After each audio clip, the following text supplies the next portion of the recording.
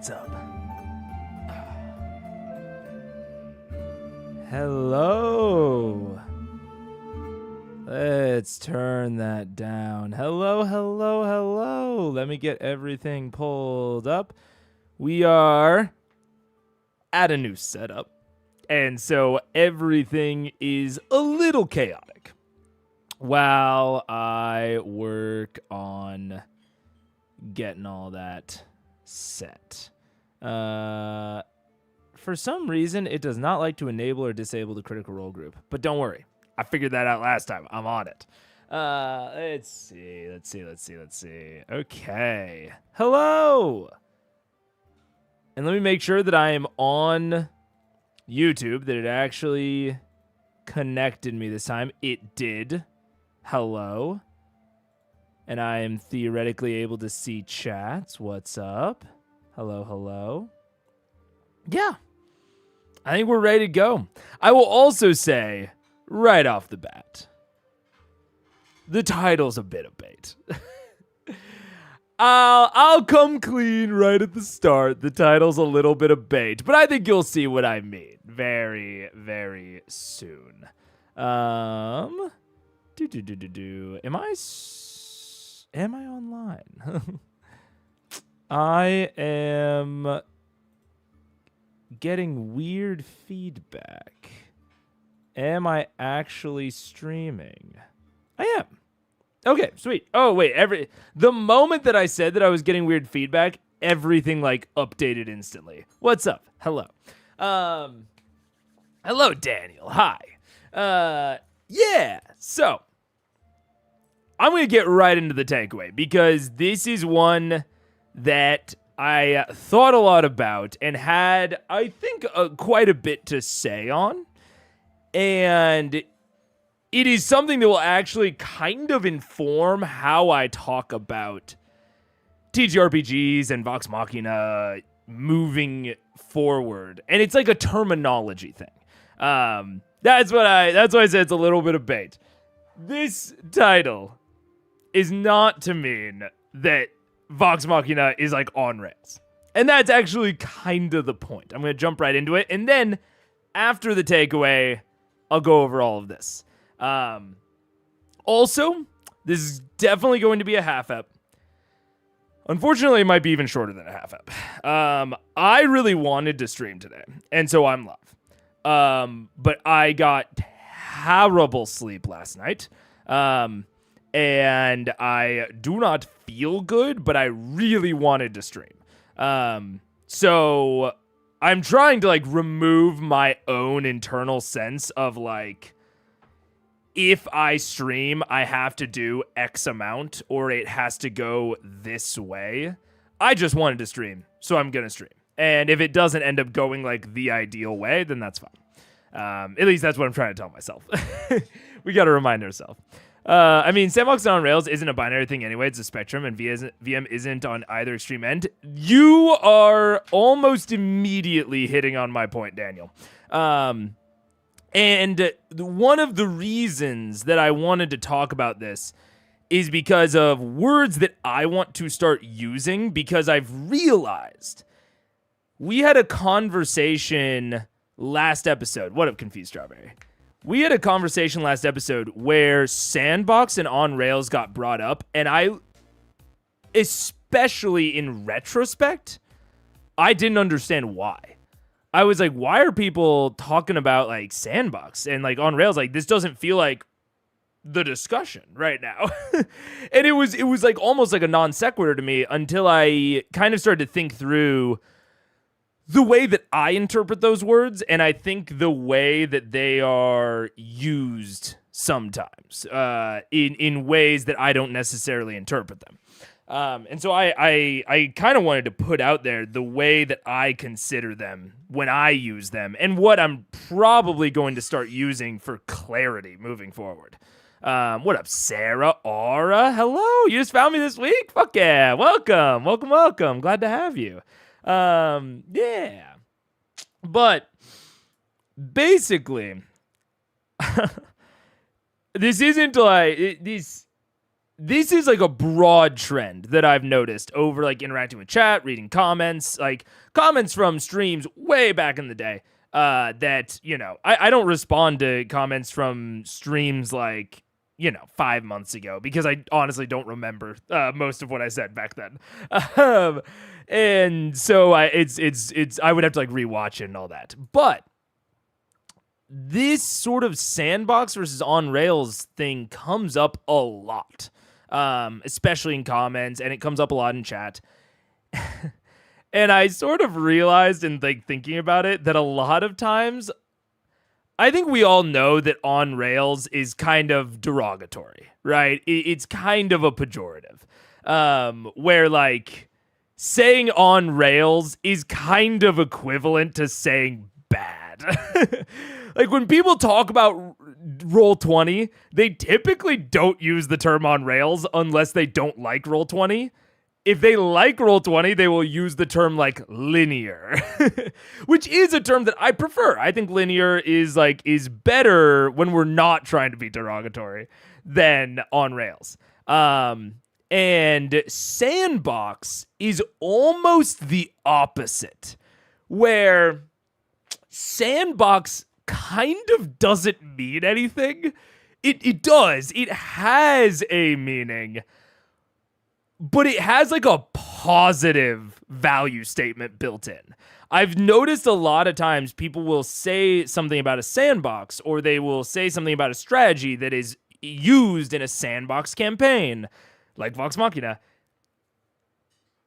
and use that it is trying to evoke a sandbox, or that it is a sandbox, as a good thing. Like sandbox kind of eventually boils down and equates to good, which I don't think is good.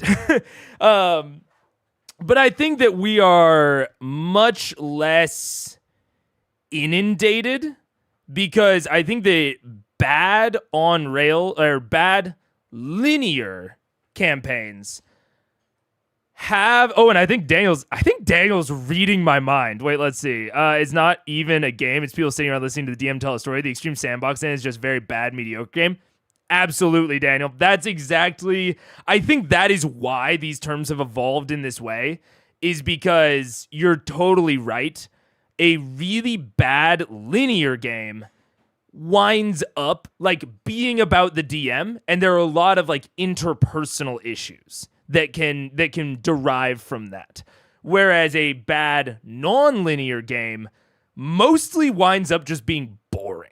Like it doesn't even end up like feeling terrible or like, you know, really driving interpersonal conflict. It mostly winds up with people just like wishing they were doing something else. So I think that that's why a lot of these conversations have evolved in this way. But I was thinking about Vox Machina because we had a conversation last episode about description and like levels of description. And I got comments and chats about like, oh, for a sandbox game. And then, you know, some part of that discussion. And to me, linearity and non-linearity, yes, is impacted by description. But to say minorly maybe isn't quite the right word. I thought a lot about how to phrase this because I couldn't quite figure it out. And I kind of want to define my own terms. I want to coin some terms because I realized that, at least in my head, there are two different kinds of description. And I came up with terms for them. I don't know if they're good, but they're the terms I came up with. To me, there is setting the scene and there is descriptive depth. And one of those, setting the scene, I think has a lot of impact on how linear or non-linear your game feels. Whereas descriptive depth does have an effect, but I don't think it has a huge or large effect. And I'll go through and I'll define those terms. But last stream, I was talking about descriptive depth.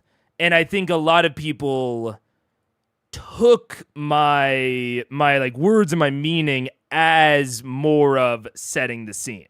And so I want to draw a delineation because I think it'll be useful to kind of be able to talk about them separately, because I do think they are separate things to me.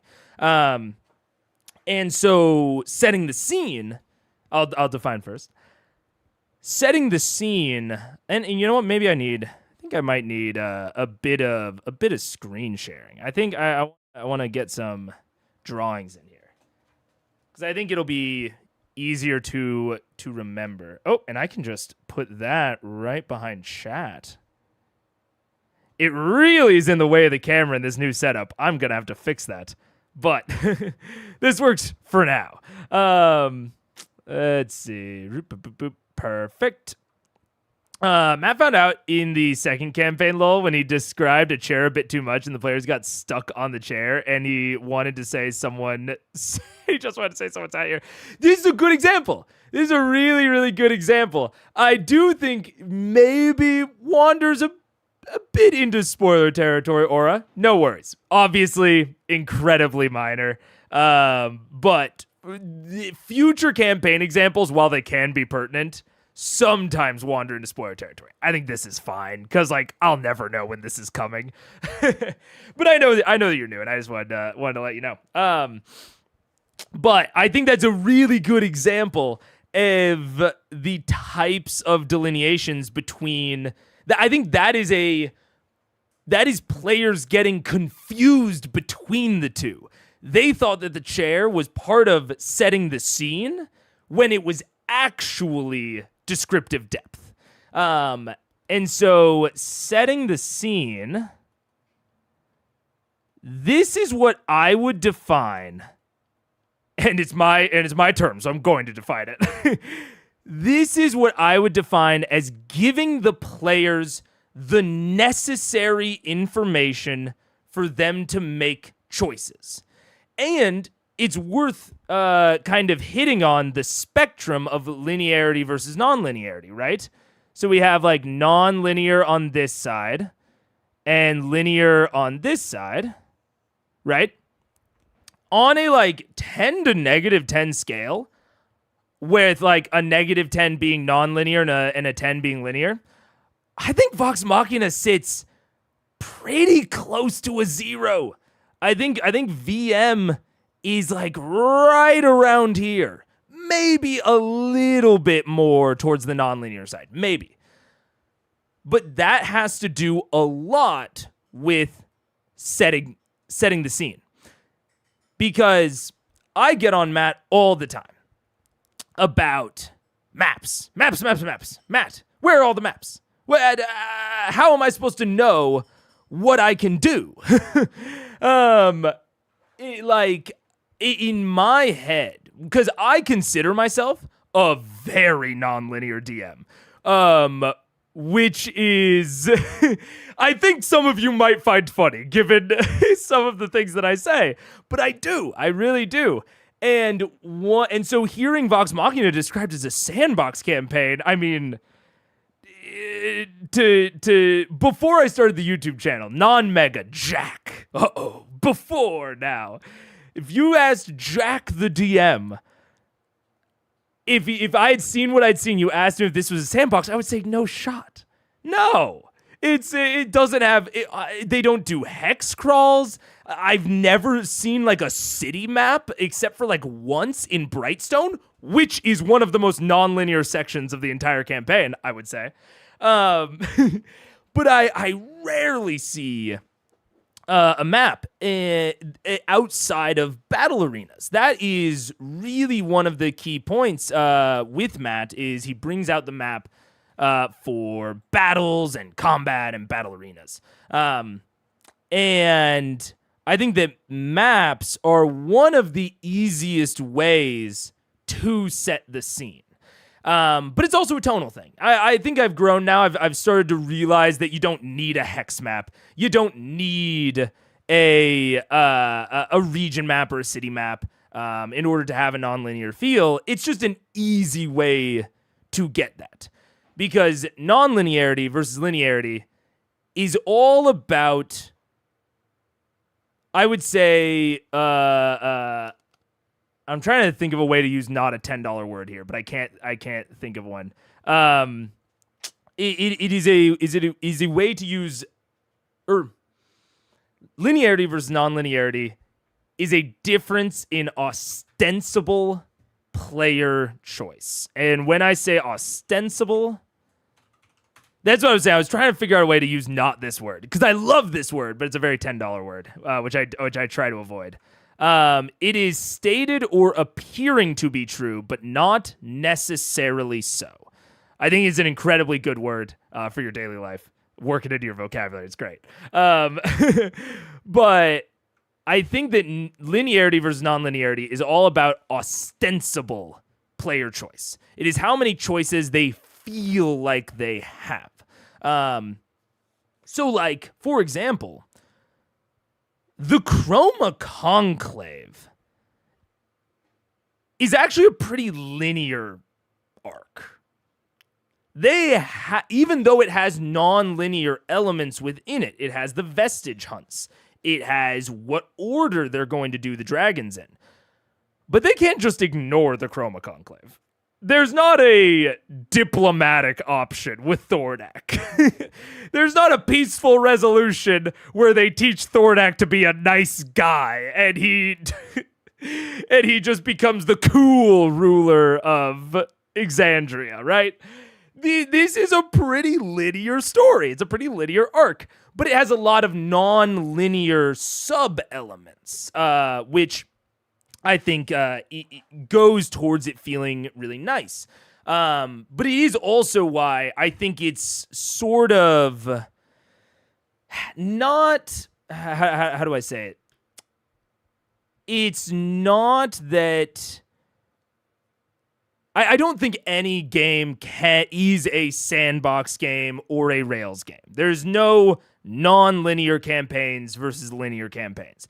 They're just linear or non-linear elements to your games. Because, like, a full sandbox, I was talking to one of my friends about this. They were like, well, a full sandbox is Minecraft. You know, it's like you can never fight the Ender Dragon, and that's fine.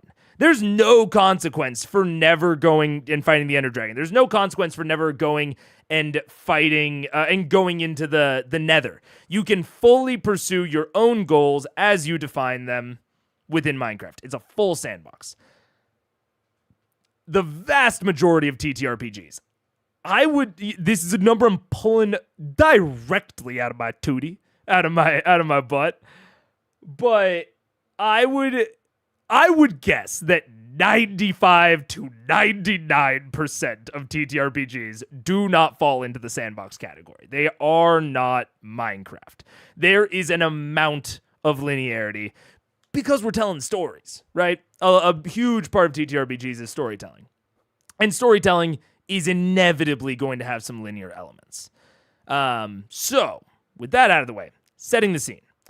I consider setting the scene description to be the description, the things that the DM gives you that are necessary for those player choices, for the ostensible player choices that really impact this linear versus non-linear. So a big example I'll use from the Ravenites discussion that we had last stream, big example I'll use. The fact that the corridors are lit, the fact that they are not carrying torches, the Dragonborn are not relying on dark vision, which I don't even know if Dragonborn have dark vision in 5.14. I think they might not. Either way, they're not relying on any sort of magical ability or device or material.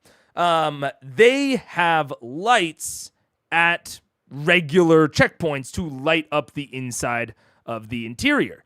This is an important, mechanical thing for the players to know. If they were using torches, that might change the players' strategies if they did decide to get into combat. So them knowing that the corridors are lit, that is setting the scene. I would say that on the other hand, we're going to go a versus here. Or actually, I'm going to do it up and down. Versus. Oh. Yep. Versus. Descriptive depth. Descriptive depth is me knowing that the lights are crystals rather than bioluminescence, or rather than torches, or rather than... Actually, that's a really good example. Knowing that they are arcane crystals, rather than bioluminescent fungus, which is a plant, or a torch, right? Theoretically, those do have mechanical impacts. Theoretically, it does matter if it's a torch versus a fungus, right? For things like speak with plants, for things that affect flame, that sort of stuff. And that is where it's actually kind of hard, and why I wanted to define these is because sometimes I am interpreting things as setting the scene, and I think that chat is interpreting them as descriptive depth, or vice versa. So if you're playing at a table that really utilizes fire, maybe you gave them, there's a module that I am going to review soon, I swear. It's been on my list for so long and I've been working on it on and off, but Tales from Obojima. I'm going to review it. And there's a magical item in Tales from Obojima that's like the lamplighter's. It's basically a polearm that can magically extinguish flames within like a 30-foot radius. So like as an action, you can just extinguish a flame. So in that context where one of your players has that sort of item, the difference between the corridors being fungi are considered plants in D&D. Ooh. Oh, that's a good point, Confused Strawberry. I actually don't know. Wait, actually, we can figure this out. Myconid. What are Myconid considered? Are they considered monstrosities, or... I got distracted. I know I shouldn't get distracted, but I love fungus versus... Myconids are the fungus ones, but they are type plant. So funguses are considered plants in D&D. Inappropriately, I might add. Fungus are a third kingdom. But regardless, that's a tangent that I'm not going down. But in the context of them having this magical item, the delineation between it being fungus lit and torch lit, that is setting the scene. Because this is a situation where that will really distinctly matter for their player choice, especially if they have shown a willingness to do this a lot. I think the same thing about Vox Machina and illusions. Anything to do with illusions. It's something that Sam loves to do. It's something that they use a lot. And so oftentimes I would consider anything to do with illusions. Like if there's an anti-illusory field. In a campaign that is, let's use a really hyperbolic example. Let's say it is a campaign with a party of 4 champion fighters. And none of them took magic initiate. And they don't use any magic items. This is an anti-magic party. And let's say, let's go even further. I'm going to go even more into the hyperbole. Let's say that they are going into a contest with wrestlers, other mighty men and women of physical prowess. And they are going to go and have a physical weightlifting competition. The fact that this weightlifting competition takes place within an anti-illusory field, a field in which illusions cannot take place, that, I would say, is descriptive depth.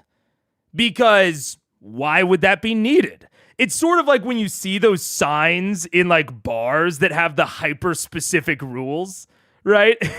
It's like no deer on the tables, and it's like someone put a deer on the table, right?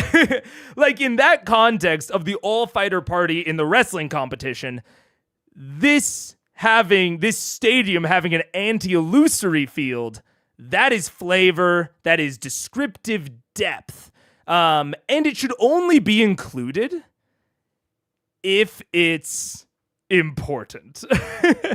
Like, if this has nothing to do with anything, right? If there is no deeper story, if there was no guy that put a deer on a table, then I should not include the sign in my description, right?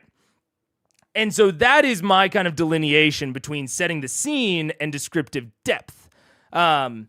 But I saw a ton of people when I was describing, and I'm getting there, Sarah, the connection between setting the scene and descriptive depth and the Rails topic. My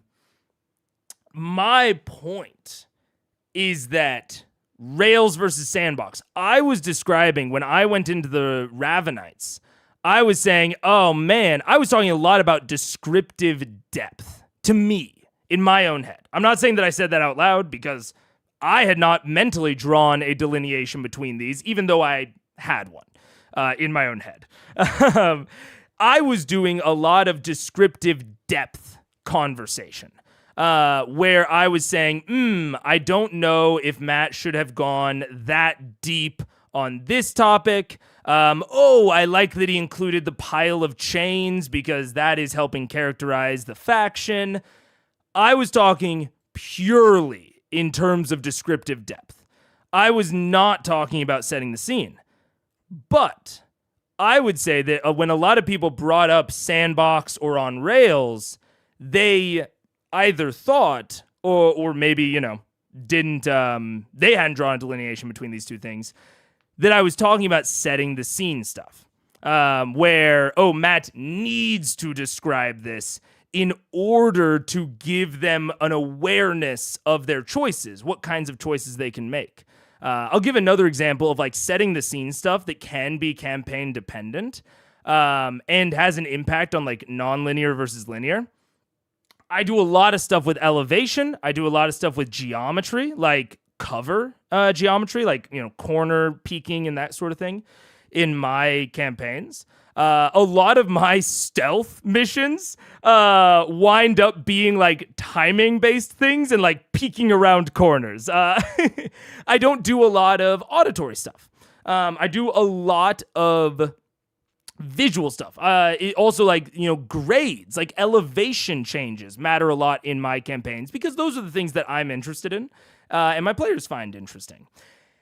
And so if I were to go into a scene in one of my campaigns and I didn't mention the any sort of elevation changes, if I didn't mention any, like, if I didn't provide a map that was at least a vague approximation of the geometry of the layout and of the area, my players would probably consider that a little bit more of a linear scene where I am just trying to get them through it so that they can get to whatever I had planned or whatever I had intended. But we see with Matt does not describe the layout of the corridors in the Ravenites area. He does not describe the grade. Are the caves going down or are they going up? That matters in my campaigns. That is fundamental to player choice in my campaigns a lot of the time. Now, not every time. But those sorts of things, like it sounds like such a small thing, but like whether or not the cave is sloping up or down has a lot to do with like if you use fluid mechanics. Like if you use like create or destroy water, the elevation change can make a huge impact on that. Like, can you form a puddle that you could then theoretically drown someone in, right? Those are things that happen in my campaigns that I think it would be very hard to do in Matt's campaign. And a lot of times, if he describes elevation changes, it is most often in terms of descriptive depth. So he described the elevation change of the caldera of Thordak's lair combined with it being made entirely of ice. I would say that is descriptive depth. That is not as much setting the scene. Frankly, that won't matter for the battle. The fact that it is a caldera with them sitting inside with, theoretically, did I say Thordak? I meant Vorugal.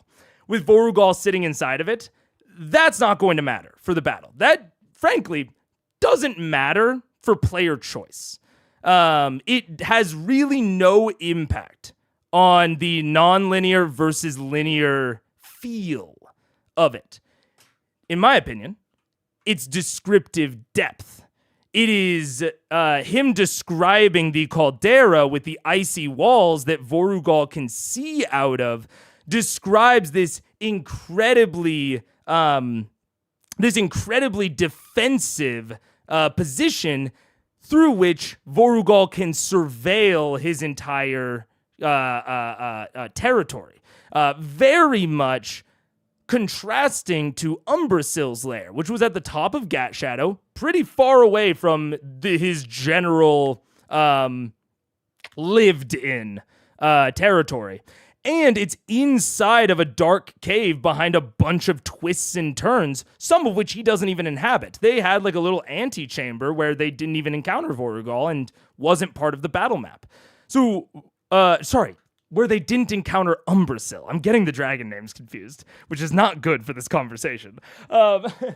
So, Umbrasyl, contrasting Vorugal and Umbrasyl's lairs, while those contrasting elements don't actually matter in terms of setting the scene. They don't matter for player choice. They don't really matter for non-linear versus linear. They are important because they are part of the descriptive depth. They matter because they are characterizing the dragons, and the dragons are incredibly important to the plot and the story and everything that we're doing. So that is why I'm drawing a delineation between these two things, is because I think that setting the scene has way more impact on this non-linear versus linear discussion than descriptive depth. And these two things, whether or not an individual description is part of setting the scene versus descriptive depth, is very campaign dependent, which I also think has a massive effect on how people interpret specific scenes, including myself. Again, I was getting confused during that conversation, being like, why are people like, I legitimately was having trouble understanding the degree to which people were kind of saying like, oh, you should always give the same levels of descriptions. More description is better. It's like, in my head, it's like, yes, those are all arguments that we would be making in a setting the scene discussion. But I didn't have a delineation between these in my mind, so I was just confused. I didn't really know how to process it.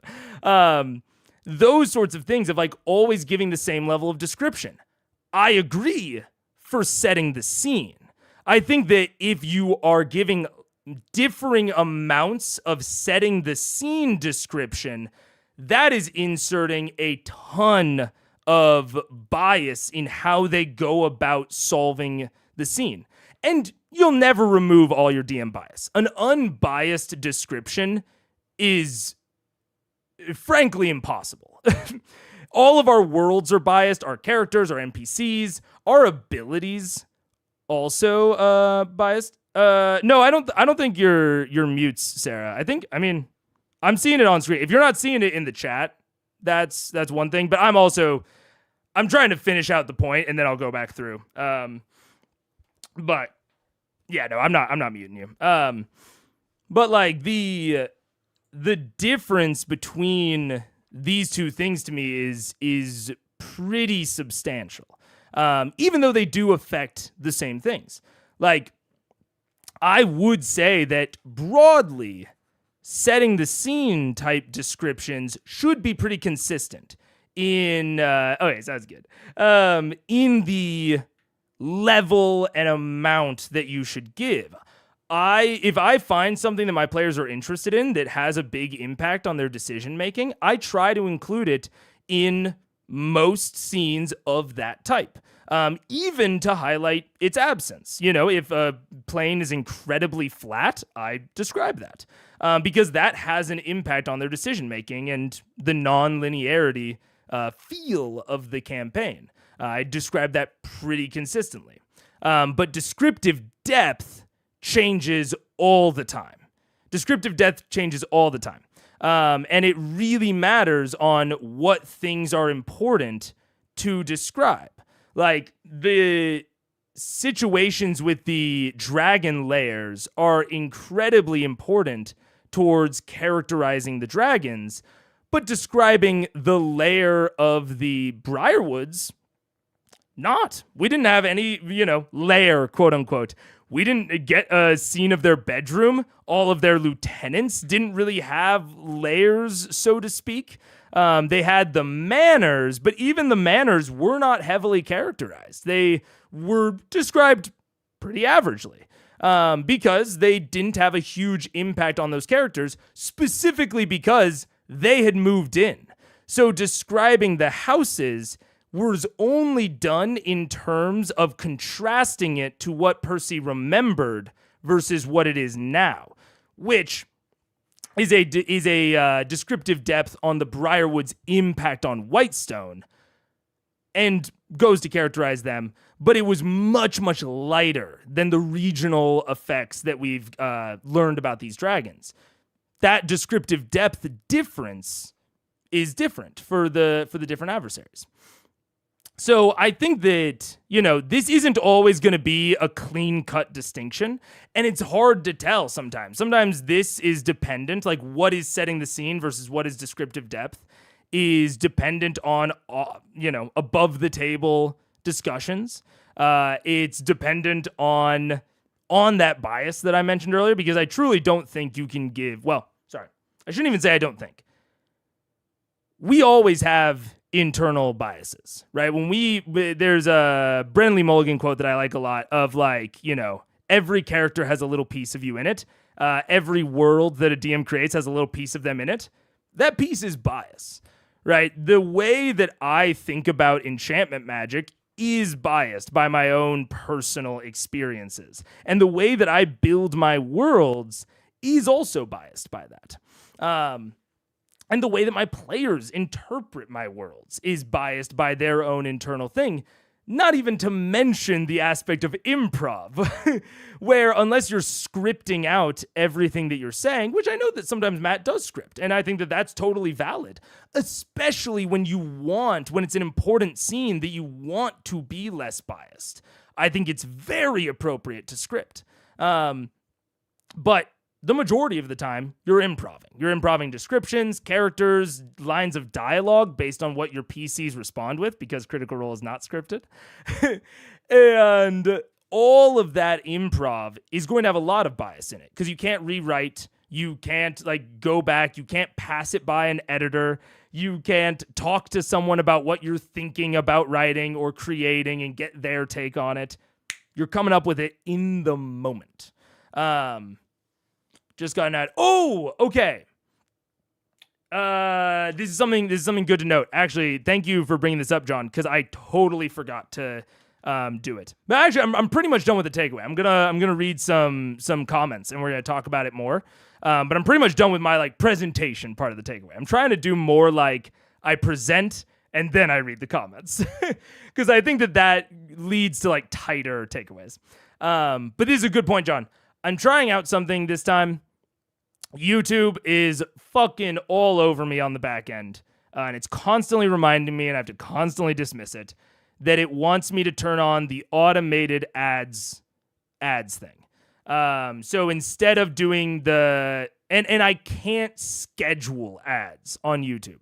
I have to either let it be fully automatic or I have to make it manual. And sometimes when I make it manual, I forget, which leads to a substantial revenue dip on each stream. So I know that the automated ads are worse, just frankly, but I wanted to do them this time and get your guys' feedback, truly.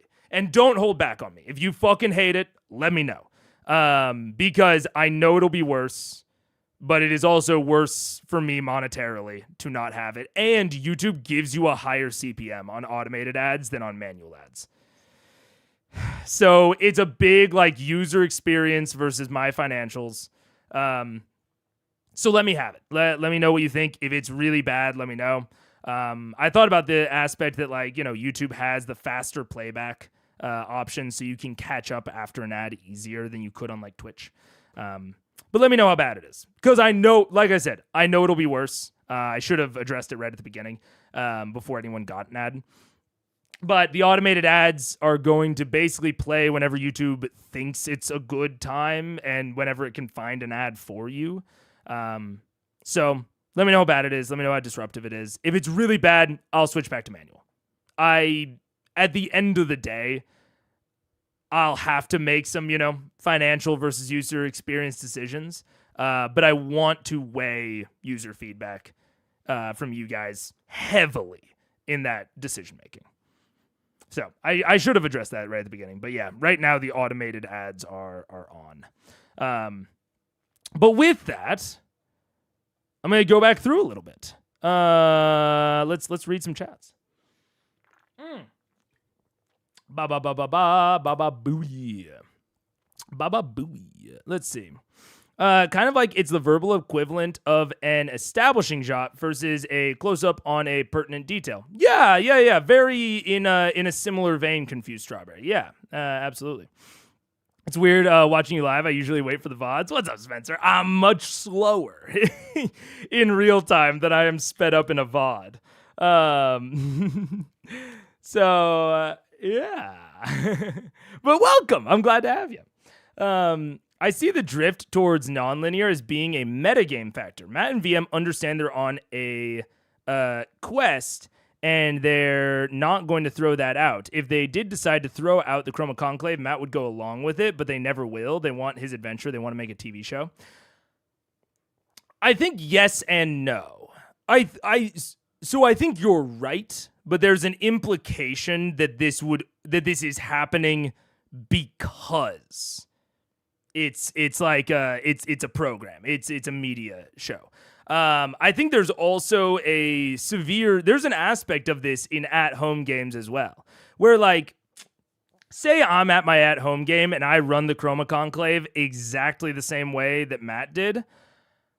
I think that there's an in-fiction pressure there, where like, it would be like callous, basically evil decisions, an evil decision to not do the Chroma Conclave, right? If Vox Machina just fucked off to another plane of existence and just ignored what was happening on the material plane, I think that would just be evil. Kind of no two shakes about it. Now, if that's the type of campaign that you're playing, maybe that's a factor there.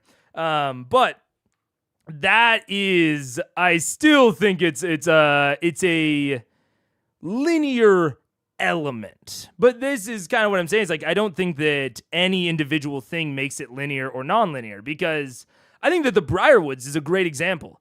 The Briarwoods, I think, are a linear element. Like, it's an arc. The fact that we can define arcs, like, if we went back to a lot of my campaigns, I think my players would really struggle to define strict arcs until well after the fact. Like, probably until the campaign's done, and only if they have notes still. Because like I said, I think mine are generally a little bit more non-linear than Matt's, especially nowadays. It used to be a little bit different. But I overlap a lot of my plots, whereas like the Briarwoods started in like a kind of a 3 to 5 episode range, arguably, and then ended at Winter's Crest and Whitestone. Like, that's just what it was.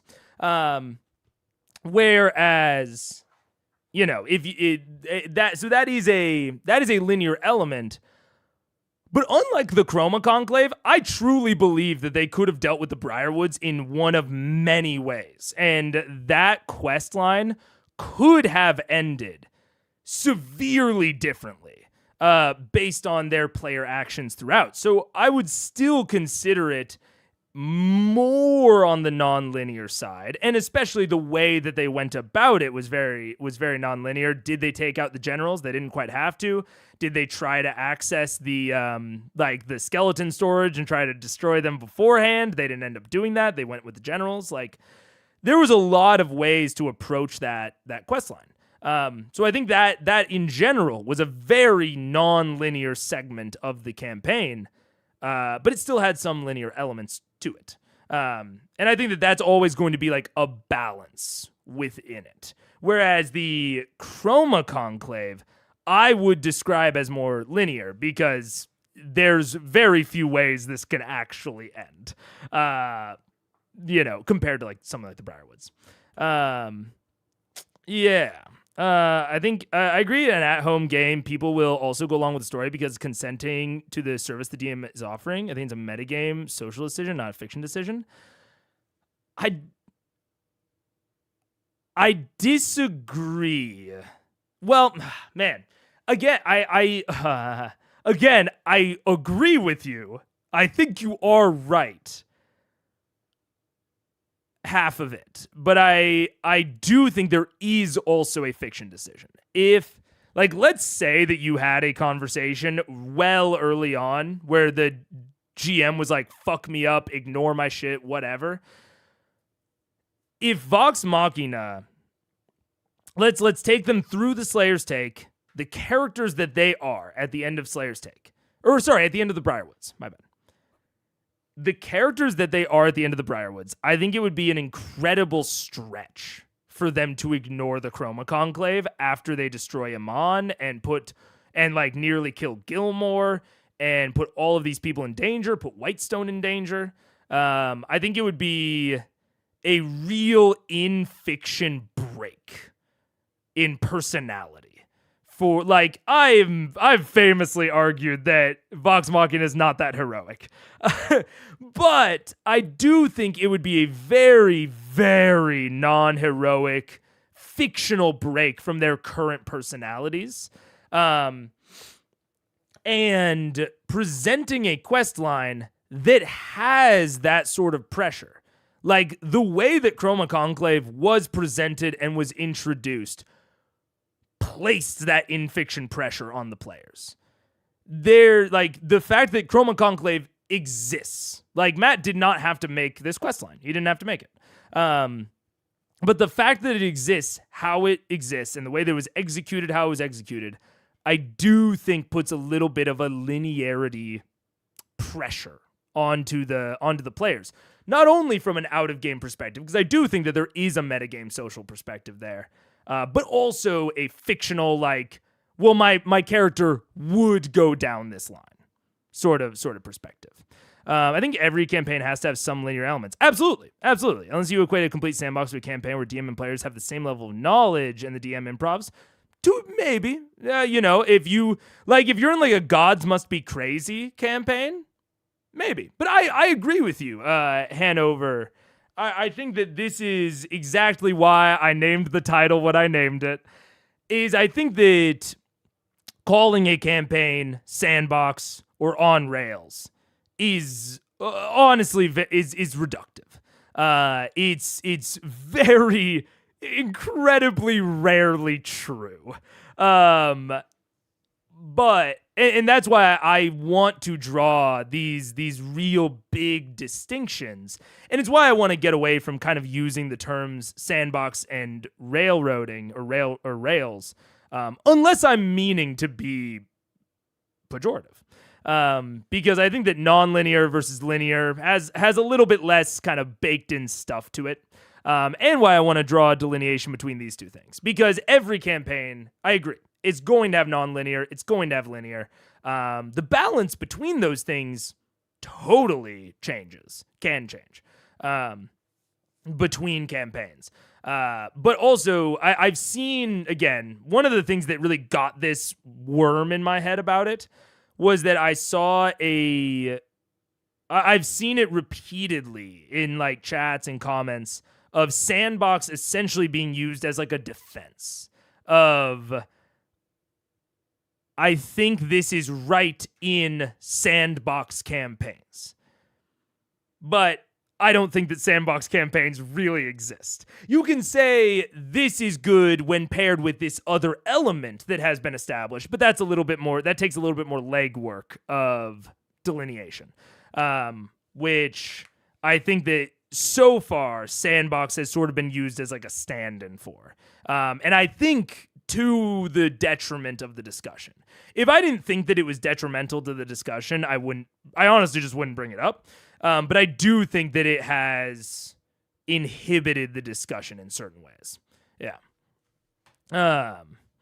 Yeah. What up, Ebster? Also, this just hit me on the Iman attack. Matt makes the players think the twist is Sovereign Uriel making a democracy right before he throws 4 ancient dragons at them. Yeah. Yeah, it's a very like plot-driven, story-driven thing, and it's cool. It's so awesome. I loved the battle at Iman. I didn't love the episodes after it, but I loved that episode. It was great. And I think that it is one of the more kind of linear sequences. But it's awesome. Like those things can super work, but it still had some non-linear elements to it. Like Matt really distinctly funneled them towards a tree, knowing that Keyleth has transport via plants or tree stride. But he didn't restrict where they could teleport to, right? So it's like a linear sequence, but it has this non-linear endpoint of he doesn't know where they're going to go. They choose to go to their keep, and Matt couldn't have predicted that. Maybe he had like a top 5 list of like, these are the places I think they're going to go, but I don't know. So it's I would say a linear set piece with a non-linear endpoint. Very cool. Very, very cool. And I think will allow, like, me using this terminology and these sorts of distinctions, I hope at least, will allow us to be more accurate and draw better conclusions from what we're seeing, like what we're learning and what we like and what we don't like. Like, if you liked the nonlinear endpoint, or even if you didn't like the nonlinear endpoint, like, we can draw a distinction between that endpoint and the scene that came before it, and what you like or don't like, and you can start to draw some conclusions about like, oh man, I really like nonlinear endpoints even when nestled within a linear sequence, or vice versa. I really hated the linear sequence, but I think that the nonlinear endpoint was, or I really liked the linear sequence, but I thought that the nonlinear endpoint was way too chaotic. That requires way too much prep on my end. I wonder if there's a way I could have funneled them towards getting to a distinct destination, so that I could plan more for it, right? Because at the end of the day, I think that nonlinearity's strength is player investment. They feel like they are making decisions that impact the world, and that is super, super fun. Linearity is good from a perspective of allowing GM prep to have a much higher, like, benefit to cost ratio, and allowing you to craft more interesting experiences for the players. Like, linearity is a really good way to craft an experience that you think your players will be interested in. And so there's a balancing act within TTRPGs of making them feel as though it's non-linear, because the feeling's all that matters. It's them feeling like they have this impact on the world, while having it be non-linear to help your prep and creation side. But also some DMs really... Like, I think that it also has to do with if you're more improv driven. Like, I believe in my improv skills more than I believe in my writing skills. That's why I fucking live stream as opposed to making pre-recorded stuff, is because I am a stronger performer than I am writer. And so I don't want to script out my stuff. When I script out my stuff, it feels stilted. It feels weird. It feels very linear inside. But when I improv it, I have a lot more faith in my ability to deliver interesting stories that feel more grounded and more human. But if you're an amazing writer, you might kind of be able to flip that. Yeah. I still stand by the claim that The Fall of Amon was a QuickTime event. Very linear. Yeah. I agree with you. Very, very linear. But I think it worked. I think it was fun. I think it was fun and interesting, and I think that the players were riveted by it. I think if you asked them, they would defend it. They would say that they loved it. But yeah, I think you're correct.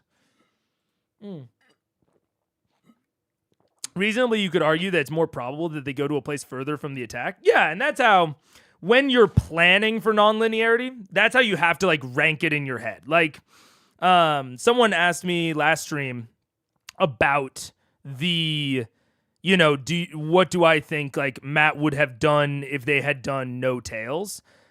And it's like, I don't think that he had distinct plans. He probably ran through a few scenarios in his head and made some broad overarching plans of like, broad sentiments for the most likely things. And maybe, even grouped them of like, if they do this type of thing, then I'll respond in this general way. And he, thinks through all that. And then he leaves it up to improv in the actual moment. So I think he probably was like, okay, if they go really far away, then I'll sort of behave like this. If they go a medium distance away, I'll kind of behave like this. And if they go a short distance away, I'll behave like this. And then maybe there are some more specifics, like if they go directly to Whitestone, or if maybe he did think about their keep, because it's a reasonable-ish assumption. But yeah, I think that like thinking through those broad situations, kind of getting your mentality for them as a DM down, and then improving the rest. That's at least how I handle a lot of it. But like I've said, I'm a pretty improv-heavy DM, even in my most prepped campaigns. So the way that you experience that definitely might be different. I'm gonna go back a little bit because I don't want to skip too many. I'm gonna go back a skosh and just scooch through them really quick. The terminology kind of gets confusing because there are Take a break. Oh no, take a break? Fuck. Okay, I'm gonna take a quick break. I will read through some of the chats and like find my favorites as I take the break, but I'm gonna go get some water and we will continue talking for a little bit when we get back. Because I knew this was gonna be a huge one. I knew when I picked this as the takeaway, I was like, this is gonna be it's a massive discussion. This is gonna be a long takeaway. I knew that going in. Because there are essentially like two different things that I'm claiming. I'm doing a takeaway about like linearity and non-linearity and like descriptive elements. I knew this was gonna be forever, so I'll go back. But I will be right back in the meantime.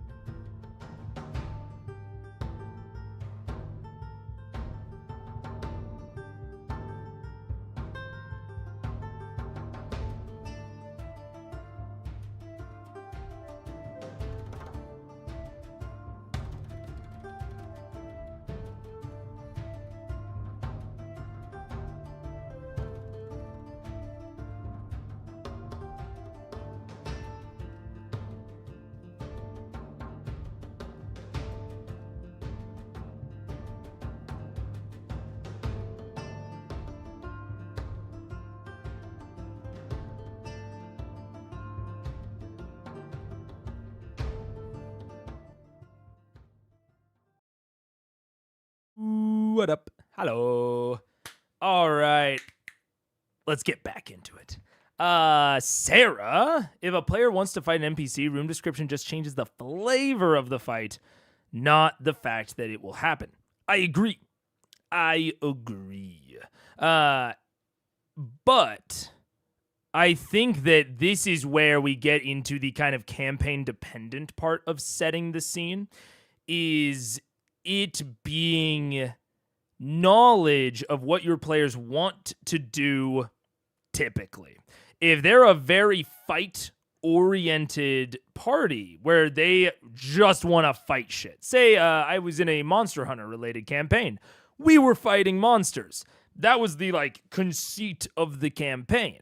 And so presenting us with a option of diplomacy with a monster often was more along the lines of descriptive depth. It was more to describe the intelligence of the monster, that it is able to be bargained with. But it was not really setting the scene, because at the end of the day, we were going to kill the monster. And we proved that a lot of times. So for us, setting the scene and choice, if we had to kill a monster the same way every time, and we didn't have a choice of how to go about killing the monster, say we weren't this is a good example. There were one-use traps in that campaign that we could employ, right? And if the DM had radically raised the price, or had a scaling price scale depending on how many we bought, that was the way that we wanted to go about catching a lot of monsters. That was the way that we wanted to go about combating a lot of those monsters. And if the DM had started to raise the price on those, or raise the price on a very specific day, right before we want to do a very specific hunt, that, to me, is taking away some choice. Even that, I'm describing it, it's a little bit, disguised. But that is more where I think that, taking away those sorts of choices. And that, to me, is relatively equivalent to a room description. It just depends on the circumstance. Sometimes a room description can have the exact same effect.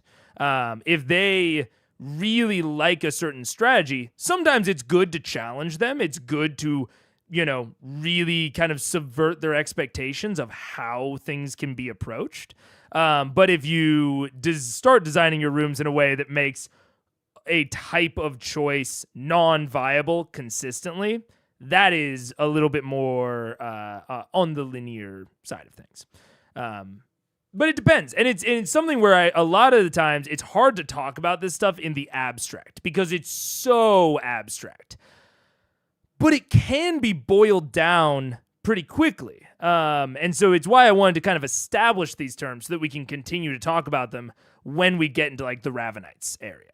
But Daniel does make a good point that there is a bit of a wrinkle, which is that neither GM nor players are 100% sure which is which. I agree to an extent. I think that to an extent, the GM and players are never sure which is which, especially the players. But there are certain aspects of description that start to become clear. Ideally, not to the players, but the players might pick up on it. And I don't think that's a terrible thing. But it's like me describing the elevation. Matt almost never describes elevation changes unless they are hyper pertinent. But I describe them really frequently. That, to me, is just part of setting the scene because my players utilize that often. Sometimes they don't, but often they do. So to me, that is just part of what setting the scene is describing areas of high ground and low ground and neutral. That's just where we are. I describe the number of stories in a building. That is almost always part of my building description, is whether or not it's a 1, 2, 3, 4, 5 story or above building. I think I've rarely heard Matt mention the number of stories in a building. Because we have different types of tables and we have players that value different types of choices. And ultimately, it's about what the players value. So that you have to be like constantly vibe checking as a DM of what do my players value? What is important to them to know within a scene?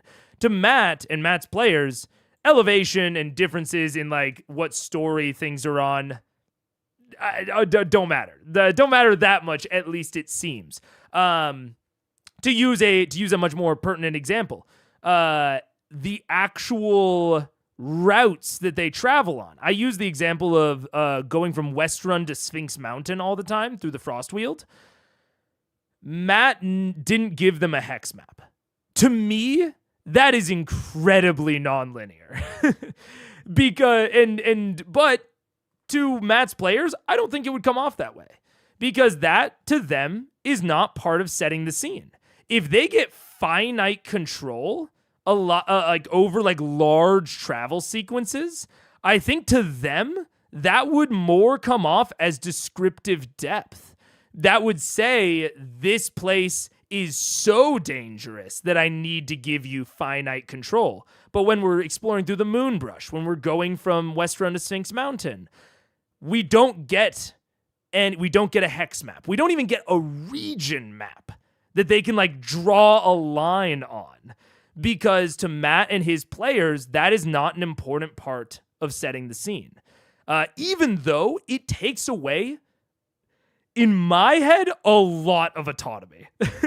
Like, I care about my players being, and my players care about being able to plot their route. If I had just described them, like, flying over the landscape, they would have been like, whoa, wait. But, like, are we going like parallel or diagonal or like are we just like beelining it for the Frostweald? Where is that in comparison to these other cities? That would hugely modify how my players interpreted that scene. So to them, it's a big setting the scene moment. To Matt and Matt's players, it's not. And I think that's totally fair. And I think that these sorts of things are sometimes impossible to delineate in moments, but sometimes they are. And so I wanted to kind of like come up with these terms for him, you know? I think Matt has trained them to see navigation as a skill challenge, not a topic of freedom. Precisely. Absolutely. Which is part of the delineation between these two for me. Part of it. Not all of it. I'm defining, brand new terms here. These are going to be a little bit wibbly wobbly for a bit. We'll kind of find them as we go. But yeah, I agree with you, Sarah. I totally agree with you. And I'm not saying that this is a bad thing for Matt. This is just how his table runs. This is his style, his flavor, the tone. These are all very up for grabs by a DM if you want to change these sorts of things. But it did, to me, if you had shown me that Westrun to Sphinx Mountain sequence, I would have been like, oh, this campaign is so on rails. That would have been my immediate reaction if I did not know anything else about Matt and the campaign. Like, you show me that, you show me the Battle of Amon, I'm like, this is such an on rails campaign. But I don't think it totally is. I don't think it totally is. I think it's somewhere in the middle, like a lot of campaigns. After the ad, it dropped me to live, so I didn't know if I missed your talking. Would have liked it better if it dropped me to where it interrupted, and then it was on me to speed up to live. Ooh. That would have been better. That kind of sucks that it does that. Okay, I'll think about that. I did not realize that's how it ran. Interesting. Yeah, let's see. Reading what I wrote was too stilted. Pure improv was too rambly. When I did YouTube videos, I wrote out my entire script and then improv'd the gist of that. Best balance for me personally. Reading what I wrote was too stilted. Pure improv was too rambly. Yeah, that's a distinction for each DM. Yeah, I totally agree. Mega doing improv versus writing. Is this a comment on you're doing that small segment in SGM's video? Oh, man, that segment, I rewatched it so many times. That was like the fourth time I recorded it. I was kind of sick. I think you can kind of hear me start to cough in the middle of it.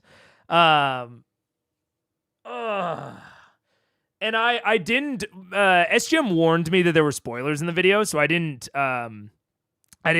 watch it, but I read through some of the comments, and then I saw a name that I'm sure was in reference to, like, I saw someone mention Ripley, and I was like, that's not a spoiler to me that Ripley's gonna be back at some point. You know, but it immediately was like, oop, I shouldn't be reading these. And thankfully I didn't read enough to the comment to know if she uses a monster stat block or a PC stat sheet.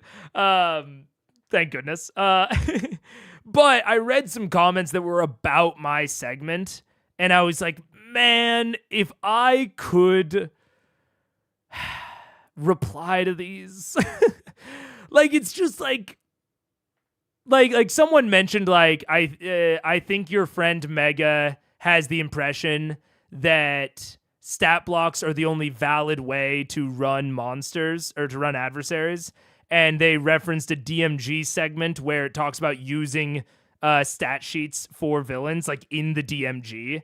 And they're like, he's just wrong. That's not the only raw way to run it. Look at this segment from the DMG. And I'm like, I can understand how you took that away because I used the term like rules. Like, I was like, once you know the rules, but I was using that more as like a rhetorical statement, not about actual rules. And ooh, man, those sorts of small things from scripted segments, whether it's in D&D, whether it's in the videos, they bug me so much. Because I'm like, man, that is something that if a chatter commented, I would be so easily able to immediately correct. I could immediately correct it. And then we could have a more productive conversation going forward. But so yeah, that's I liked my segment and I liked the points that I made, but there were just small things like that where it's like I can't quite say what I want to say, you know? But yeah. Here's a claim. J'Mon being a QuickTime event is good because the scale of the twist was so huge that it could shock the players. You need rails through that to help them respond? Absolutely. And that is exactly the sort of conversation where I think that, and this isn't to critique your specific statement, but I think that the term rails, because it carries such a negative bias, it is, I think, seen as a controversial thing to say that rails are good in this scenario, even though I fully agree with your statement. So that's why I kind of, not to say that like y'all can't use the term rails or whatever, but when I talk about things, I think I'm going to try to lean more towards linearity, or being linear is good in that situation because of blah, blah, blah. Because saying the term rails or saying the term sandbox carries such a value judgment that I want to kind of get away from it. Because in some cases, linearity is absolutely useful, and we can dive into why. And in some cases, it's super not, and it takes away a lot of agency. But yeah, I think that sentiment is what got me into this like mind state where I'm like doing this takeaway in this discussion, and I've been thinking about it off and on since the last episode. I've been thinking about it for like 9 days. And literally, to give you guys a peek behind the scene, this is how a lot of times I don't think about the takeaways. You know, I like slowly let them marinate. I have like little ideas throughout the week.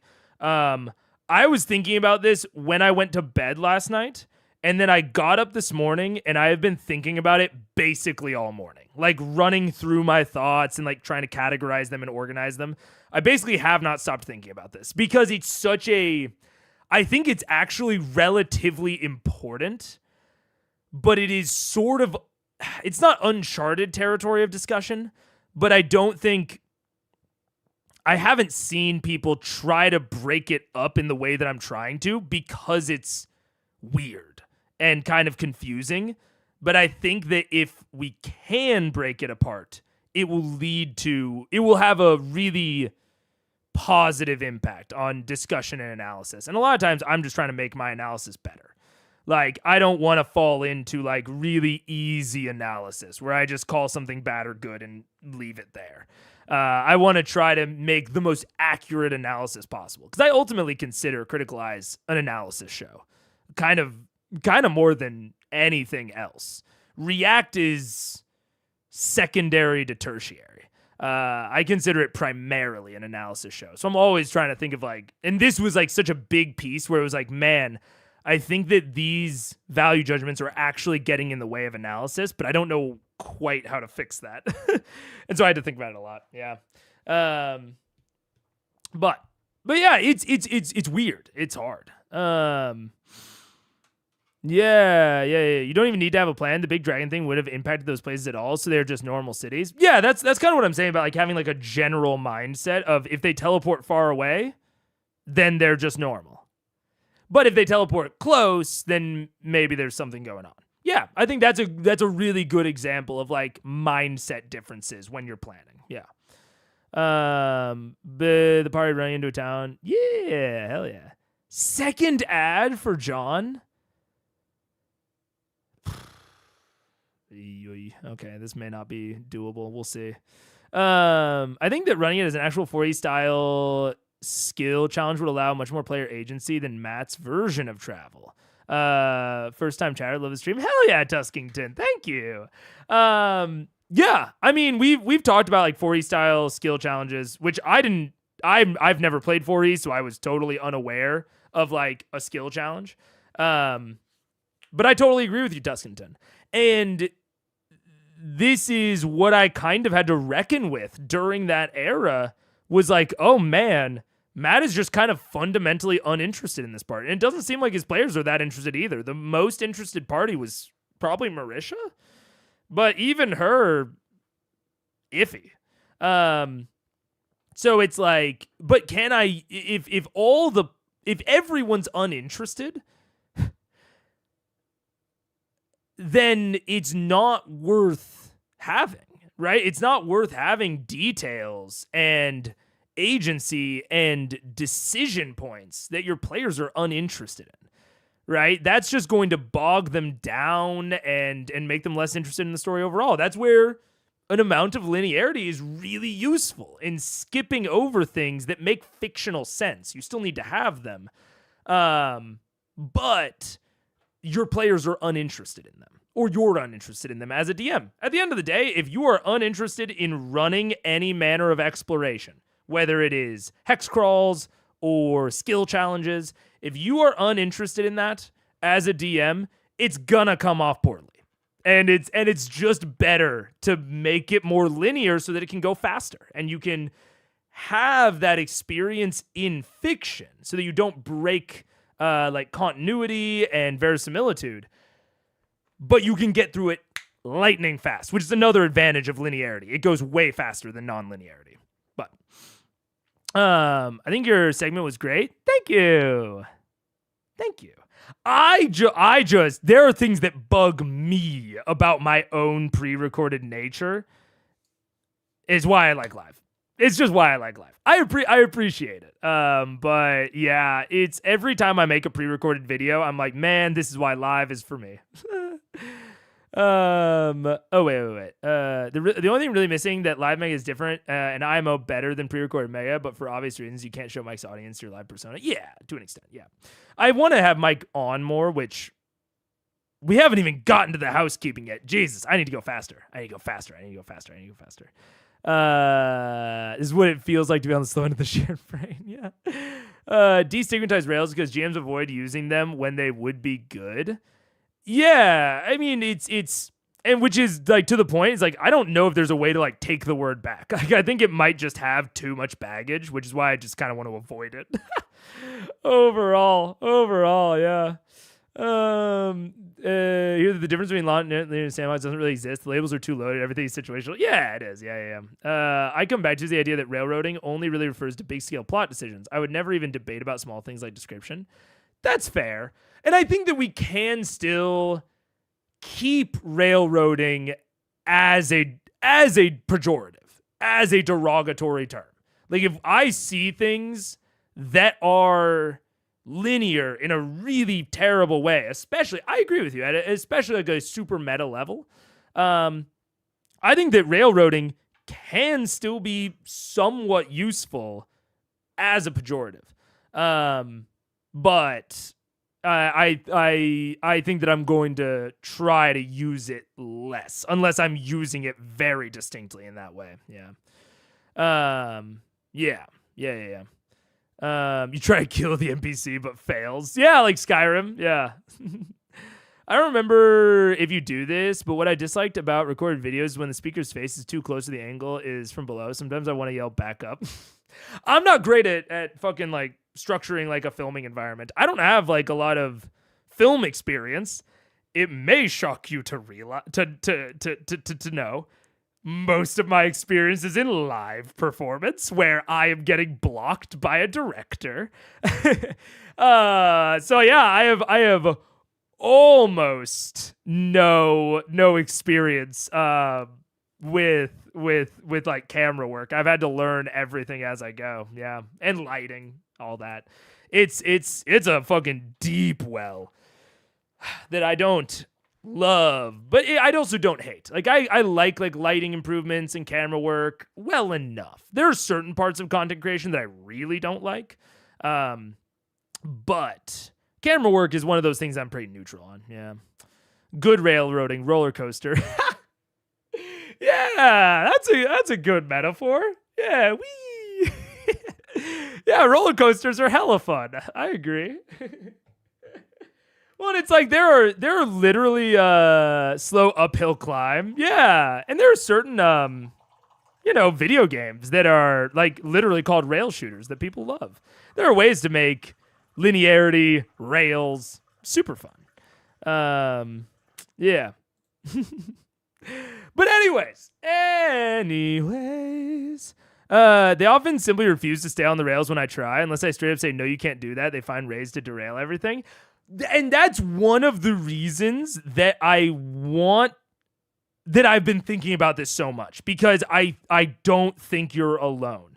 And players are inevitably like, a lot of times we use the like no plan survives first contact with an enemy to refer to player plans, but I think that also really applies to GM plans. Like, your GM plans for your characters very often go off the rails. And it's one of the fun and like exciting things about DMing. It's one of the exciting things about GMing is that they can surprise you and you have to figure out a way. It's like a challenge. And it's why I want to draw a distinction, because there are some times when I see Matt do something that I think is improv. Like, I'm like, oh, I think they derailed his plans like crazy. And I think it'll be useful to be able to be like, I think that this was the linear route and they surprised him. And these are the ways to funnel your players back in. A really good example, I talked about funneling either last stream or 2 streams ago. I think that Matt's introduction of the timers and introduction of the danger to Whitestone has been a linearizing railroading. But I need to find out a better way to say linearizing.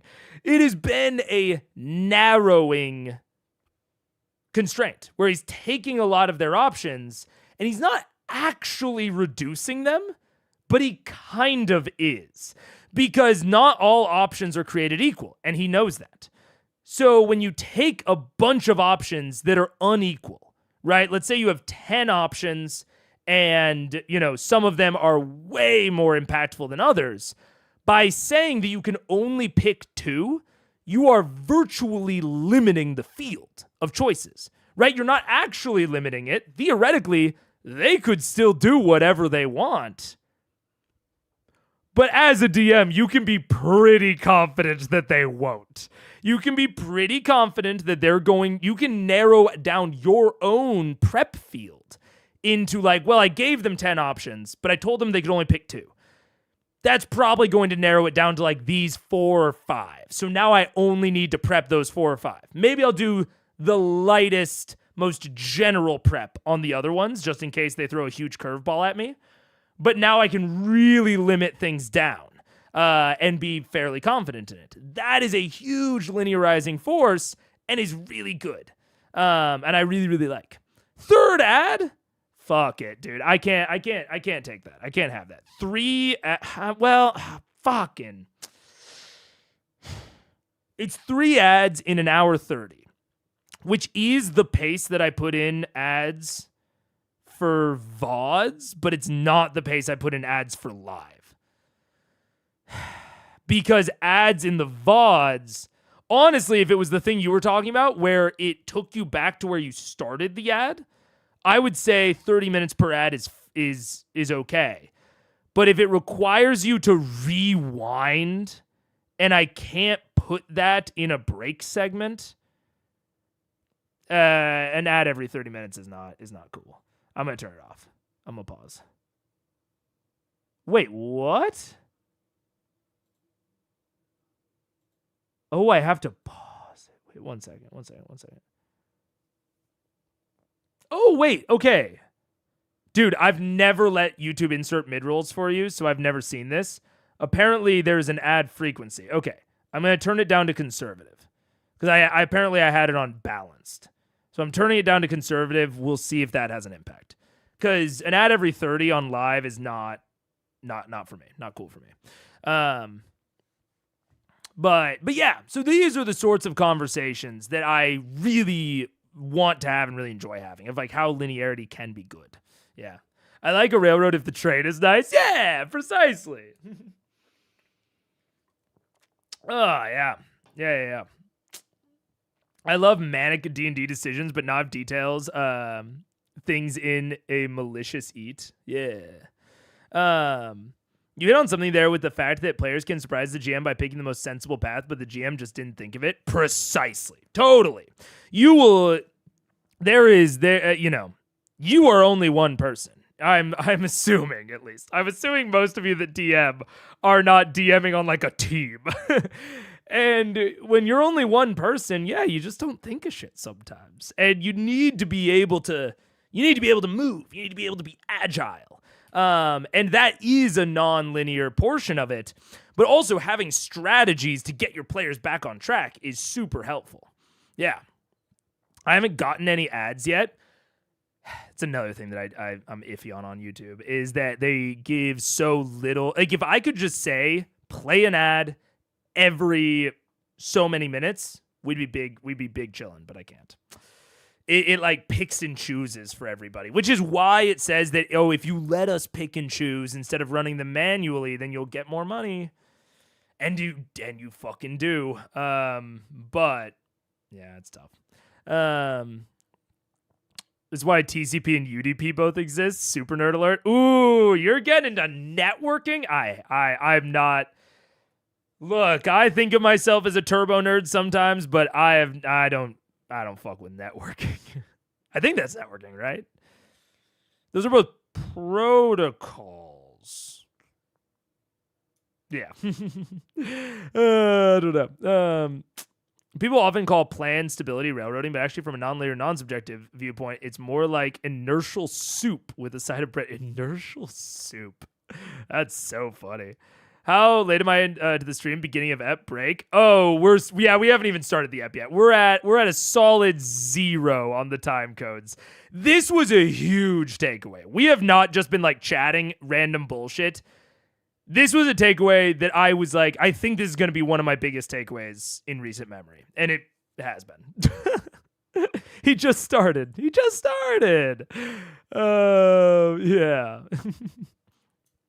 So you're at least somewhat of a super nerd. Yeah, true. If it just dropped me back to the exact moment it interrupted, the ad frequency wouldn't bother me. I totally agree, John. It's why I'm good with 30 minutes per on I do 30 minutes per on VODs, is because the VOD ads do drop you back where you just were. And then you can, theoretically keep watching on your longer or on your higher speeds. So that's kind of what I assumed that the live ads would do, since they have this super nice feature of YouTube playback and increasing the speed, but I guess not. That sucks. Might have to go back to manual. We'll see. I tried dropping the frequency. We'll see. If I drop packets, pause the world, get those packets I missed, they are important. Lol, yeah. What are the chances we don't even start the episode today? On low. I'm feeling better as the episode went on. There was an actual possibility of that. I don't think it'll happen though. Because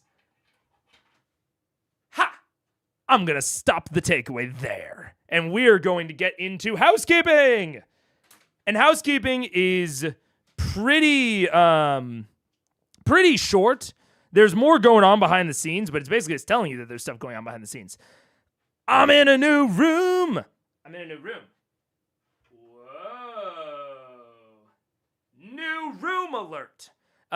This is actually a room from that you might recognize from a different angle. And there were reasons that I couldn't use it before that I was vague about in the past, and I'm going to continue being vague about. Not because they are bad, but just because they are like personal and like not easy to concisely explain. I would have to do a lot of explaining, and it's kind of boring, and you know, in the personal domain. So suffice it to say, there were reasons that I couldn't use this room, and now I'm back in it, and it's a way better place to stream from. It's a substantially better for like making content and working and streaming and everything. I think you were less vague at certain points, but yeah, we were back in the office. Yeah, exactly. I've dropped some things here and there, but yeah, basically, we're back in the office, not in the bedroom, and so that is going to hopefully allow me to be not only more versatile in my movements,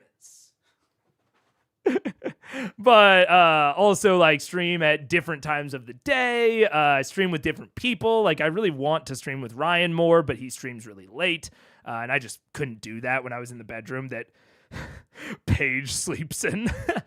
So yeah, we're back in here. That's basically it for housekeeping. There might be there's gonna be a few growing pains here and there, of like camera placement, lighting, internet. We've dropped 0 frames so far, and I learned a lot during the internet issues, so I am actually relatively confident, but the setup right now sucks. So I'm going to slowly make it better. Right now we have a router in the middle of our hallway for reasons. Just like sitting on the floor. So, you know, gonna be slowly making things better. I might have to drill a hole in the wall. We'll see. My landlord, if you're listening to this, that's a joke. I would never drill a hole in the wall. If there is a hole in the wall, it is pre-existing damage. I think my lawyer will like that. I don't have a lawyer. I'm my lawyer. Mega attorneys at law. But yeah, so that's the housekeeping. Didn't the network issues usually appear about 3 hours in? Yes, for reasons. Oh man, I'm not even gonna get into it because it's too long and I've talked about it before. And I'm gonna go insane if I go back to that mindset, but I have learned things, and I'm going to hopefully be good. But yeah, so I've only gotten 1 ad so far from Spencer. Okay, 1 ad in an hour 30 would be good with me. We'll see. I'm gonna leave them as they are. If it's bad for you, either let me know in the Discord or leave a comment on the VOD. The VOD will be unlisted right after the stream. And let me know any feedback, how it went for you, how it worked for you, and I will make adjustments based on said feedback. But yeah, haven't got an ad. Then I got an ad right then. Fair. I remember you explaining, but I retained very little of that. Well, yeah, I'm just a guy on the computer. I don't expect y'all to like remember the detailed trials and tribulations of my life. But with that, I think we're ready to go. And we're only gonna do the first half today. Hopefully, we can do the first half. Like I said, I'm feeling good. I'm feeling good about it, but I might get hit with a crazy wave of nausea in like 20 minutes. So we're going to try to get to the halfway mark, but depending on the stream, depending on how long it is, and depending on how I feel throughout it, we might have to stop it early, which sucks, but I'm trying to get... I love streaming. I feel so much better when I'm streaming consistently. And so I'm trying to get rid of my preconceptions about what a stream has to be good. Because I care a lot about making my streams good, but sometimes that has an impact on me streaming at all. And I still think that like I need to care about them, and that is like something that is like core to me streaming. But I also need to get rid of. I have a little bit of a perfectionist bent. Is the big problem. Like I have certain standards that I hold myself to that no one else is holding me to. And so it's like when I feel bad, a lot of people are super nice. They're like, take care of yourself first, take care of your medical, take care of your mental. But I love streaming. Streaming is so good for my mental. But not putting on a good stream is really bad for my mental. And I'm trying to actually work on that because it doesn't need to be as bad as it is. So that's the long and short of it. Yeah, the way you said that made me think his name was Mega Jackman. Mega Jackman, like Hugh Jackman's weird brother. I ran an all-nighter yesterday, so I kind of empathize. Want to fall over for most of the day. Yeah, it's like, man, I feel like ass. But like I've mentioned it before. I've dealt with depression my whole life, and there's a really easy depressive spiral that you can get into where you feel bad about not doing something up to your own standards, and even like something fun. Like if I go and work out, like I used to really enjoy working out. I used to really enjoy rock climbing. But if I was feeling terrible and couldn't climb as well as I knew I could, I felt like shit. And then that would just make me be like, man, I'm not going to go and climb. But climbing was really good for me. Like climbing really made me feel better. What?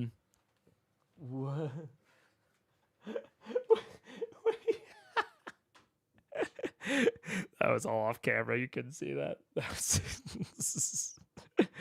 Paige is being silly.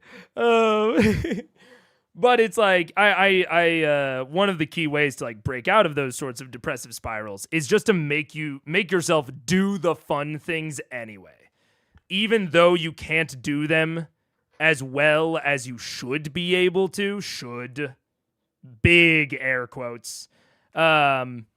Even though you can't do them as well as you should be able to, doing them will get you back. And that's how I feel about streaming. Is like I have this perfectionist bent, especially because the streaming that I do is so like the difference in the delineation between like ethical reacting and non-ethical reacting, I am so aware of constantly.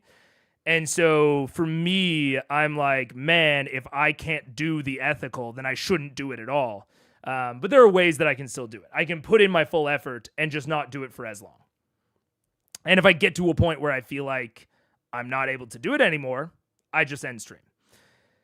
But another brainworm is like, no, you have to get to halfway. You have to get to halfway. But I don't. I need to remember that I don't. Yeah. That spiral is so real. Yeah. Don't let the desire for perfect destroy the ability to do good. I've never heard that phrase before, but that is so real.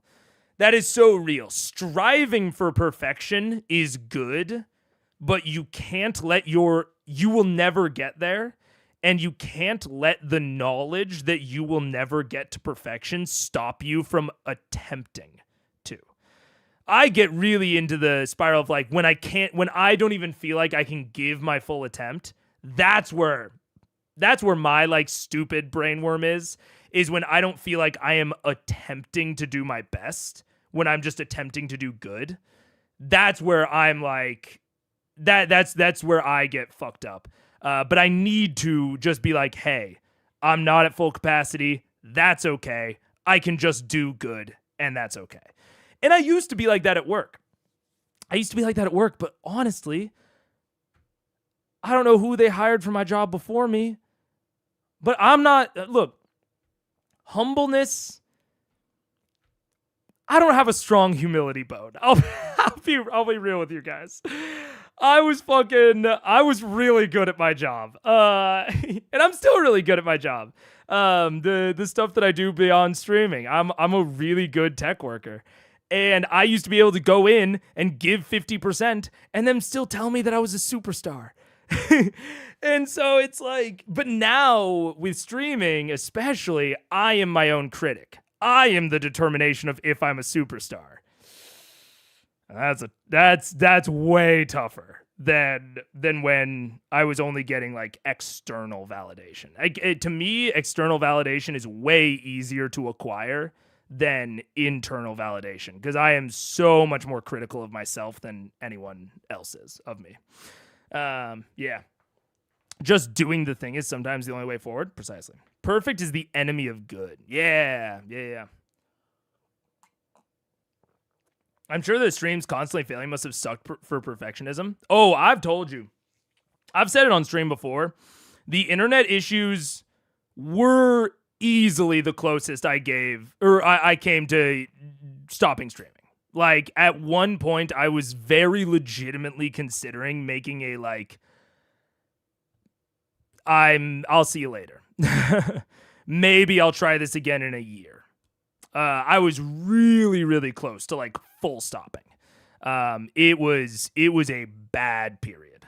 And it didn't help that there was all sorts of other things going on. But yeah, no, the internet shit was bad. Made me learn about networking. My mortal enemy. So that sucked. Your own bar is so much harder to pass. Yeah. The curse of competence is also very real. Yeah, and it sounds so fucking stupid. But I've definitely been the person, like in school, I could go in, ace the test, whatever, because I just learned how to take tests. It didn't mean that I was good or smart or remembered things. I just knew how to take tests. And because I had that hyper-specific skill that was way more valuable in a schooling environment, I have my own perception of myself, or I did for a long time, that I was just smart and naturally gifted. And that got fucking... that perception of myself got destroyed when I went to ROTC. It was awesome. One of the best experiences of my life is ROTC telling me how much I sucked constantly. It was so sick. It was like part of the reason that I am a more well-adjusted adult. Is because I just happen to be good at the things that schools test for. I am not naturally better than everyone else in my class and in my grade. But I definitely had that perception of myself when I left high school. And so I'm really, really happy that it got fucking beaten out of me. Not literally. I want to make that very clear. Figuratively. It was one of the best things that ever happened to me, was them constantly telling me that I wasn't shit. It was awesome. Do the thing meme. Do the thing. My kid is not learning how to study in middle school because they don't need to study to meet the school's bar. They will regret that later when they hit classes where they need to study. Absolutely. One of the best things that my CS degree taught me was patience to read through documentation because I used to not need to do it. And then I had several classes where the answers were so specific that you just had to read through piles of documentation. There was no way that you could guess with context clues. It would be like, is this part of protocol 37A, B, C, or D? And there's like protocols down to like 37D or 37T, like you needed to just have read all the stuff. And it was very obvious if you had read it or not. So that was my CS degree was also good for that. But yeah, being able to do the half-ass things and succeed most of the time until you can't, being called a gifted kid and all that. Yeah, dude, you want to hear some shit? We went to a Halloween themed ballet, and then I swear we'll start the video eventually. We went to a Halloween themed ballet / like acrobatic Cirque du Soleil type show last night. And it was on the top floor of a bar. And I did not even think about it. I don't have an ID right now. I lost my ID. And I still need to go back and get a new one. And we walked up, and the dude, and Paige has been telling me to get an ID for months. And we walked up, and the guy was like, ID. And I was like, shit, I don't have one. We're just going to the show. We're not like going to the bar. And he's like, the show is in the bar. And I'm like, oh, fuck. And so we stand there for like 10 minutes, and we're like kind of debating about what to do. And he says, if you have a picture of it, I can let you in. Which I don't think he was supposed to do. But he was like, if you have a picture of it, I can let you in. Couldn't find a picture. Eventually did. After the fact, found a picture, but I couldn't find a picture at the time. And eventually, he was just like, man, I got you. Come on. And when we got in, Paige was like, I'm happy that we are going to be able to see the show. I'm so upset that this just worked out for you. Because she's been telling me to get another ID for like months. And she was like, this is such horseshit that this just worked out for you. And I was like, yeah, what are you gonna do? It did. It's like, damn, sometimes shit needs to not work out. But honestly, that experience, I'm going to get an ID. I am. I'm going to get it this week. I swear.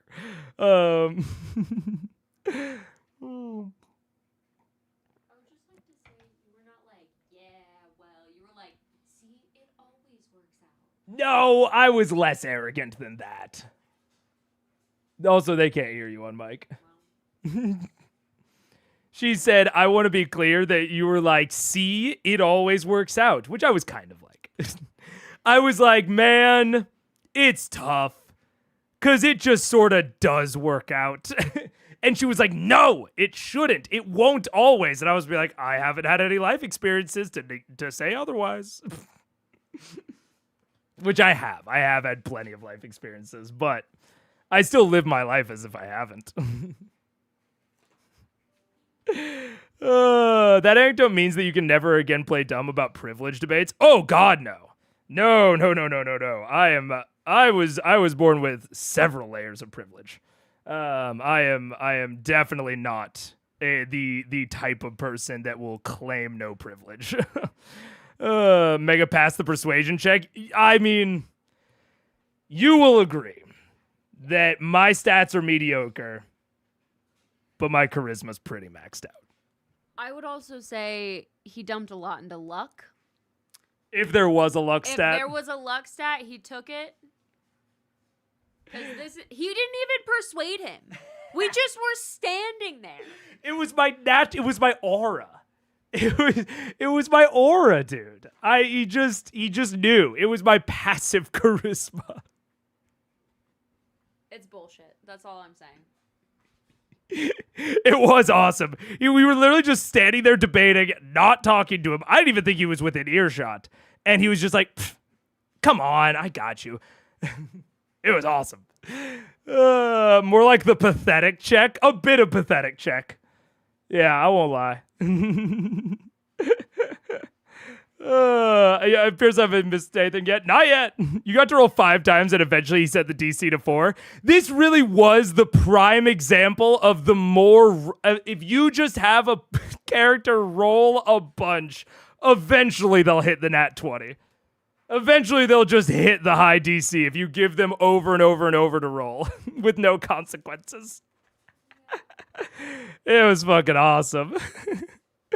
Oh, man. But yeah, this smile thing always makes more sense a bit. Yeah.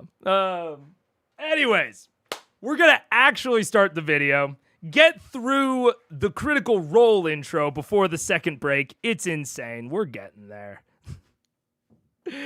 And we are going at 000 to 107. Boop. That didn't. I just realized that didn't work because I have not. Okay. The first few streams back, there are going to be an occasional. We are going to have to do occasional setup changing stuff because I have to remap where my like automatic play button is because it literally just does a mouse click on the screen. And since I reorganized my monitors, I have to reorganize. You guys want to see it? This is it. I have like this mouse XY and then left button. And then it also does an action to note that I pressed play. This is my stream deck, by the way. It does an action to note that I pressed play or pause in the actual transcript. So now I have to remap where that is. And now if I press play. And as always, it wouldn't be a mega stream if I did not have it muted ahead of time. Classic. I also saw Piss Bloom, I believe, was what I just saw. It always works out for me. Funny timing moment. It always works out. It works out eventually. This episode has sockets. I can't remember. This is sockets. I don't even know what sockets is. If we bring the bingo cards back, the free spot should be the stream is muted.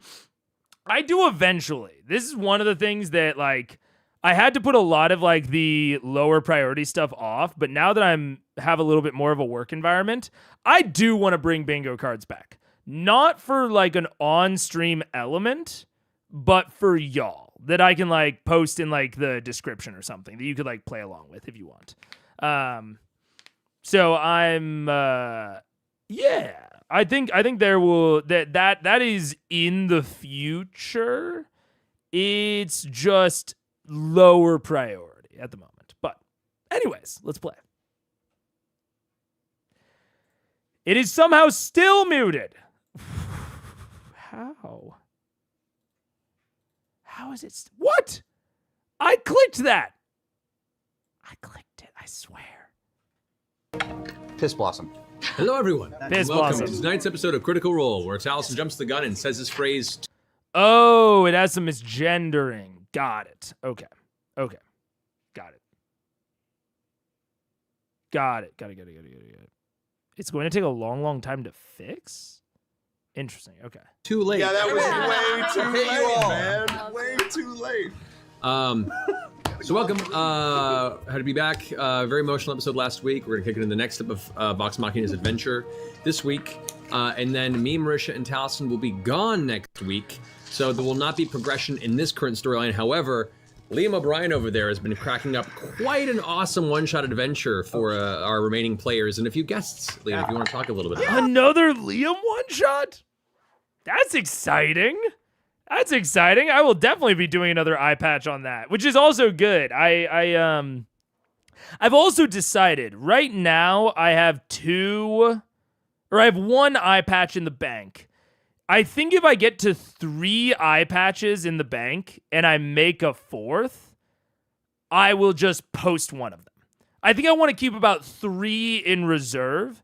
So if I end up having more than 3, I'll just post one. So yeah, right now I have one of their Q&As in the bank. So this'll make 2. That's exciting though. I'm excited. Also, I saw the title, Streets of Ank'Harel. I guess it makes sense. They pretty much finished.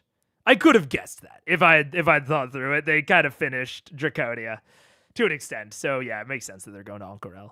I'm interested to see how it's been impacted by the Chroma Conclave. I think it'll be really, really telling how Marquette has been impacted. We'll see. Wait, what's the title? The title is y'all can't see the title. I forgot. Yeah, the title is The Streets of Ank'Harel. So, are you from Draconia? Don't tell anyone. I'll tell you who's coming on by. Sure, I'll say who's coming on by. Mary Elizabeth McGlynn and Ashley Birch. Oh, Birch will be coming on. I don't want to spoil it, but Matt knows it's different. It's actually like a really reasonable. It's gonna be fun. It's gonna be fun. Yeah, don't say anything else. This is Liam's brainchild. Yeah. And I'm excited if you guys can see them play through it. It's gonna be good. Could blow up in my face. Could blow up in my face. I think you'll be fine. Oh my God. If the last game was any indication, I think you'll be fine. As long as you feel I that. was on the- Take a break. No, yeah. All right. Other announcements. And fuck, we hit the take a break mark. So I'm gonna go do that. I'm gonna take a break real quick, and right as we get into it, so excited. I will also say, this is another reason that I kind of really wanted to do the stream, even if I wasn't feeling the best, is because I knew that the takeaway was gonna be so long that I was like, dude, if all I end up doing is the takeaway, at least it'll make next Wednesday way shorter. But we're going to take a break. I'll be right back, and we will actually start the show.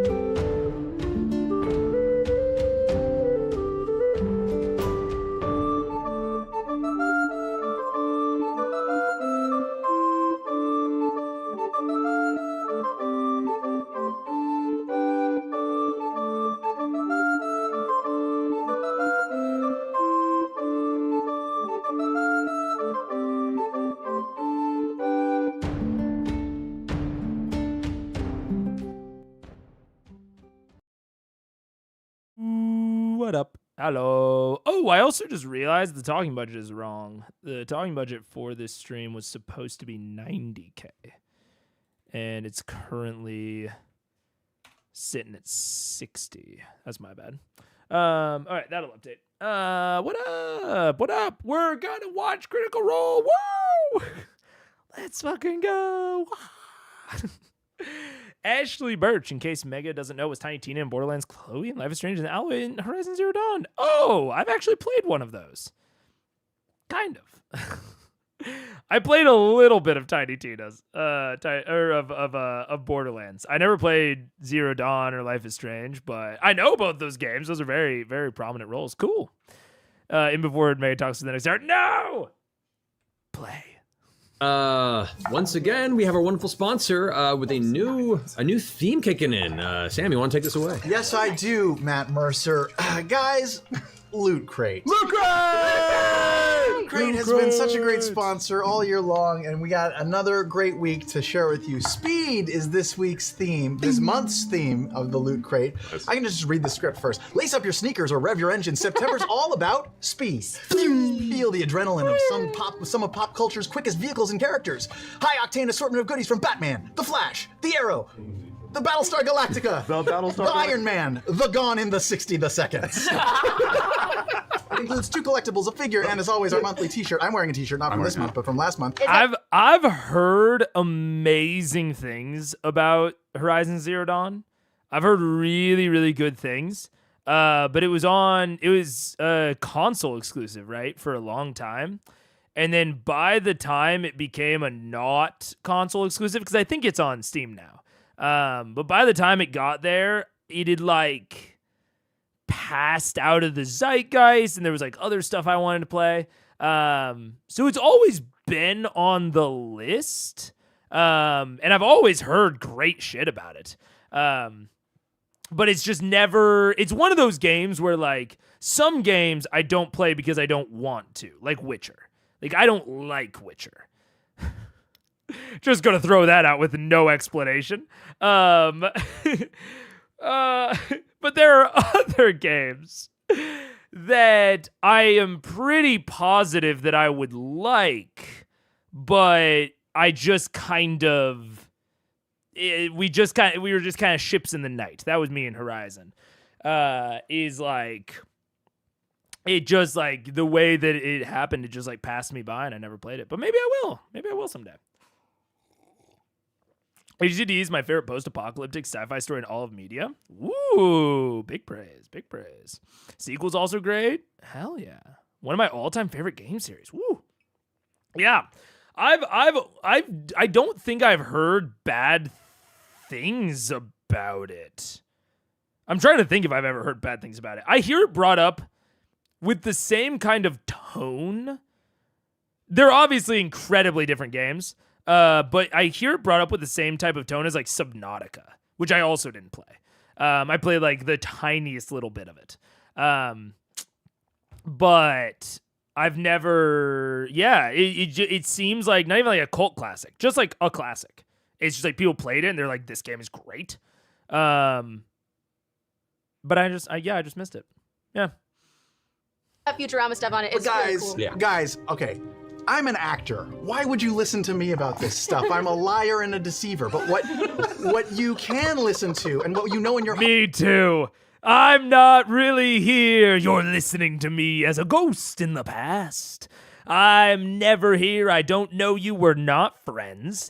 But hit that motherfucking subscribe button and let's get back to watching someone else's content. Part is hardcore facts. I'm talking statistics. I'm talking math. God. I've broken this down for you guys. What are you gonna do? If you use the promo code Critical Role, you'll get $3 off your first month. It doesn't sound like a lot, you think? That's 1.2 gallons of gas at the Quick Mart down the street, regular unleaded. Or let's say you're generous, you give loot crates to everyone in your family. That's 4 loot crates, that's $12. That is 25.5 forever stamps that you've just gotten for free. Wow. For free. Let's say you're more generous than that. You give loot crates to everyone in your whole company, all 266 employees.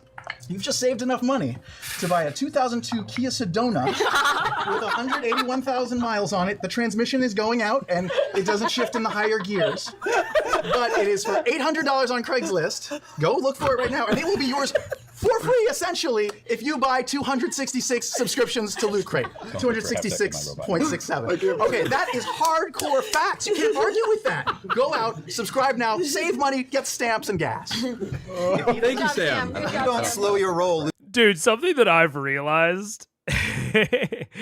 Something that I've realized is I don't think I want to make serious pre-recorded videos anymore.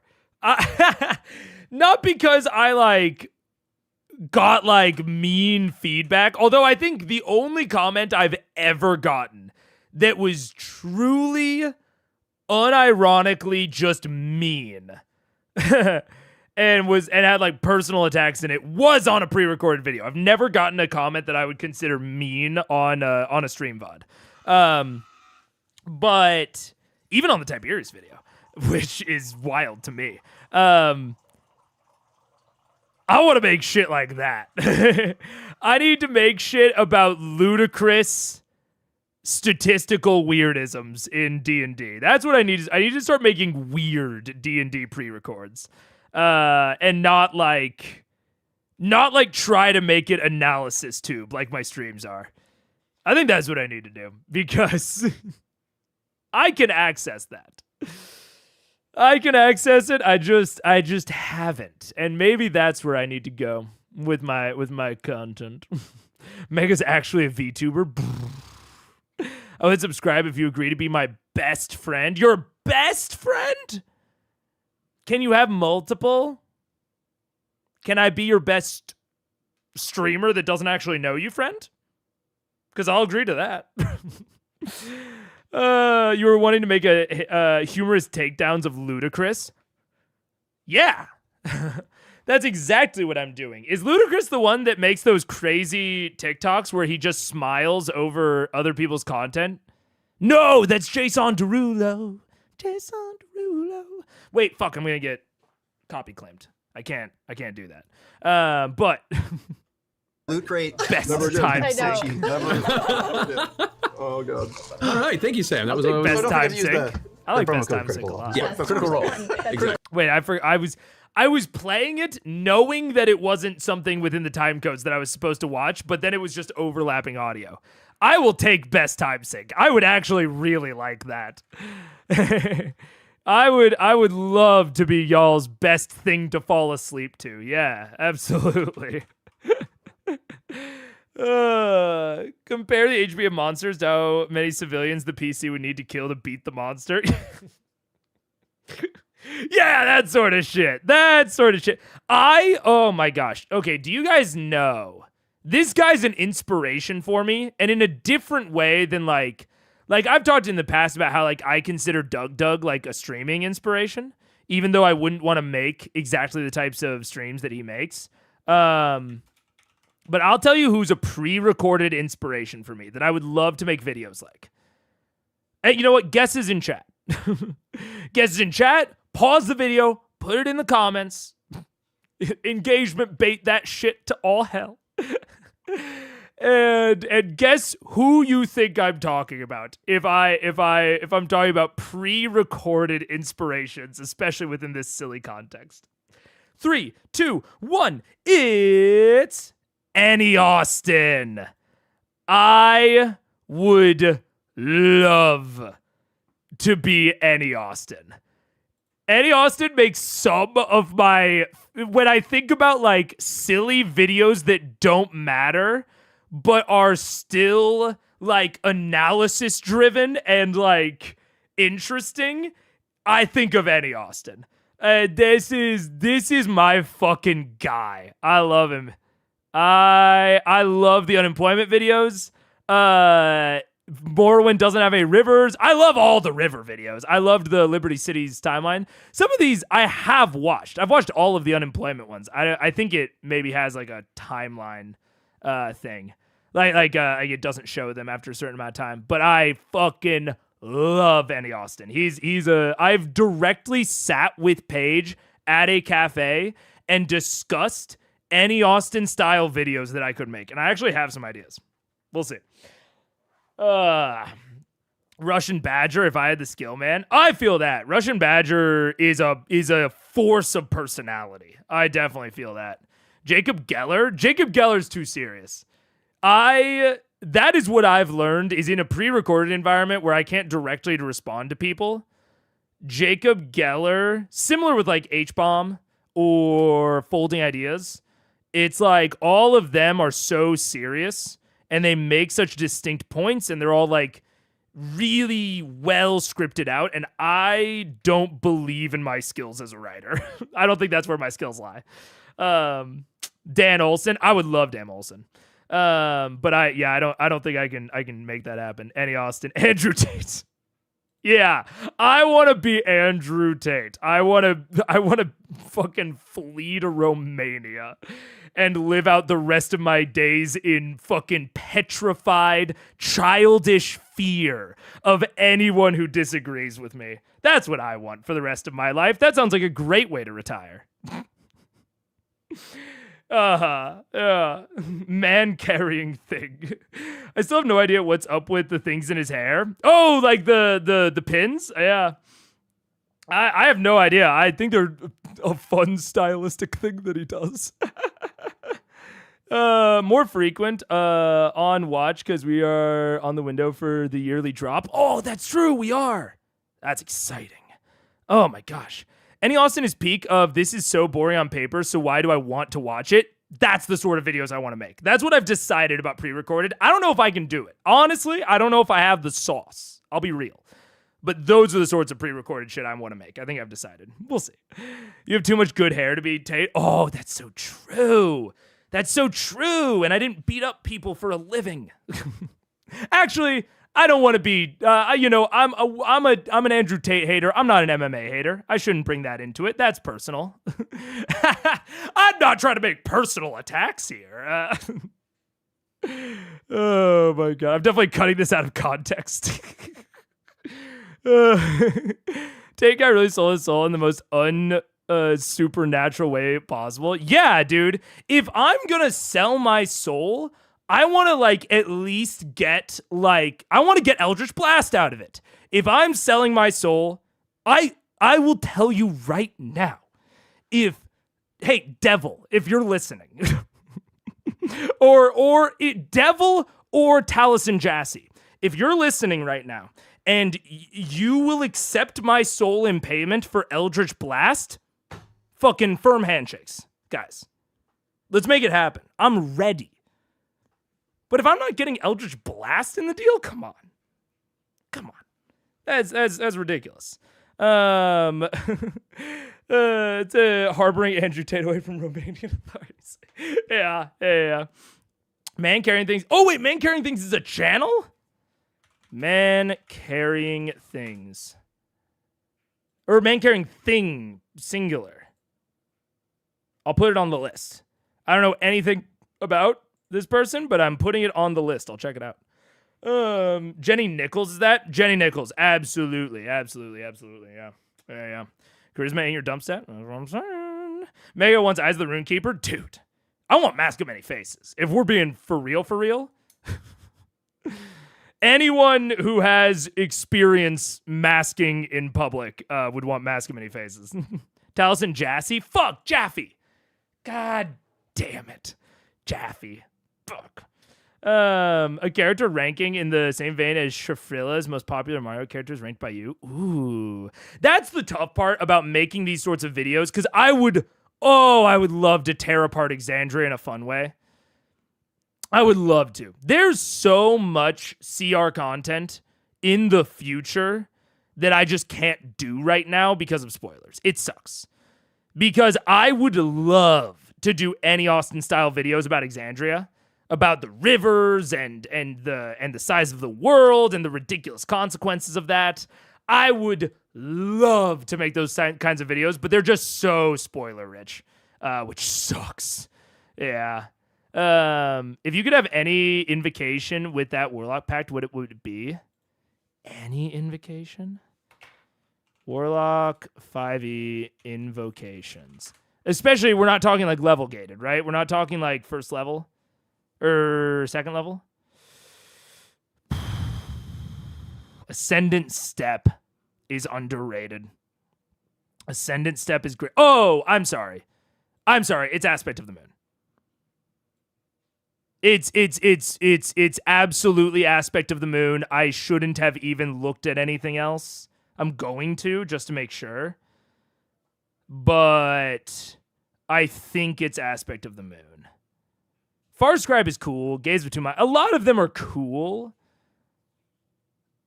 And Mask of Many Faces is on the list. Dude, I'll do a fucking which invocation would I want in real life tier list. That's a fucking stream. I might do that. Because I think, for me personally, Visions of Distant Realms is cool as well. Oh, Whispers of the Grave. Damn. There's a lot of good ones, but I think it has to stick. Oh, I'm sorry. I just realized y'all can't see it. I'm looking at all of these. I think it has to be Aspect of the Moon for me, unfortunately. It's a boring one, which is why I say unfortunately, but I don't think I, in good conscience, can claim that I would pick anything else. If it was actually offered to me, it would be it would be Aspect of the Moon. Even though I never choose it in the actual game. Yeah. Oh, man. You don't get Agonizing Blast with it. Is it even worth it? You're so right. You're so right. And you think you need to pronounce your future patron name correctly and make a proper fact. Yeah. Yassi. Fucking Yasuo. Just don't call him a pyramid. I want to be buried in a pyramid. That's what I'm saying. If we live in our world or the 5e world, it does. That massively changes things. If we're like Eyes or Eldritch Sight is useless in our world, but incredibly impactful in the D&D world.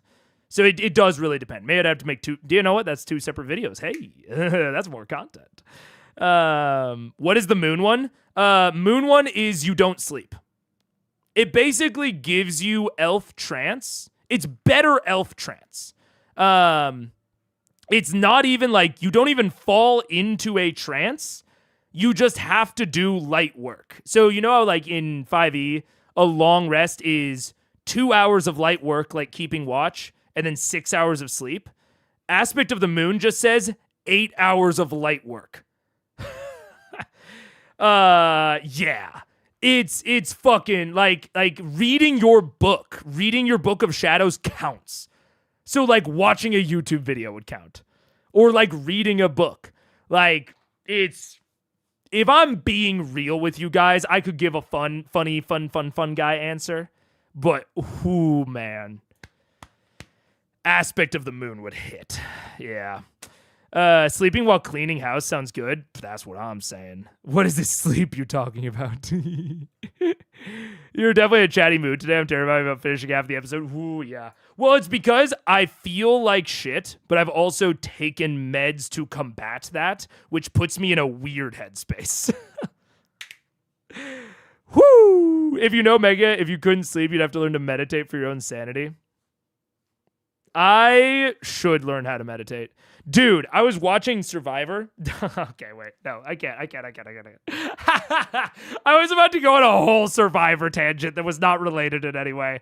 But we're watching Critical Role. I swear that's what this stream is about. Hello, and welcome back. So, to get you guys caught up, our band of adventurers, Vox Machina, in raising an army, hopefully, of allies and powerful artifacts to face the Chroma Conclave, a gathering of powerful, dangerous chromatic dragons that have been tearing through the countryside of Tal'Dorei and distant Wildmount. They have recently found some information, had a close call with the frigid doom known as Vorugal, the white dragon, fly over, did not pierce through the apparent illusionary barrier that was placed with the help of Allura, Gilmore, and Pike there in Whitestone. He then decided to go ahead and, using that cue before the dragon returned to its current roost that it has created over the ruins of the city of Draconia, you traveled across to... Dude, you know what I just realized I need to do? Because I could just do this. I need to make a command that is ! What speed are we on? that will then go click on the gear, wait like 5 seconds, and then click off the gear, and then click onto another screen. I think that would legitimately be a useful chat command. Am I wrong? I think that would be useful. Ooh, the continent of Wildmount. You had a meeting with the Ravenites, apparently a rather subverted and long enslaved offshoot species of dragonborn kin, tailless and now surviving amongst a recent winter that seems to have come with the ruin the dragon brought. You also discovered that most of Draconia and its royal elites have been slaughtered as a means of the dragon establishing its dominance and the worship of the Ravenites that survived the fall of Draconia. You made a deal with Tuma, apparently the current clan leader of the remaining Ravenites, that you would aid in destroying this dragon. Basically, the master that they replaced the Draconians with when it came.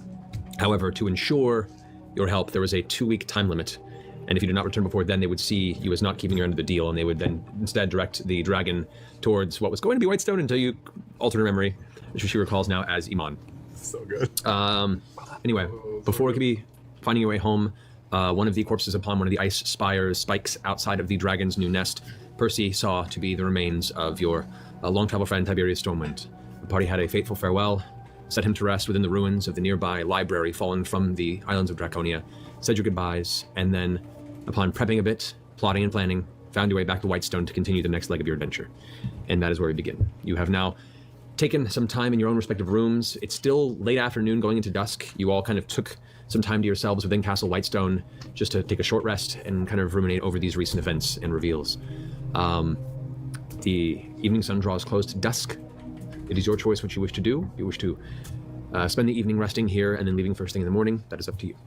Taking the initiative. This one just came to my room. Yes. Been inside. Yes. So, I think we've probably just been quiet for a while, staring at the ceiling, and No, we're not getting too complex again. That's the fucking shit, Daniel. Don't even get me started on this. The YouTube API for live streaming changes every like 2 months, and it also sucks. And does not give you access to any useful information. Like the fact that I can't pin a chat message using the API, even though I can get the fucking the average color code of a chat member's profile picture, is fucking stupid. The player API, the one in your browser,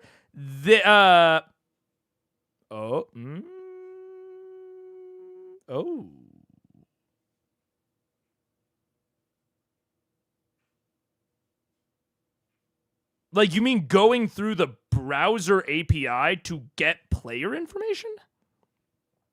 I've never considered that.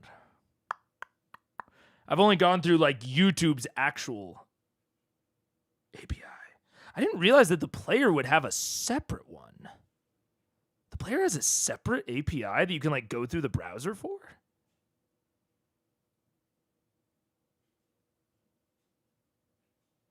I'll have to look into that. Because maybe. I'm not 100% sure, but I think so. I'll have to look. Never considered that because it's kind of unethical, probably. Maybe. Huh. Sounds like a bad idea. We'll see. I'll look into it. Whenever I've looked into this issue before, I've never seen that as an option because I have tried to get the stream timecode before. And basically what I had to do was position the mouse correctly to where it would copy like this, do a keyboard control copy, put it into a timecode document, and then push that text into chat. I've looked into this before, and that was the solution that I found. I don't know if what you're talking about is possible, but I've never... It's one of those things where it's like I could very much see that I just searched the wrong keywords because that sounds like something that could be possible and might not have come up with the keywords that I was using to search, which is, I mean, that's just common text shit, yeah, you know? It's like you leave out one pertinent keyword that you're just not aware of and you don't find any correct answers. But yeah, there's no... I'll say there's no YouTube-driven API for that, but there might be browser stuff. Maybe. After a while, finally say, we've really fucked things up, haven't we? In which particular way do you mean, aside from all of them? I need to tell you. I know, with all that's happened, between my new patron and my sister pretending to gag literally every time we attempt to share a word together, and mostly my own just being fucked up in the head for weeks now. I've pushed all of you away. You most of all. Because I've been afraid you would...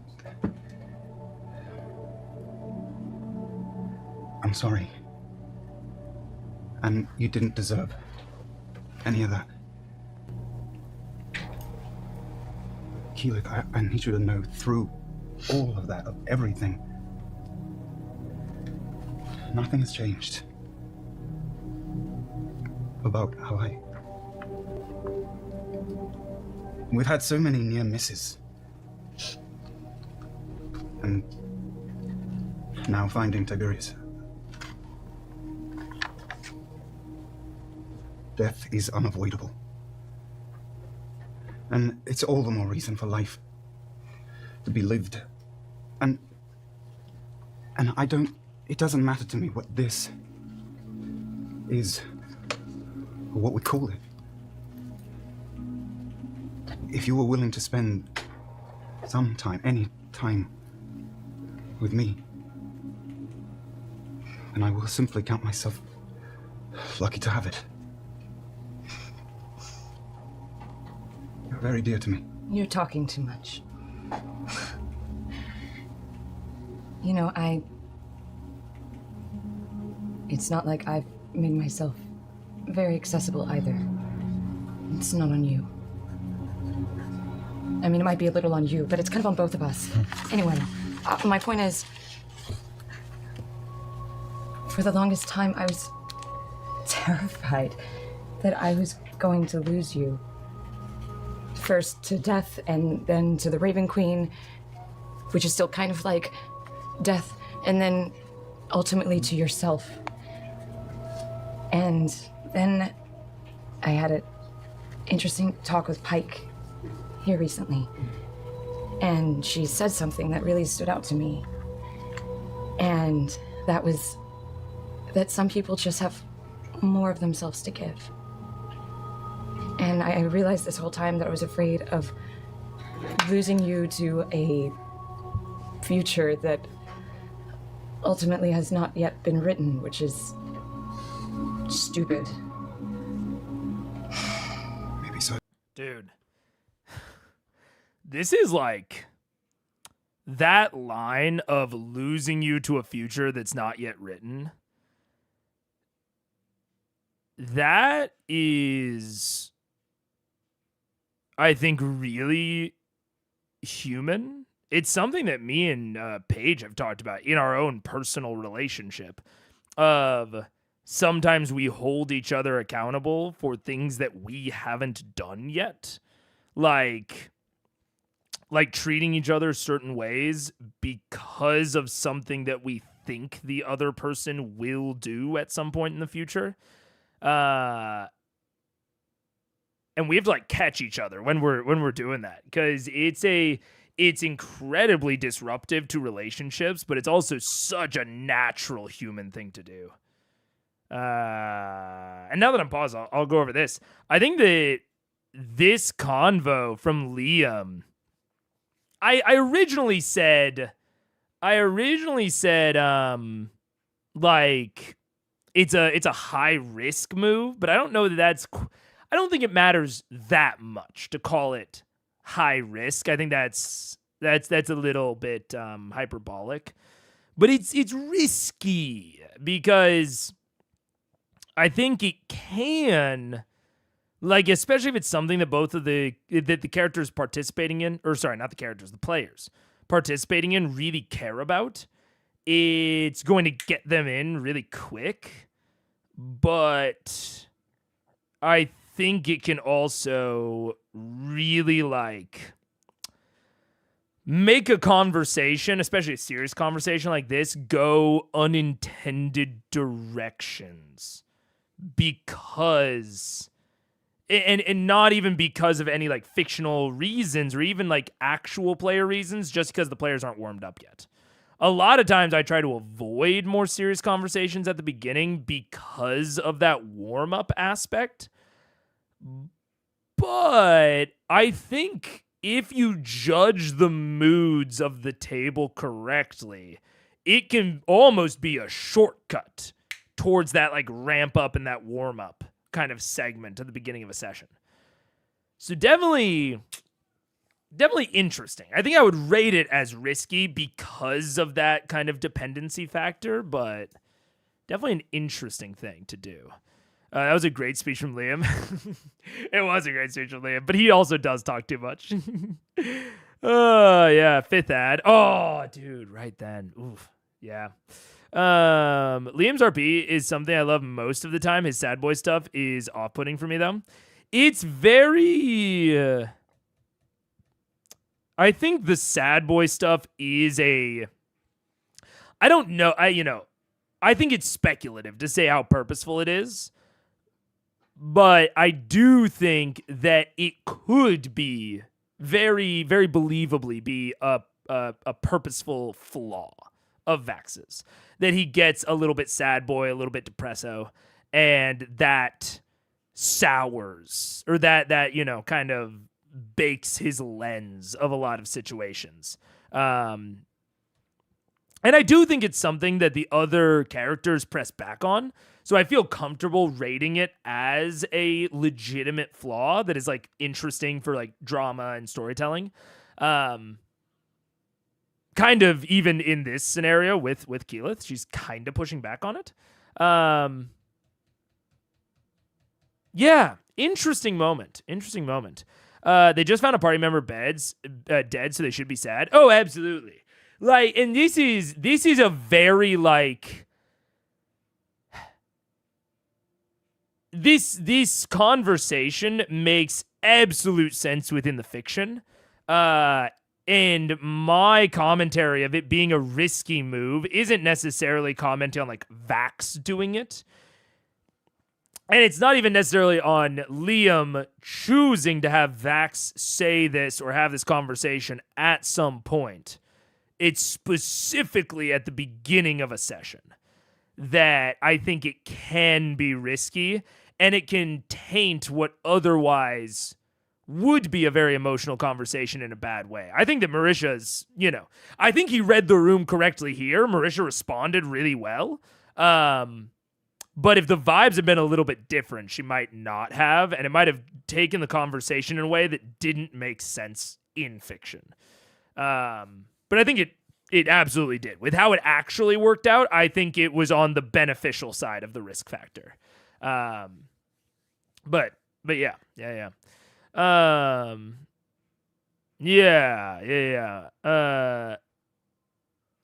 It always pops up, just less so. We always, I mean, that's just like probably a personal part that it's what we talk about all the time. I assume, I don't even really consider that spoilers, because I assume that there are going to be similarities between all of their current characters and their future characters. Because they are all played by the same people. Like, every single one of our characters are going to have similarities, even if those similarities are in contrast to each other.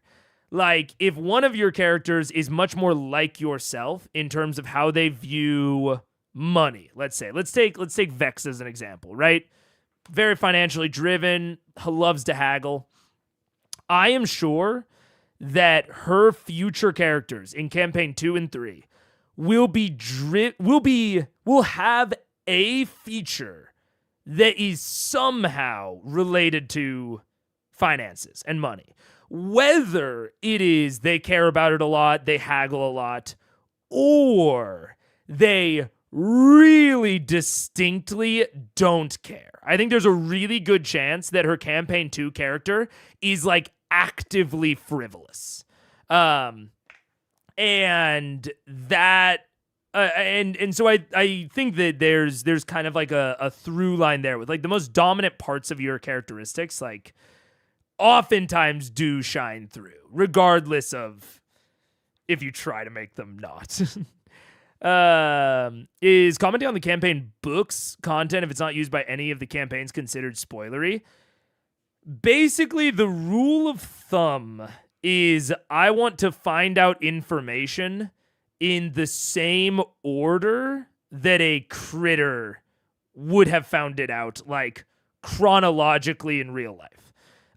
So I think you can absolutely bring up books once we get to the point where they were published. So like if they were published, mid-campaign, like if they were published, between like episodes 199, I think we can start bringing them up around that point.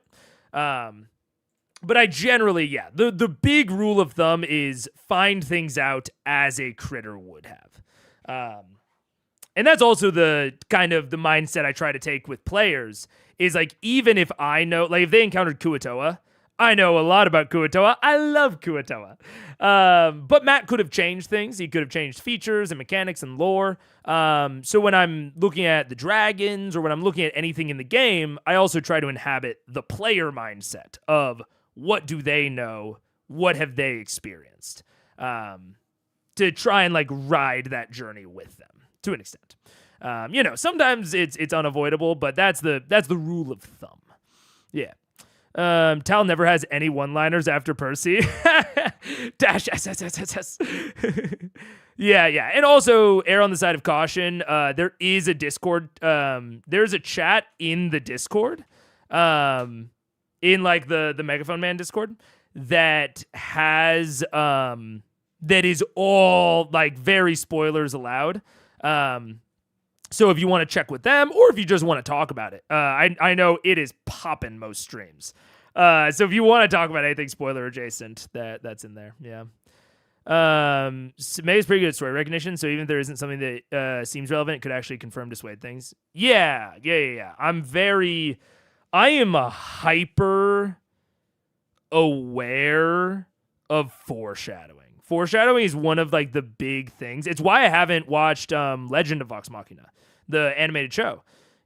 Even after, getting into it and getting past like the technically like the chronological point, is because what is there or what is absent in Lovum would impact my view of like what I think is going to happen in the actual campaign. Yeah. A lot of pattern recognition. I do a lot of pattern recognition. Yeah. Yeah. The biggest shock in all of CR is the first episode of C2, when for the first time you actually realize what was just the character and what was actually the player. I can imagine that. Yeah. I can very much imagine that. Lovum would be so spoilery for you. Yeah. I assume it would be, yeah. But yeah, anyways, those are the rules of thumb. There are exceptions, there are bypasses, but that's like the general baseline. Yeah. But you're ultimately right. We have also thank you for asking. To lose. Big thumbs up. I love you, Vax.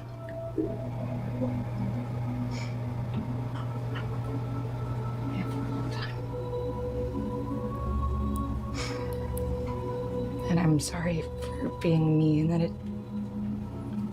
took me this long to say it.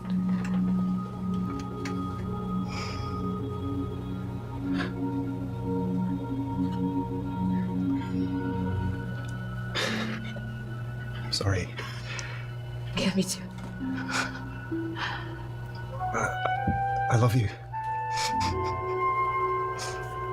That's pretty fucking great. That is pretty great. Yeah. High five. Yeah. I tackle her into a bit of a hug into the bed. Oh. We're already on the bed. Oh.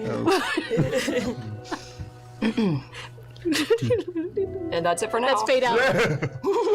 So, Pan to the fireplace. Pan to the fireplace.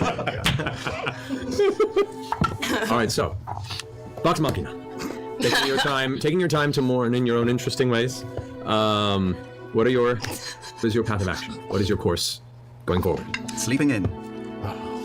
Bacon. Yeah, I think we need to spend A lot to process. the night, at least the night in Whitestone, and I mean, then get up everything. in the morning. Everything has happened. Okay, so you've all spent the majority of it kind of in your respective rooms, kind of. I think I missed if Mega ever talked about the romance part. Anything to say there, Mega?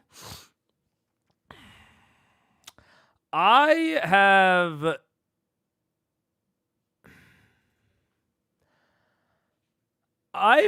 talked about this off and on, that I don't really have a lot of distinct romances in my campaigns, and it's not something that I look at in media a lot.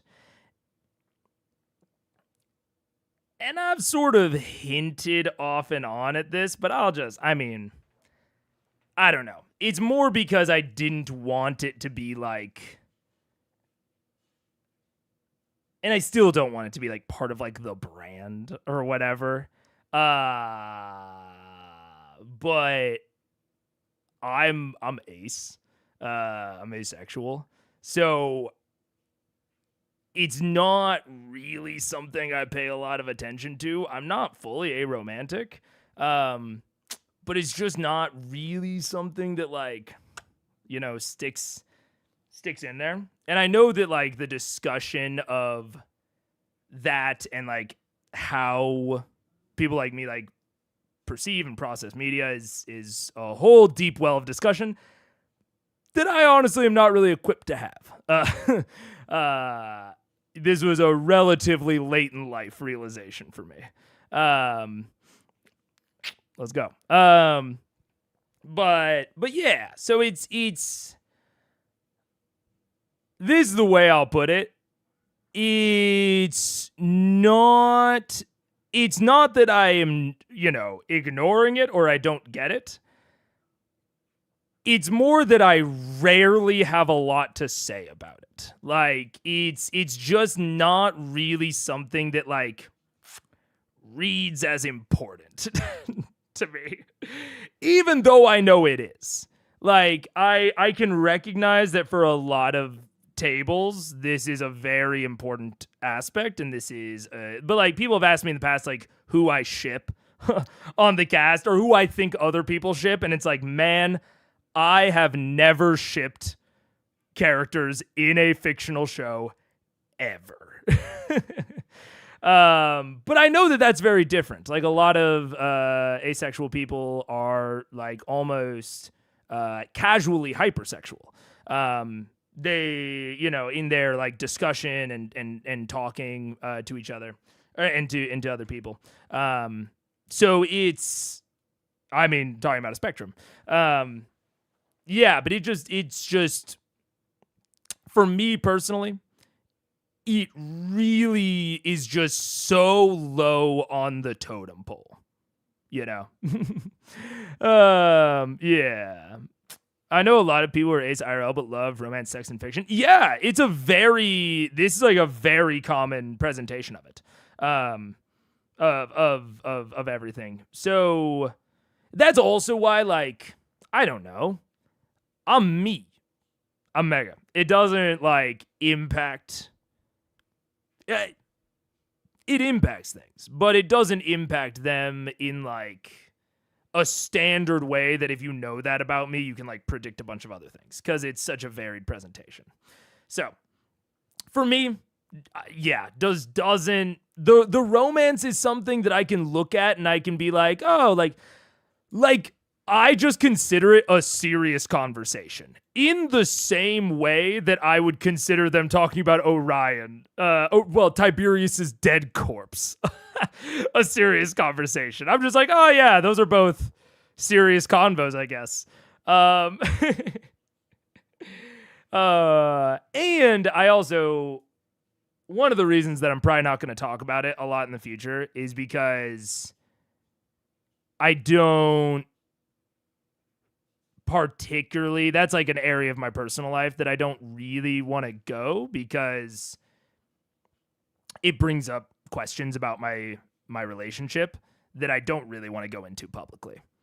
Like, it's awesome. I love being married to my partner, but that's not something that I feel equipped to communicate to the public.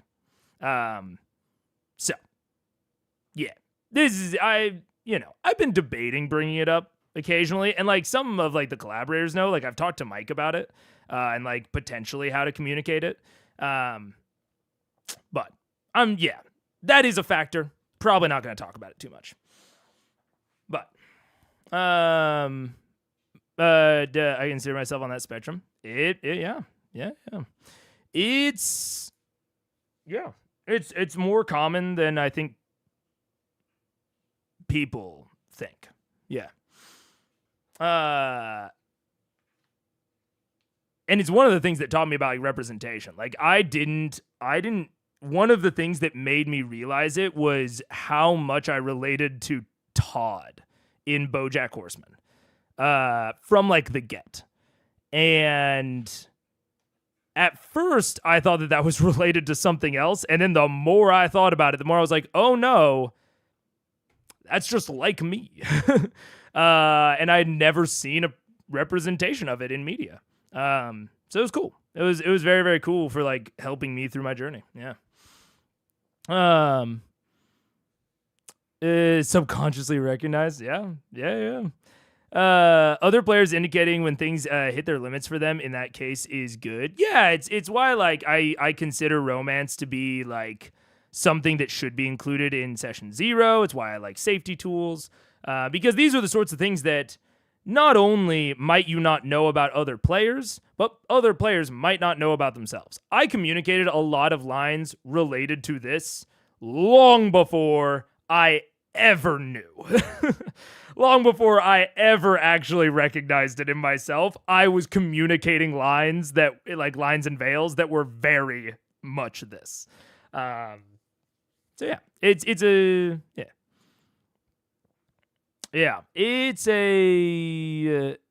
whole thing. I don't know. Save that talk for Pride Month. Dude, my favorite Pride Month thing was from Pointy Hat. I actually debated. I was like, I actually thought about not talking about this at all until the next Pride Month and doing something very similar to what Pointy Hat did this year. But then I was like, then I got impatient, and here we are. Yeah. But yeah. So it'll probably just be one of those things that like some people know about me, some people don't. Because I'm just probably not going to talk about it too much. Partially because I'm still minorly in a discovery process, but I'm pretty set at this point. I've heard in interviews that Liam really surprised everyone with his first confession. I'm just assuming going forward that he and Marisha agreed if they were going to do romance or not and how. I would also assume that, because it would be very strange to me if they hadn't. And it would be like to me, if they didn't talk about like moving forward with that, to me it would be crossing a line, like crossing a boundary. But I also know this is again where it's like, it's not that I don't have thoughts, but my thoughts around romance and sex in D&D are so colored by me being in a minority group that I don't feel like I can give generalized advice, unfortunately. So yeah, it's probably not something that I'm going to bring up too often. I'll still give if you're curious what my thoughts are, I absolutely can give them. They're just probably going to be pretty basic. They're going to be pretty basic, and they are probably not going to be broadly applicable when it comes to like romance implementation in TTRPGs, other than use safety tools, make sure everyone's on the same page. And then beyond that, follow general advice for like serious conversations at the table. But yeah. Yeah.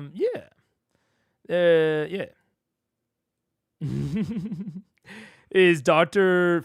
Fissler from Frog Prince and Voodoo Lady from Monkey Island game? That's so specific.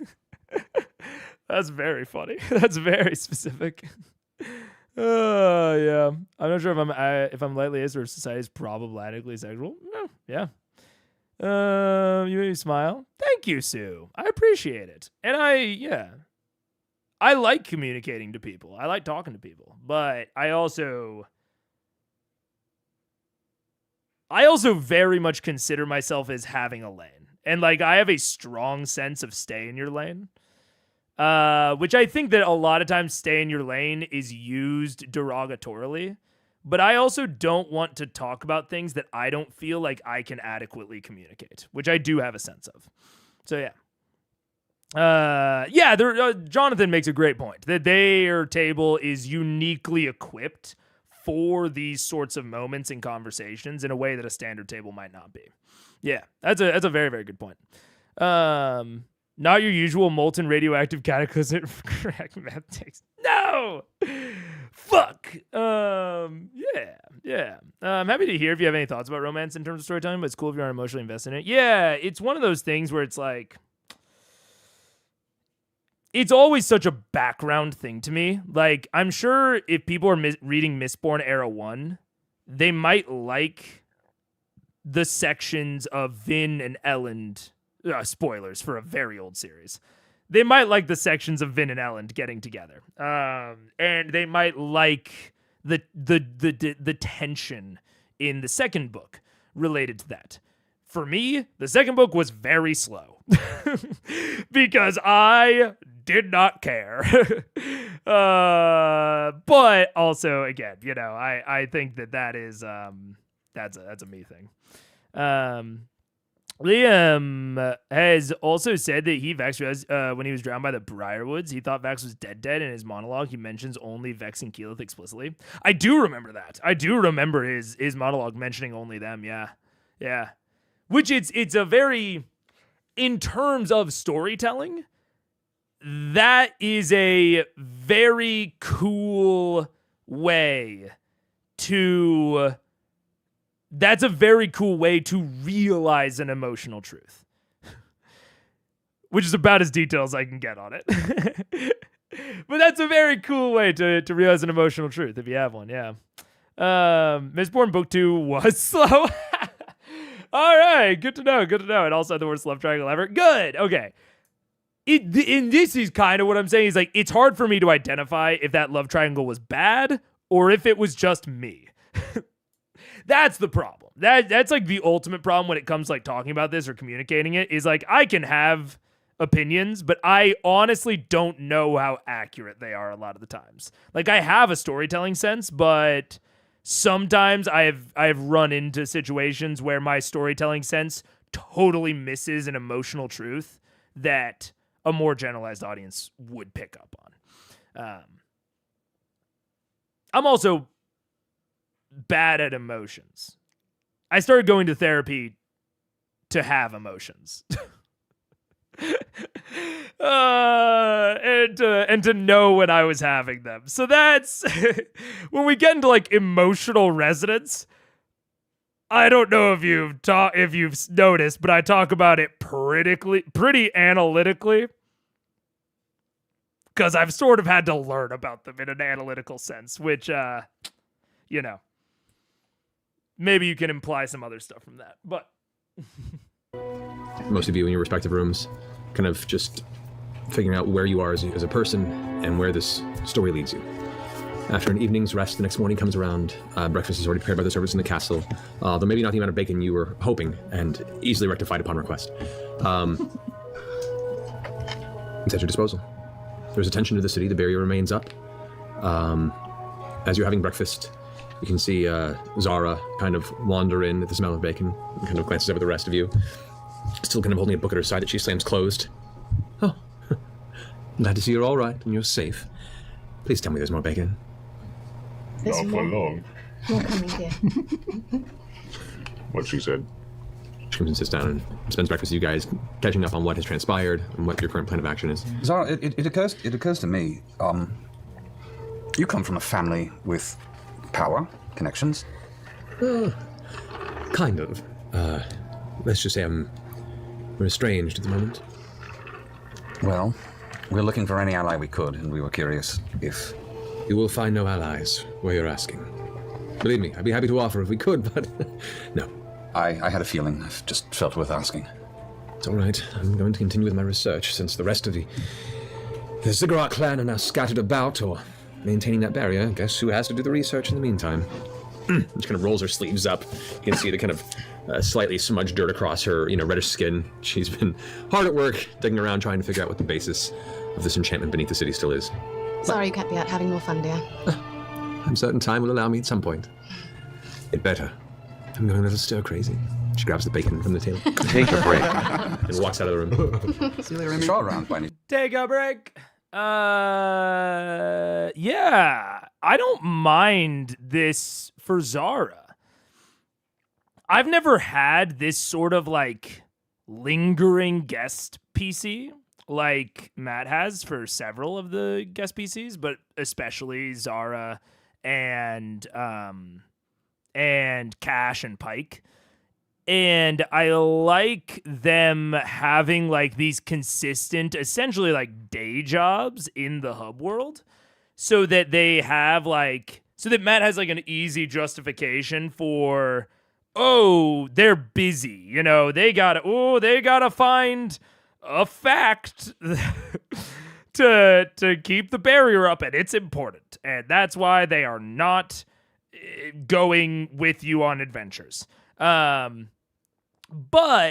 it's also in what, Farrah? I don't know what you're referring to, Farrah. That is, but it's also like really easy. He can just kind of hand wave at a moment's notice of like, oh, they decided that whatever you're doing is more pressing. And so now they're here, and then you can bring the guest player in. But yeah, it's a cool contrivance. The barrier's a cool invention. This is something that I would normally have a more complicated sort of take on, that I don't even know if it's that complicated. It's just like a solid contrivance for like being able to have these NPCs still be justifiably around in the world. Without it being weird that they're not adventuring with the party all the time. Yeah, that's good. I'm going to take a break. And then I'll be right back. Maybe we'll actually get through part 1, because I'm feeling okay. We'll see. See you in a second.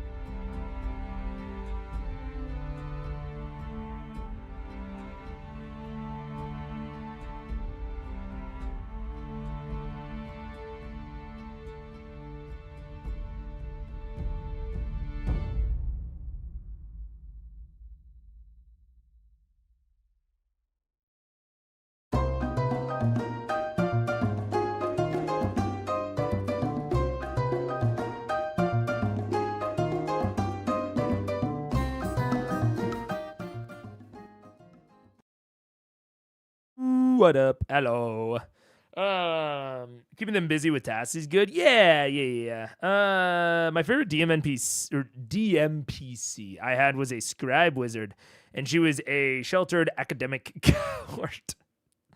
I like coward. Lol. Yeah, sort of Allura-esque, but not as charming. Yeah, I could see that. Yeah. Anyways. Chance as well. I'm sorry, what? Kashaw? Kashaw? Yeah, is Kashaw around? I haven't seen him for a couple of days. I've been on the ground most of the time. Oh, yes, of course. Anyway. Just a letter to the Slayers take at some point. That should happen sooner rather than later. Slayers Trying to wrangle a beast? Trying to wrangle a beast, or seeing if they know of anything that's in the vicinity that we can Yeah. at least feed to it in the meantime. Yeah. Maybe we can stop through on the way back. Oh, we are going to Marquette, aren't we? I would hope so. And what's our intent in Marquette? To get at the next vestige? To get to the next vestige, and to maybe, perhaps, make some friends. All the merrier. And the means of travel is... We have a sigil. We can teleport. Gilmore. Isn't Ghost Marquette? Gilmore Gilmore's focused on from the... Marquette. Yes, this is just a teleport sigil. Sorry, This I'm is a not little going to scattered require this his morning. attention. Yeah, it's located in Whitestone Castle, correct? Yeah, The teleport sigil? I Yes. thought so. It's actually a sigil by memory that he has, and it's a spell that he casts. It's not a permanent fixture within the city. So we just need him, but he can do it. Yeah, but he's concentrating on the defensive wall right now. This is not a... I don't think this is... It's up. As It's long as up the and dragon's not running, here yes. and attacking. It's a renewal feature. It's one of the things where he just has to spend some time each day maintaining it. Otherwise, he's not just stuck there the whole time. That would be awesome. Shitty job. The worst job in Whitestone. Indeed. Before we go to Marquette, do we have...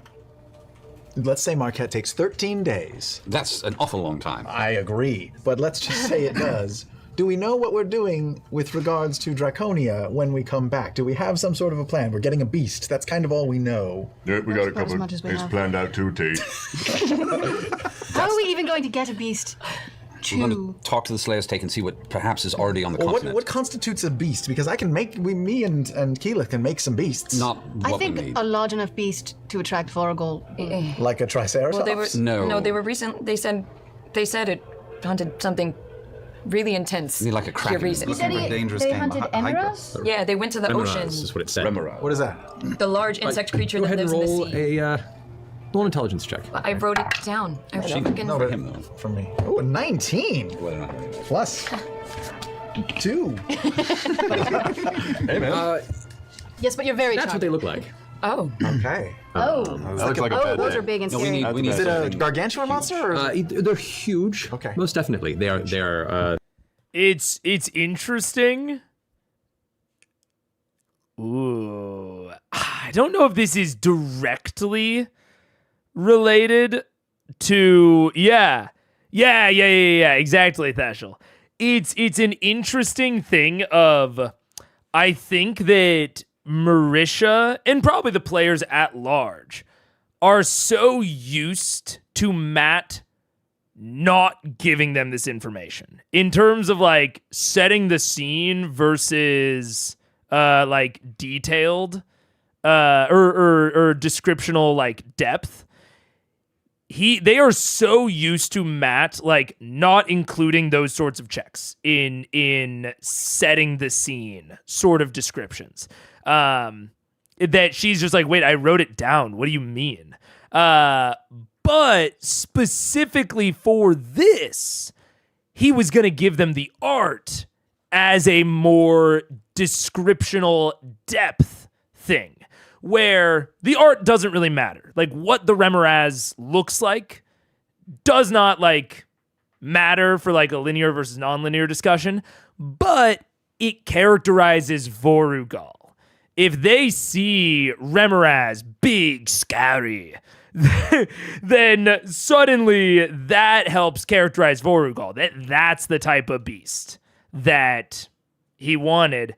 And Matt delivering that through a check makes a lot of sense, especially given that normally for like previous information, he relies on them like writing things down. And normally doesn't do like visual representations. He doesn't show them pictures very often. I think the last one was maybe the Rakshasa for similar reasons. But he normally doesn't like, pull out a picture of them. Sometimes they have, minifigs. Or is it Is it minifigs or miniatures? I forget. It's one of the two. I'm not in that scene, and I've gotten corrected before on if it's minifig or miniatures. But like sometimes he has those sorts of things. But yeah, showing them a picture here makes a lot of sense in this case, because it's again going towards characterizing Vorugal, which is what they're talking about. They're nasty. They burrow. What you recall is the actual giving them a lot of blood within their details. body is heated to such a degree that even just to be in a scuffle with it is to scar yourself with flaming heat. And it was bored with that? We want to find something approximately. We want to find a creature that would threaten a medium-sized city. So Is what we're looking something. for. It wants competition. Yes. We want to wear it down a bit before we go in for the attack. We want it to be breathing heavily. And how are we going to get this creature there? We're going to find something that's already on the continent, and we're going to bait it And towards Vorugal will go to the it. We'll creature. be happy to attack Can it. you put it in your necklace? On the continent. No. What continent? The Draconian continent? Yes, something that's So native. we have to and go local. back there to search. We were going to make the The Slayer's Slayer's take take do it. should know. Wait. I need to go back and watch Matt's face when they mention putting it in the necklace. I need to watch Matt's face. And how are we going to get this creature there? We're going to find something that's already on the continent, and we're going to bait it And towards it. Vorugal will go to the We'll creature. be happy to attack it. Can you put it in your necklace? On the continent. No. What continent? The Draconian continent? He has a little.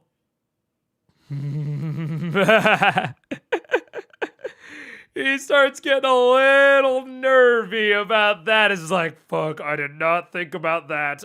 No, don't use it like a Pokeball. Don't do that. Oh, it's very funny. Yes, something that's So native. we have to and go local. back there to search. We were going to make the The Slayer's, Slayer's take take do should know. Oh. it. They They've specialize got in this. contracts All everywhere. right, all right. This is We're delegating. slightly a better plan. We thought about it a little. Yeah, 6 people cannot wage a war. Well, then we should go talk to the Slayer's take now so they can get started on this hunt. That We're might going be a to good send them a idea. letter. A letter? Yes. Yeah, maybe a letter's too Who's long. the Maybe letter we should just carrier, go. and how is he going to get out of this city that's We're protected going to with an make invisible Kashaw wall? take the letter. When we were last there, hadn't they talked about a brass or bronze, Bronze dragons? dragon. Well, there are brass dragons as well. Okay. As you well I know, because She would I know am that. an expert. Is that overkill? I mean, we would have to convince a dragon, not capture a dragon. It would probably kill the dragon. Wait, what? Wait. But what's Are we talking about capturing another dragon to fight No, another we're talking dragon? about No, but convincing a dragon to go dragon. fight this dragon that would clearly kill it. I was going to find Kashaw and see if he would run the letter to the Slayer's Take and be our emissary and convince them to do this I like that. so that we're not just doing everything ourselves. Wait, is there we are anyone not else? letter carriers. Is there anyone else who can make this message delivery faster or safer? Someone? Literally everyone. We could find a child in a pub who could take it. No, but faster and safer. No. I was already a member. No, do not, Taliesin, do not encourage Scanlan to go and find a boy. Stop. We cannot continue encouraging him to go and find boys for every task that he needs done. It's a bad look. Possibly slower than a child. No I would be more, willing to no believe more that. small boys, Percy. more. No more. We could ask Zara, Fun.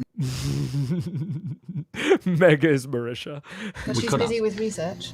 But Kashaw, I think, would do it. What She's about- definitely trustworthy. Think Kashaw, he's a great people person. Just to get rid of him, they would say yes. All right. Shall we go wants find to help? help. He Yeah, does. let's go find I think Kashaw. so. Okay. You guys head outside of the Castle Whitestone, not far from the base of the pathway into the actual city. You can see there is a series of newer outfitted guards. There are people being trained in the force of combat. Oh, boy. You can see that there's definitely a ramping up of the defense force for Whitestone as a precaution. Look like townspeople. Like, Many of them look able-bodied and people that are strong and fit, but they do look to appear to be civilians that have had to take up the cause just in case. any kids? No kids, no. They all look to be at least of, strapping age to be carrying a weapon. Strapping boys? Strapping the strapping edge. Did you ever talk to Cassandra or anyone else about starting an alarm system here? About Yeah, it was- reinforcing Yeah, they the- were working on it already, Okay. weren't they? No, they started with. They are working. I think on it's it, done. I'd buy that. Yes, it was proposed. I do want to maybe go talk to Gilmore, though. But we're going to have to if we leave the city anyway. As you are watching the group kind of go through their different weapon practice moments, they're breaking off into small sparring groups and they're going up against kind of ramshackle-built training dummies. There are a few that are just doing forms in succession. You know the deal. You do see on the opposite end that the person who is currently helming one section of the training is Kashaw, who's currently, you can see a bunch of shield and spear fighters right now, and he's basically giving them instruction on how to use the shield defensively and the spear offensively simultaneously. Maybe he's not the best messenger if he's training our armies. This is not an army. This is something for the population to do while they pass time. the dragon shows up, they're all going to die, no matter how many times they learn how to put the spear forward. As cynical as Percy is being right now, very he's true. right. Yeah. So, All right. But it doesn't mean that Kashaw is going to think that it's any less important, and I'm sure he might not take it as a compliment if we ask him to be the messenger boy. It's an incredibly important mission. It's not just a messenger. It's defeating a dragon. All right, and it's convincing the Slayer's Take to join. The Slayer's Take, if I recall, doesn't do things for free. We're gonna have to pay for this, No. even though we're members. We're going to have to bring them some dragon parts. No, we just take a contract on a really large creature, and then we let the dragon do the work for us. We get the best of both worlds. Ooh, Yes. That's very clever. That's what I thought. We take a contract on an existing creature A really large, terrible that we have to creature. somehow find in Draconia. No. We bring the dragon to the creature. What's that going on? How? You. He hunts them. That's what he does. Not, as soon not as we let him- transcontinentally. You can't broker a fight between a huge beast and a white dragon. We could sell tickets. I think you've done better. Well, we don't necessarily have to sacrifice a dragon. I mean, we're fighting a war here. No, we're not They're talking about fuckers. sacrificing a dragon. We're talking about finding a beast for the dragon I'm to hunt. talking about a dragon. Couldn't we try to talk a dragon into helping us do what we're doing? They're not all evil, are they? They're not. Yeah, but It's a lot do to we know ask. of any other dragons It here? is, yes, it is. Well, then we're gonna have to fucking go to the Slayer's Take.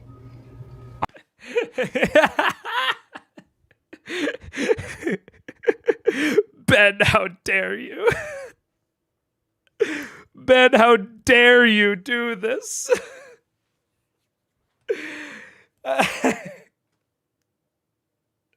Holy shit, I wish that Matt had the fucking cojones to do that.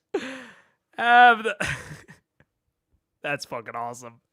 And yeah, and maybe, you know, the DC of the check is based on their remaining health and any status conditions that, you know, you have applied, like, you know, unconscious or poisoned. Yeah, I think that's fucking awesome. I also will say I had also assumed that the Pokeball had a size condition. I agree. Or asleep. Yep. I think. Damn.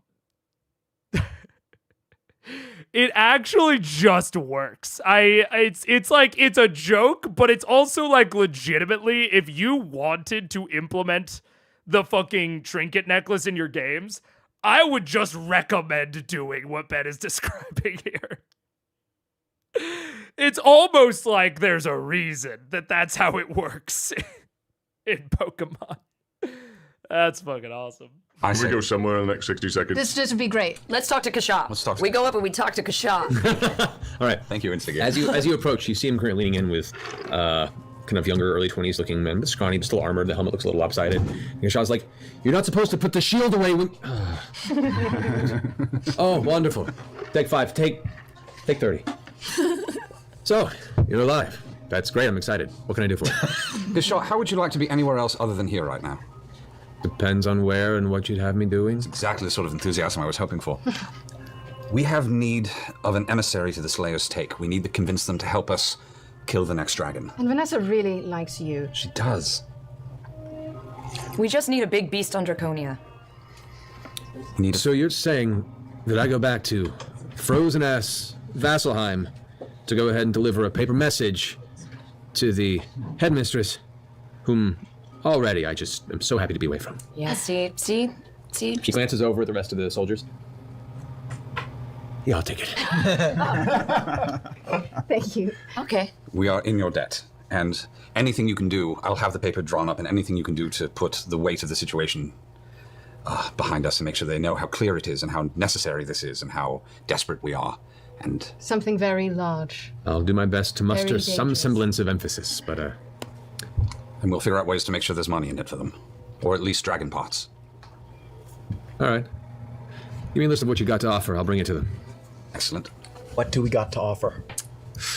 Oh, We don't have to troll dick anymore. That's we gone. have 40 pounds of dragon hide, black dragon hide. And white dragon hide. Well, we don't have white dragon hide, just We had white scales. We have 64 pounds of scales for me. We have 4 claws left. I have a tome of leadership worth 30,000 gold.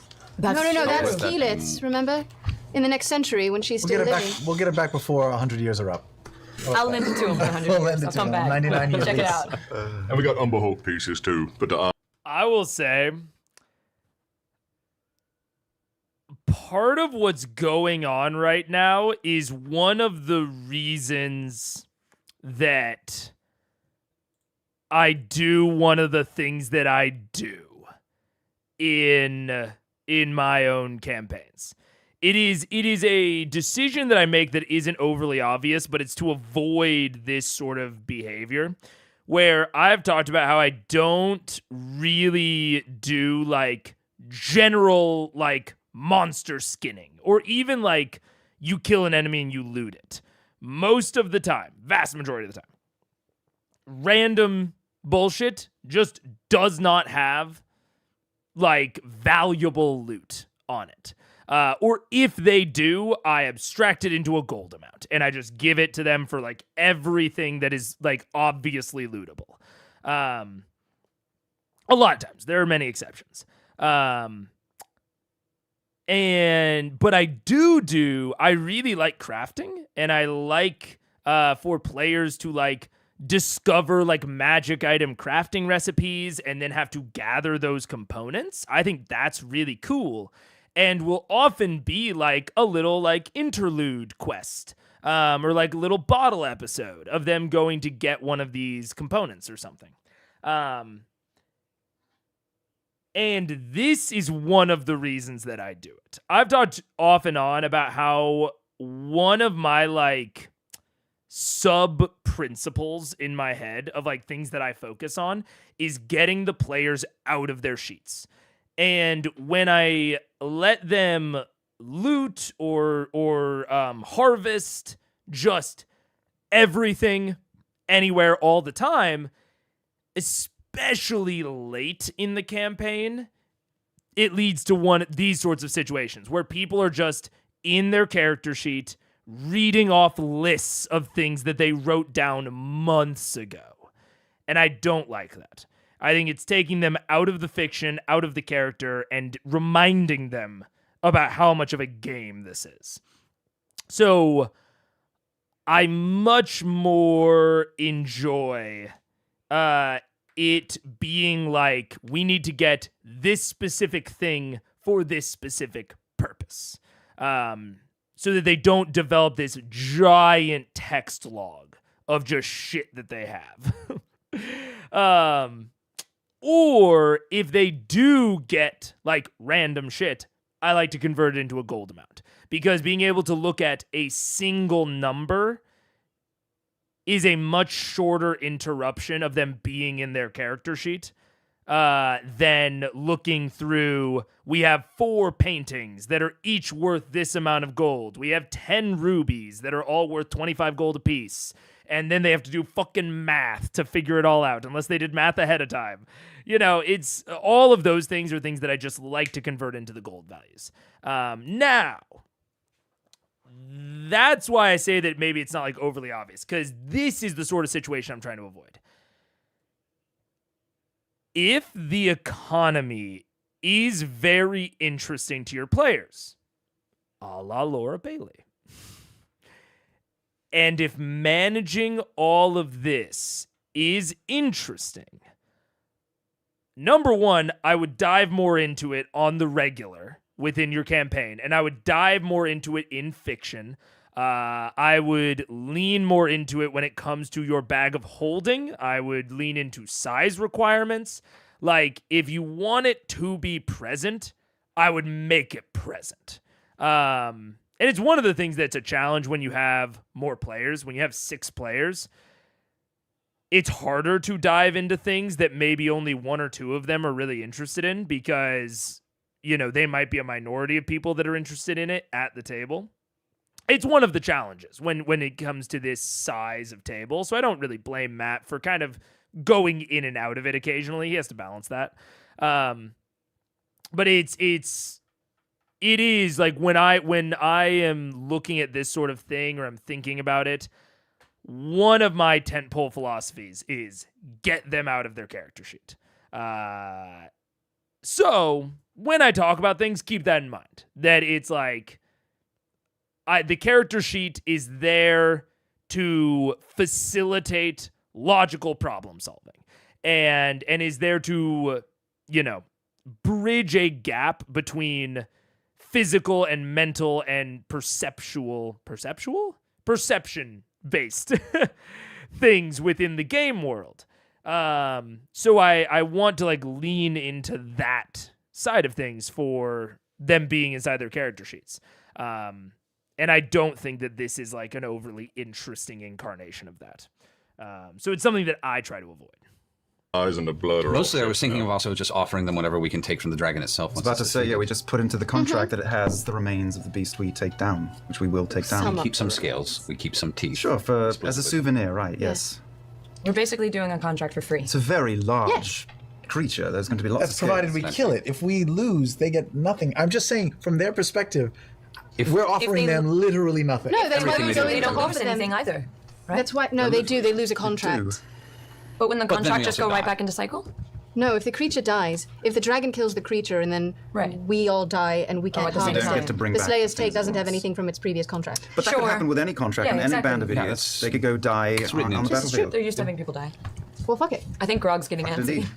I like this. I'm going to have it drawn up. I look Yes. over at Grog and see he's really bored, and I pick up a wooden sword and I hit him as hard as I can on the small of his back. Yes! Oh, It's not going to be that hard. I know. you know, while all this is going on, Grog, you could be training these soldiers. shrink Just my have them hit you. 17. What, train them? Yeah. As you're having this conversation, Not even one. whack! Right in the kneecap, an surprisingly painful and forceful blow.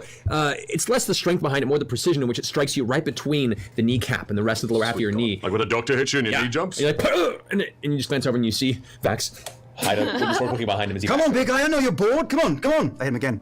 Roll strength check. Yeah, in the nuts. Oh no, Ivo. It is I think the good look, at least I think the good look, the bad good look that Theshel was referring to is a member of the government with ties to industry awarding contracts to which they might have a tie to.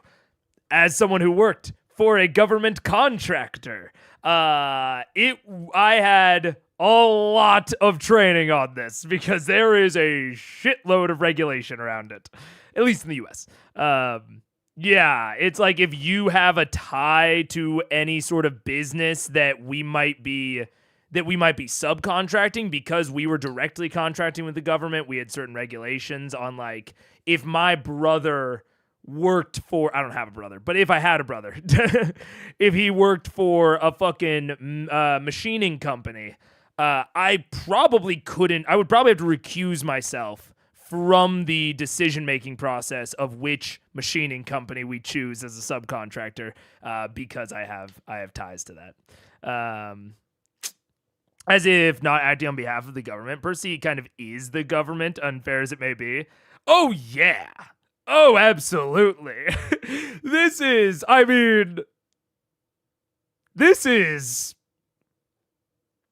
dictator adjacent. It's certainly not our idealized version of a democracy in 2024. I understand this kind of corruption. I live in Brazil. I don't know a lot about South American politics, actually. It's not something that I follow a good amount of. In terms of foreign politics, I follow mostly Canada. Because Canada's close enough to the US, but I don't have as much stake in it. But anyways, no, the Whitestone government gets a lot shakier the more you look at it. Actually, this time it's an attack roll as well to see if you can get In it. the nuts. Okay, cool. That's a 20. Oh. So the but strength it's with a modifier on stick. this one, Just yeah. strength modifier? Modifier, you're not proficient An with improvised sword. weapon. Yeah. Oh dear, I'm used luck. 14. You whack him. This time it hits the meat of his thigh and has no effect. I missed the nut. Yeah. Oh, come on. You have a death wish or Come something. on, take a swing. I'm trying to do you a favor. Come on. Get it out. What am I You're missing writing here? up the stuff I am for cash already. while- I'm just seeing this going down. I'm going to go and I'm walked away and I see a gauntlet on the table and I throw it at his face. Okay, roll an attack roll. It's a 1. I see this going on, and I stand up on something and I yell to the students. Well, but before this sorry. happens, as you're getting up, you watch over and watch his back, rears back, and as he throws it, he pulls a muscle in his shoulder and it just drops to the ground and you're like, ah. Seriously? Oh. I jump up on a chair and I yell to the students. Instructor Kashaw has instructed us that this is a drill. You are to attack that man right there, that large man, as a test of your strength and training. Now! Don't kill them, Grog. Make a persuasion check. Oh, this is going to be awful. Wow. Don't kill them. Wow, that is cruel. Oh. 34? You watch as roughly 45 armored soldiers all turn towards you with their shields and spears and just freeze. They all slowly look towards Scanlan and whisper amongst themselves, then look back at Krog. Also, speaking of inconsequential fucking around, I mean, obviously there are some potential, like, broad fictional consequences, but this is a lot of, like, fucking around using your features where none of the players have a lot of direct consequences. Fun little sequence. I like it. But Delphi, I think this is a very reasonable and fair interpretation. It would be very easy to have considered America a military junta when George Washington was the president. And especially when they did not want George Washington to essentially abdicate the throne. A lot of how Whitestone as a political state goes in the future will be determined by the goodwill of Percival. And that's just the shit of it, man. Yeah. One of the most unremembered rules in all of Critical Role is nobody adds proficiency bonus to unarmed attack rolls. Nobody adds proficiency bonus to unarmed attack rolls. Are people naturally proficient in unarmed strikes? I would assume that they aren't. Am I wrong about that? I thought that Tavern Brawler in 514 gave you proficiency in oh no, it's improvised weapons that you get proficiency in. Is everyone proficient in unarmed strike? I didn't know that. I would have forgotten that shit. Huh. Seems like monks should be. I thought it was a monk thing specifically. Let's check. Monk 5e. Martial arts. You practice, which are short swords and simple melee weapons. You gain the following benefits while you're using unarmed. Use dexterity instead of strength. No. Martial arts does not grant you proficiency in unarmed. Although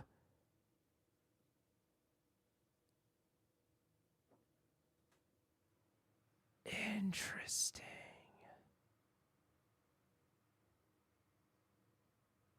Wait, this is interesting. Martial arts doesn't even give you proficiency in monk weapons.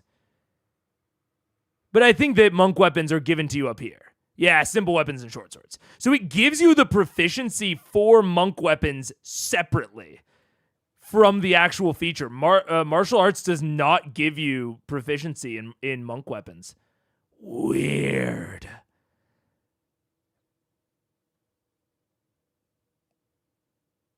I did not realize that. That's crazy. That's crazy. I think they meant that the cast adds proficiency when they shouldn't be. Really? Oh, is that what they meant? Unarmed attack proficiency 5e. All characters, long story short, I was looking at the work of the monk class. No one in the class. Right. Therefore, by way of logical deduction. So they're doing logical deduction. Does it actually say it anywhere? Just so you can see the actual rule. Instead of using a weapon that makes a melee attack, you can use an unarmed strike. On a hint, the unarmed strike deals bludgeoning damage equal to 1+ strength. You are proficient with your unarmed strikes. Damn. Damn. Yeah, this is from the PHB. I did not know that at all. I already lost it. That's crazy. It does make sense. It totally makes sense. I was not aware of that I lost it. But yeah, that's crazy. That's crazy. Weird. They still don't add damage, so it's nothing crazy, but it's the difference between a level 14 with 0 strength having a straight roll or a +5. Yeah. No, it's not a huge difference at lower levels, but at higher levels where prof is scaled way higher that's a big difference in the 2 hit. And like you said, damage is a fucking 1, so oftentimes doesn't matter, but especially for interesting combat conceits, like I've run combat conceits where you had to do an exact number of damage, or if you did an exact number of damage to an enemy, you got a specific effect because of like a very specific weakness that they have. I've also done conceits where they have like an overshield, where if you do above a certain amount of damage, then it just doesn't affect them. But if you do below a certain amount, it does affect them to give, which was specifically a challenging combat for the rogue and was meant to highlight the fighter. So it doesn't matter, but it kind of does. That's so interesting. I never knew that. Yeah. I always thought that officially Whitestone is part of the Tal'Dorei kingdom. I thought that it was separate. I could be wrong, though. I actually don't know about the politics there.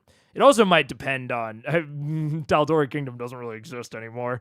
Royal Family rule only ends when Gilmore gets together with a few other rich merchants and decide they don't need the royals anymore. Yeah, I mean, they could turn it into a merchant republic real fucking quick. Especially with how much power is concentrated within Gilmore's magical emporium. They could turn Tal'Dorei into a merchant republic real fucking fast. And IMO, the reason that they haven't is because Gilmore is pretty embedded within the government already. There's a magical industrial complex in Tal'Dorei, and that is why the royals stay where they are, if you ask fucking me. Does that mean wizards and sorcerers are proficient in punching? It does. They do 1 damage, but that's exactly what it means, yeah. Ain't that crazy? Ain't that the shit? And I mean, if they have a negative strength, the negative strength would also be a factor there, but yeah. Fucking crazy. They probably would end up doing 0 damage. If they dump strength and have a -1 to it. Unless unarmed strikes say that it's a minimum of 1 damage, they probably end up doing 0. Which is very funny if you think about it. That they're proficient in punching, but they can't hit anything. Or they don't do damage to anything. There's a rule that says a minimum of 1 in general, not just for unarmed. Fuck that. Let him do 0. That's fucking hilarious. I don't think you should be able to do negative damage, but fuck it. I say we do 0. That's very funny. Yeah. I think Whitestone was always independent, but I don't know. Yeah. How would Gilmore fly under the radar with his smuggling? Great point. Probably one of the reasons they don't want to do that. Anyways, back to the streets of Ank'Harel. And stay frozen and Tulite kind of creep forward for a minute. Get a little closer. I take the gauntlets and I smash them together and I grow inside. As your form swells into your now enlarged Goliath battle-ready form, you notice a few of them start giving off this rattling metal sound as their armored knees can together. Many of them step back about 10 feet, and Kasha, who hasn't left the his turns around and goes, "The gnome's fucking with you. It's fine." He walks up to you, Scanlan. He passes the goes, "That was pretty funny." Dude, we want to talk about peak. We've never talked about this before, I don't think. But varied DCs for different targets. We might have talked about this before, but I can't recall it. It is especially with charisma based checks broadly. this is very applicable where these soldiers had a persuasion DC that was probably in like the 10, 15, 20 range. But Kashaw has a DC that is 30, or it is possibly an impossible check for Kashaw. Like, and both of them are, and the check is being applied to both targets simultaneously, despite them having these different DC levels. I think this is a great usage of it. Really, really funny, obviously. But a really good usage of this differing DC on the same check. It's not something that I use often, or that I think you should use often. But this is a really great example of it that I can't remember if we've ever seen before, because it's a pretty niche thing, obviously. But really, really good example of Kashaw, has like, well, not even a 30, because Sam rolled like a 35. Kashaw probably, you couldn't have rolled persuasion against Kashaw. It was just an impossible check. But you could roll against all these other participants. Cool. Very, very cool implementation, and really works in this small fuck around scene where you want to keep the stakes low. Especially works in this sort of scene. Yeah. Crawford tweets, should take a point of damage. That's so funny. If you do negative damage, you take it instead. That'd be hilarious. We're just coming up with things where there are probably bad edge cases where these rules are bad and we shouldn't use them, but they're very funny in this specific circumstance. I try. Don't get the people killed. I'm working on them for 4 days. He wasn't gonna kill. Were you gonna kill them, Grog? Yes. Oh shit. I look at Vax and I go, you were just playing around, right? Yes. And in my giant state, I'm going to kick him like a soccer ball. Oh, I'm gonna dodge. Uncanny dodge, man. Well, we'll see. Yeah. Go ahead and roll an attack roll. Oh. That's good. A 32. Ooh, no, I don't miss that. Roll a strength check. Wait, I'm gonna use another luck and make him roll again and pick the lower of the two. Okay, so 15 on the strength check. No, 25. Right. Gotta roll again for the hit. Look at that. Roll again to use the luck point to force you to re-roll your attack roll. 24. Yeah, that hits. What's the strength roll again? The strength was 24. I did a strength check a second. Strength check is 24. So as you peek out of the corner of your eye, you hear this, and as you try and spin and dodge out of the way instinctually. Uncanny dodge. I know, and we'll get to that. Instinctually, you turn to dodge out of something grog-sized. Yeah. Not giant-sized. And in that brief minute that you remember that he grew, you pause just long enough to feel the force of what feels like a giant battering ram slam into your side, sending you off your feet and arcing probably a good 30 feet before you tumble and skid to the ground. Shaolin soccer. What's your strength modifier? 7. 7. You take 14 points of bludgeoning damage, reduced to half because you take uncanny dodge. Yeah. So only 7 points bludgeoning damage, and you kind of take the first second stunned, feel a little bit of that kind of bile and iron taste in the back of your throat. And in the distance here, I feel so alive. First rule of Fight Club. Just like good old days. Can I check the Titan Stone knuckles? Have they changed now that I've kicked a friend in the face? make an investigation check. Damage! 8! They appear to have maintained the composure as gauntlets. Come on, man. There's some blood and 5 long dark hairs. Dude, there's something here. I'm gonna have to reflect on this more. I think maybe it's because the mansion is like a liminal space where they can do so much with no consequences. Maybe that's the key. Maybe I need like 2 out of 10 consequences rather than like a 1 out of 10 consequence. I don't know. I'm gonna have to think about it and self-reflect more, because for some reason this fuck around and I always think back to the hunk of, what was his name? Qual. The hunk of Qual. Qual's house, the little mini dungeon in Qual's house. I loved that fuck around. I loved Winter's Crest at Whitestone. I love this. And there is some sort of distinction for me between these fuck arounds and the fuck arounds inside the Magnificent Mansion, where like when they were experimenting with Fassbender and when they were experimenting with the vestiges.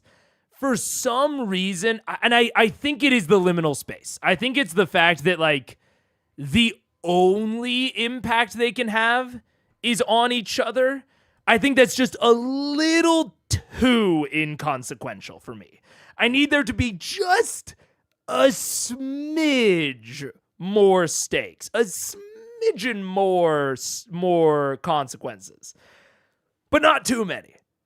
Because these, for some reason, are so much more compelling to me than like when they do very similar things inside the mansion.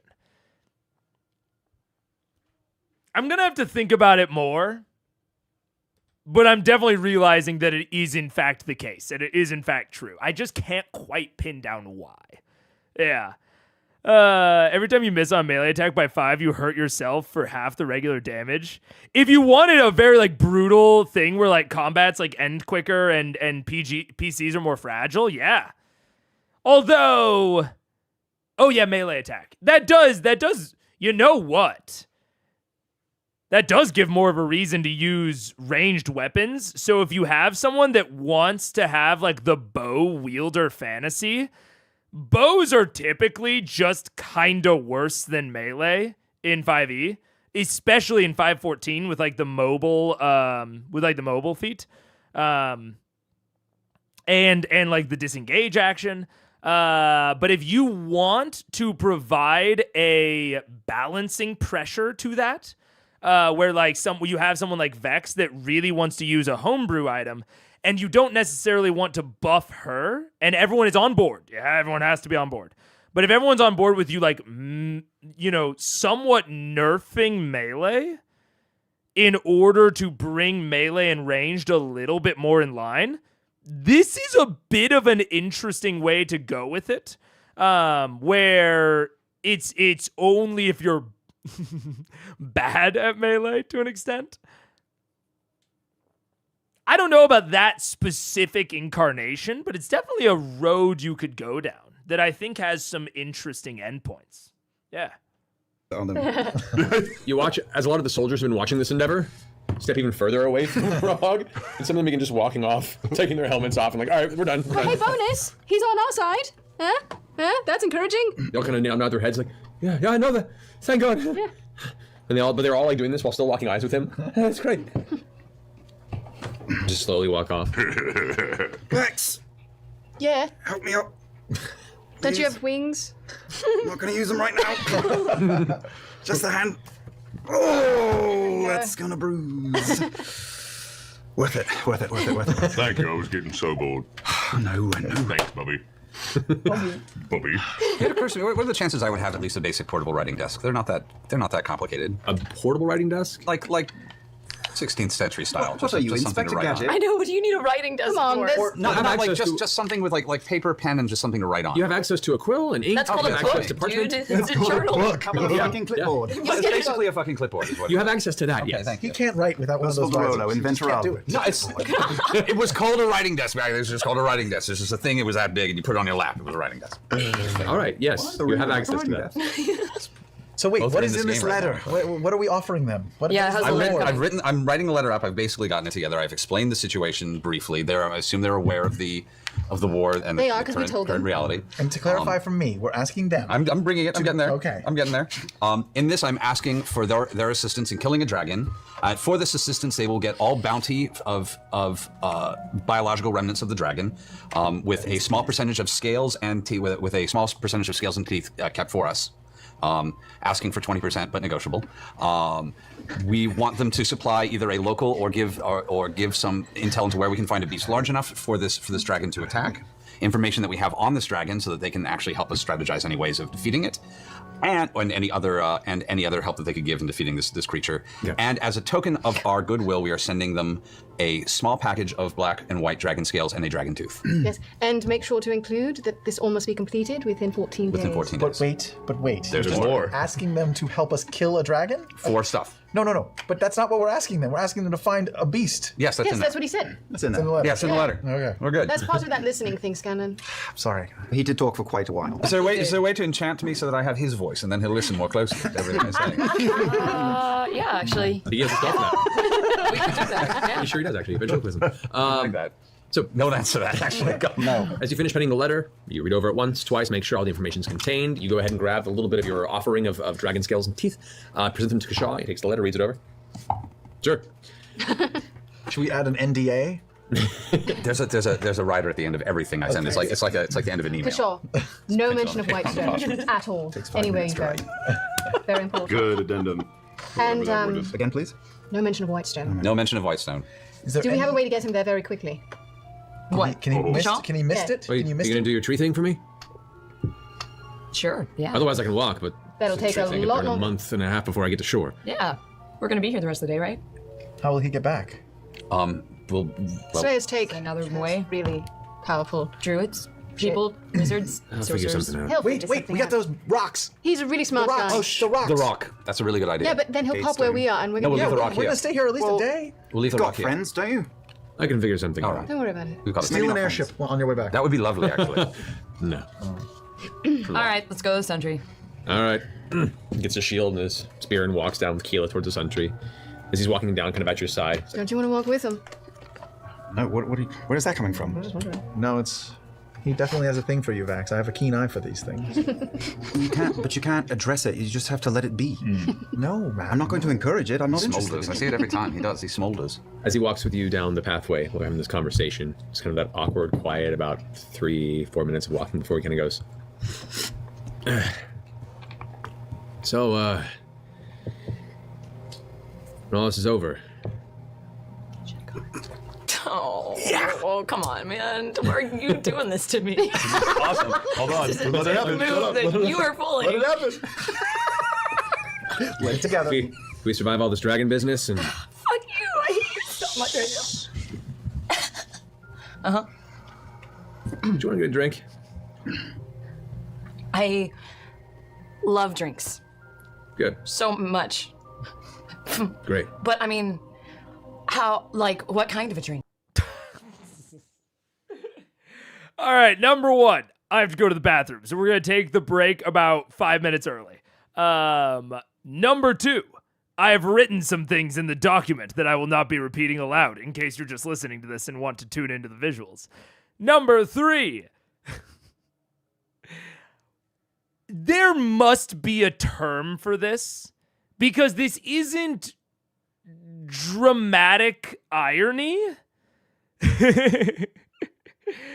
I don't know what it's called, though, where we as an audience know that a character knows something, but other characters don't know that that character knows something or has experienced something, and therefore the other character's ignorance is played for comedy.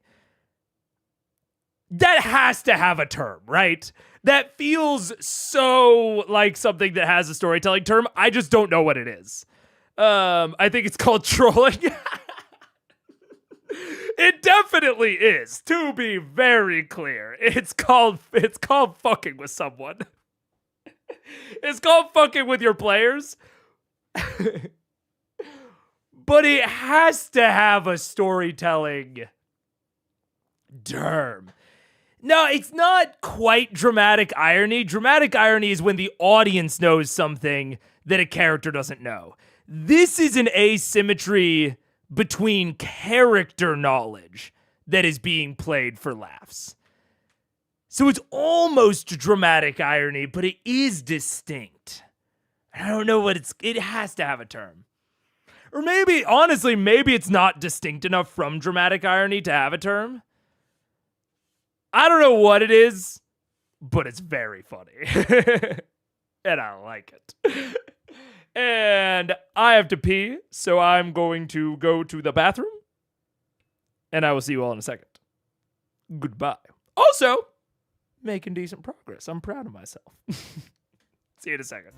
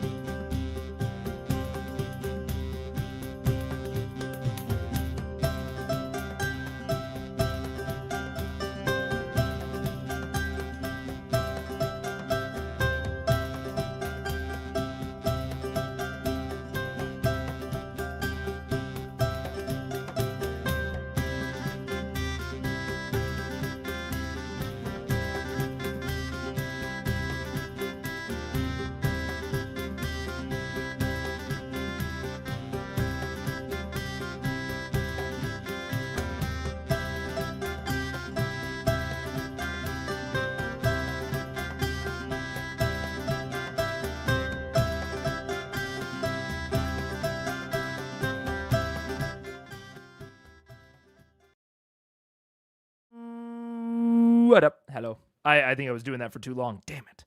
It's classic dramatic irony? No, it is distinct.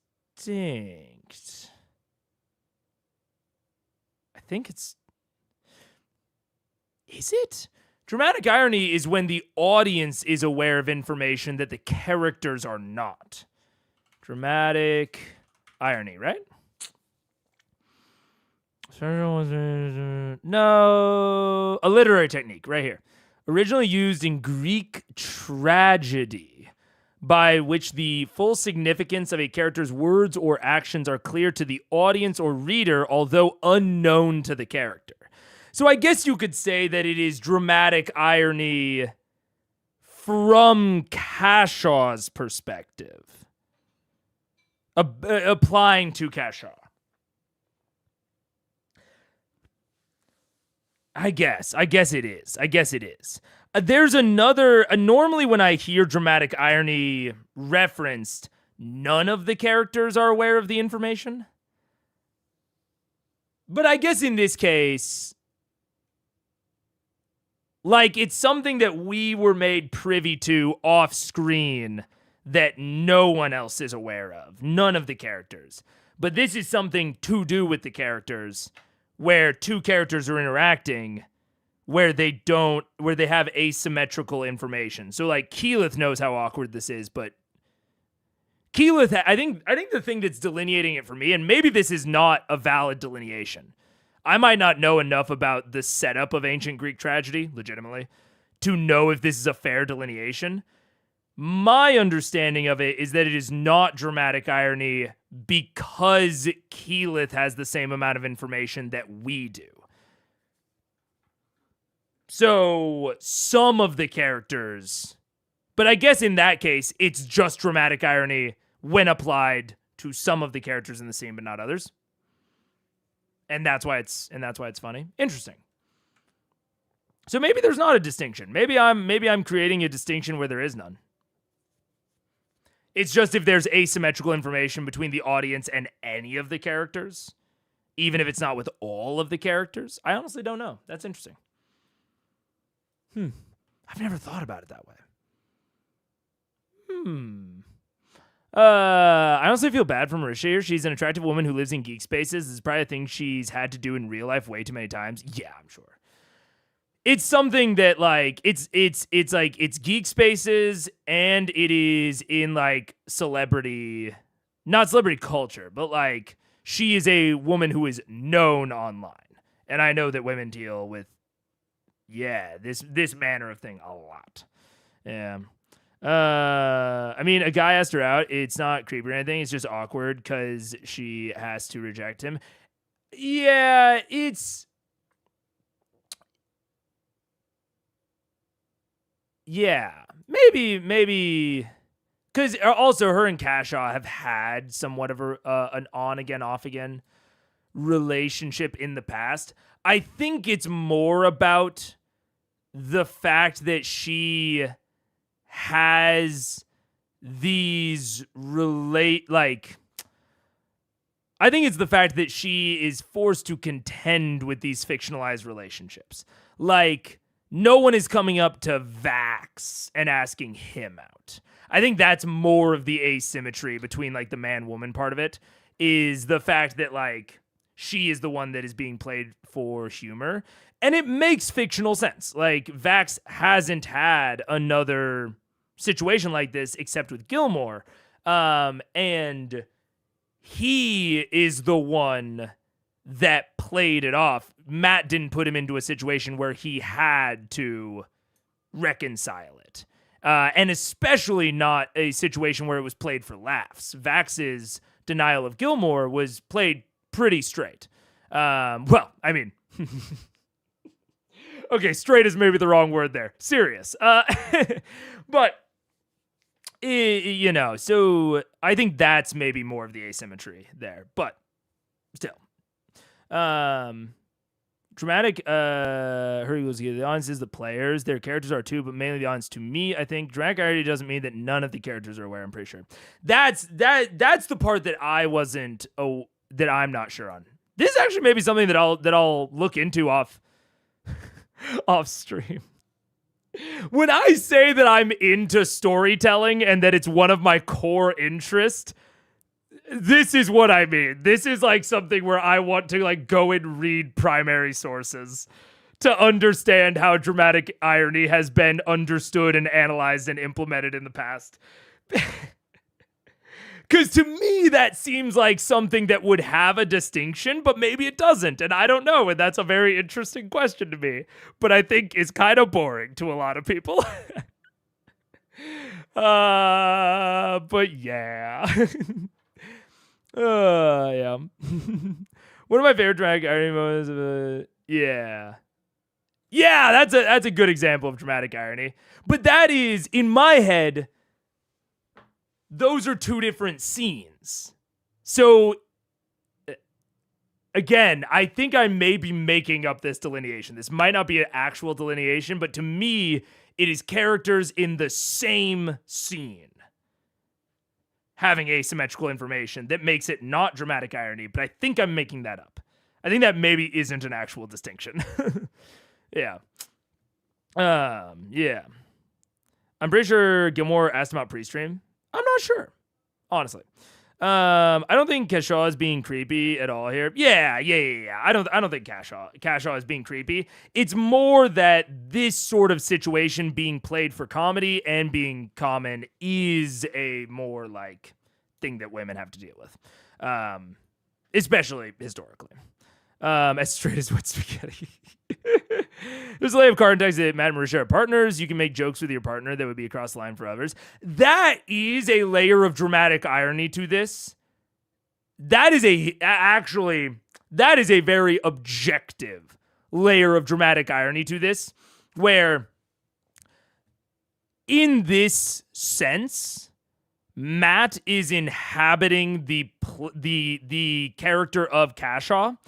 And as an audience watching this TTRPG, we know that the two controllers, essentially the two writers of these characters, have a real-life relationship.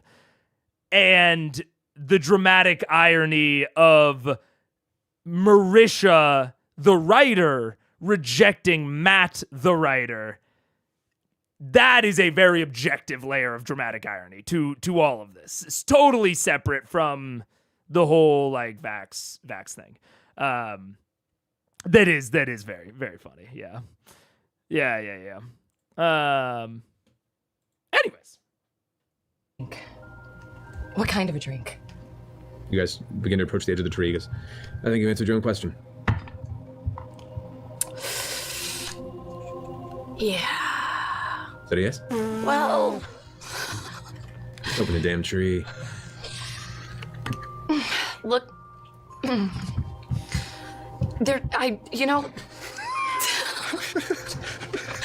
It's really complicated right now, and I'm kind of trying this whole, like, allowing myself to feel things thing.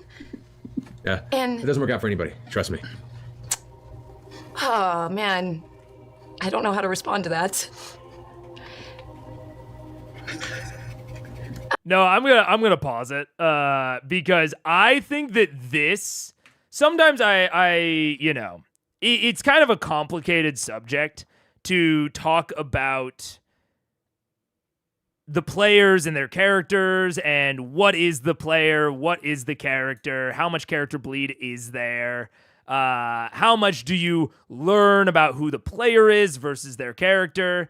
Because I was about to say, man, what a great, Keyleth low charisma moment.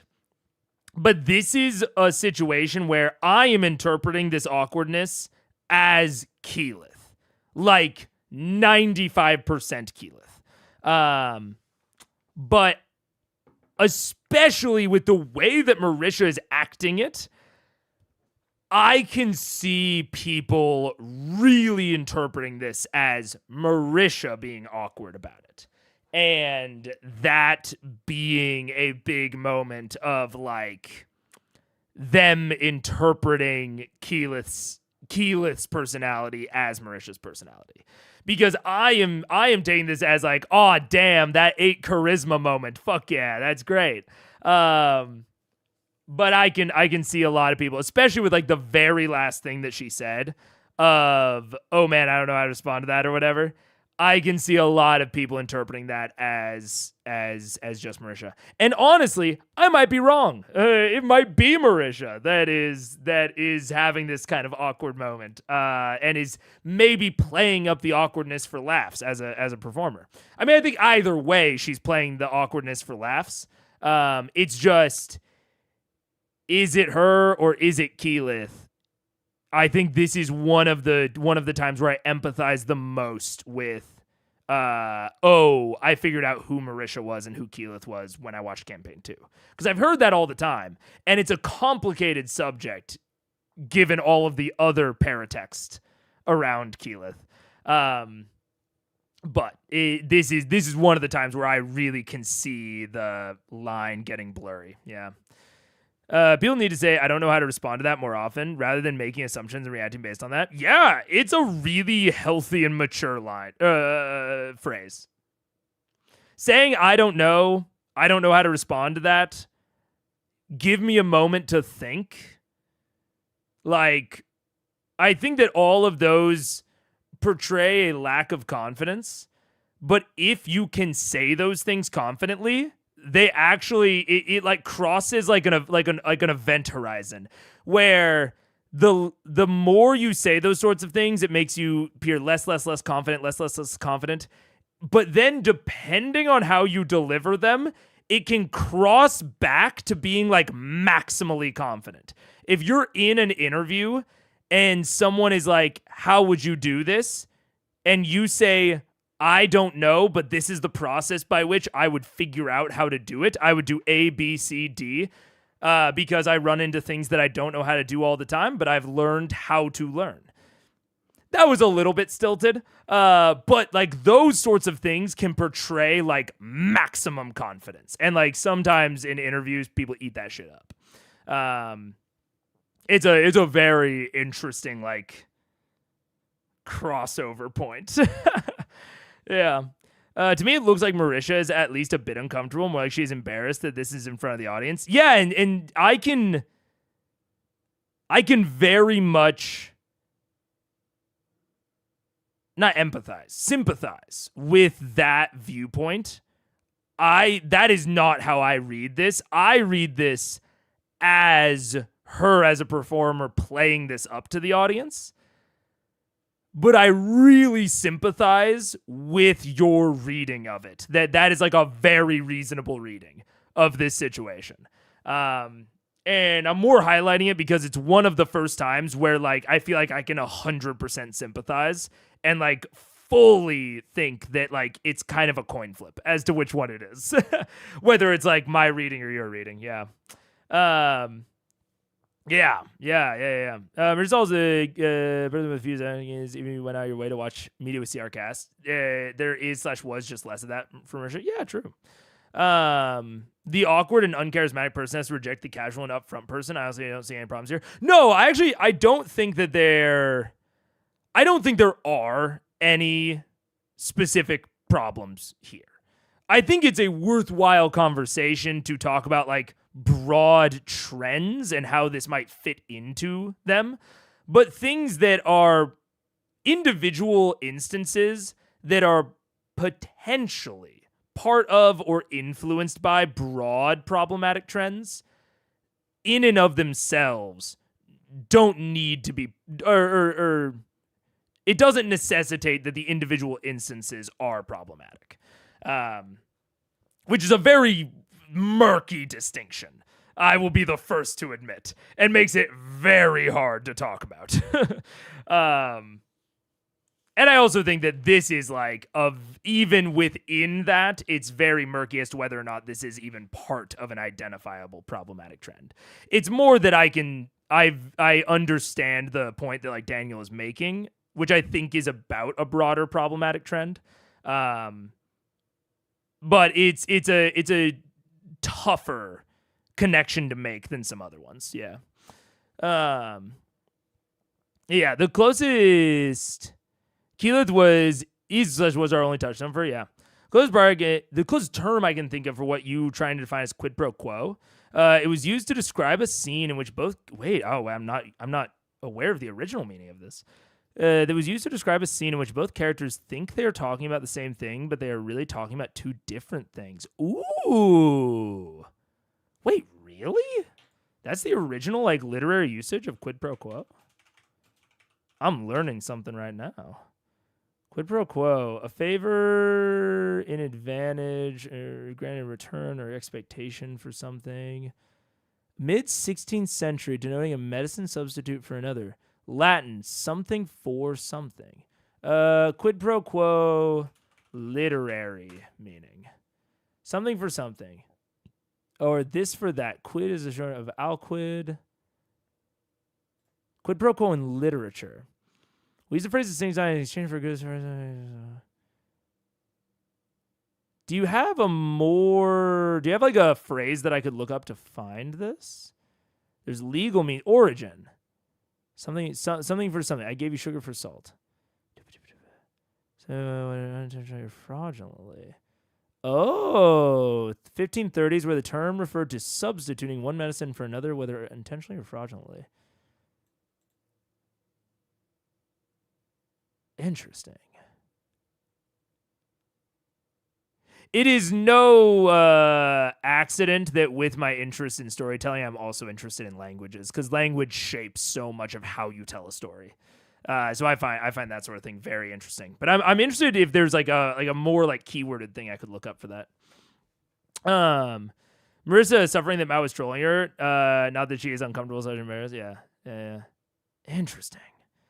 Definitely a bad point, Pharaoh. Be sure that without having seen campaign 2 and 3, and that's kind of what I'm hitting on. Is like this is one of the moments where I can sympathize most with the campaign 1 only viewer, not detecting the acting, and I myself am uncertain, but I lean towards the acting. Yeah. Is using quid pro quo in the original Latin sense, and in many Latin languages. In English, it means something different. I've heard it used. I think the more modern connotation of I scratch your back, you scratch mine. Sort of. That's kind of how I think the modern English understanding of quid pro quo is. But I wonder if there's. I want to learn more about the original. I'm using the term as it applies to the well-made play, which was a formulatic play form from the 19th century. Ooh, I've heard of the well-made play. Quid pro quo, well-made play. Quid pro quo. Quid pro quo. Within the structure of the well-made play, the 3 technical terms are frequently used, derived from the classical Latin quid pro quo, literally something for something. 2 or more characters interpret a word, a situation, or a person's identity in different ways, all the time assuming that their interpretations are the same. Oh, that's so cool. I don't understand how it was derived from this. How the fuck are these related? Like, how is something for something turned into this? But this is very interesting. This is super, super interesting. And I do agree that I think what just happened between Cash and Keyleth is somewhere between dramatic irony and quid pro quo. It's using quid pro quo for dramatic irony, essentially. Because we know the one person's interpretation. We know both of their interpretations. So actually, maybe that is the ultimate thing at the end of the day. It is pure dramatic irony because the comedy and the irony is derived from the fact that we as the audience know both of their interpretations. We know how both of them are perceiving this, and we know the difference, but they don't. Or Keyleth kind of does. Interesting. Peripetia. Using this context to make the greatest in a series of mishaps suffered by the hero. Oh. The climax of a series of unfortunate events? Interesting. Cinefaire, the obligatory scene. A term invented in 19th century crit Fancisic? Sarsi. A scene in which the outcome the audience expects and ardently desires comes to pass or is clearly signaled. Huh.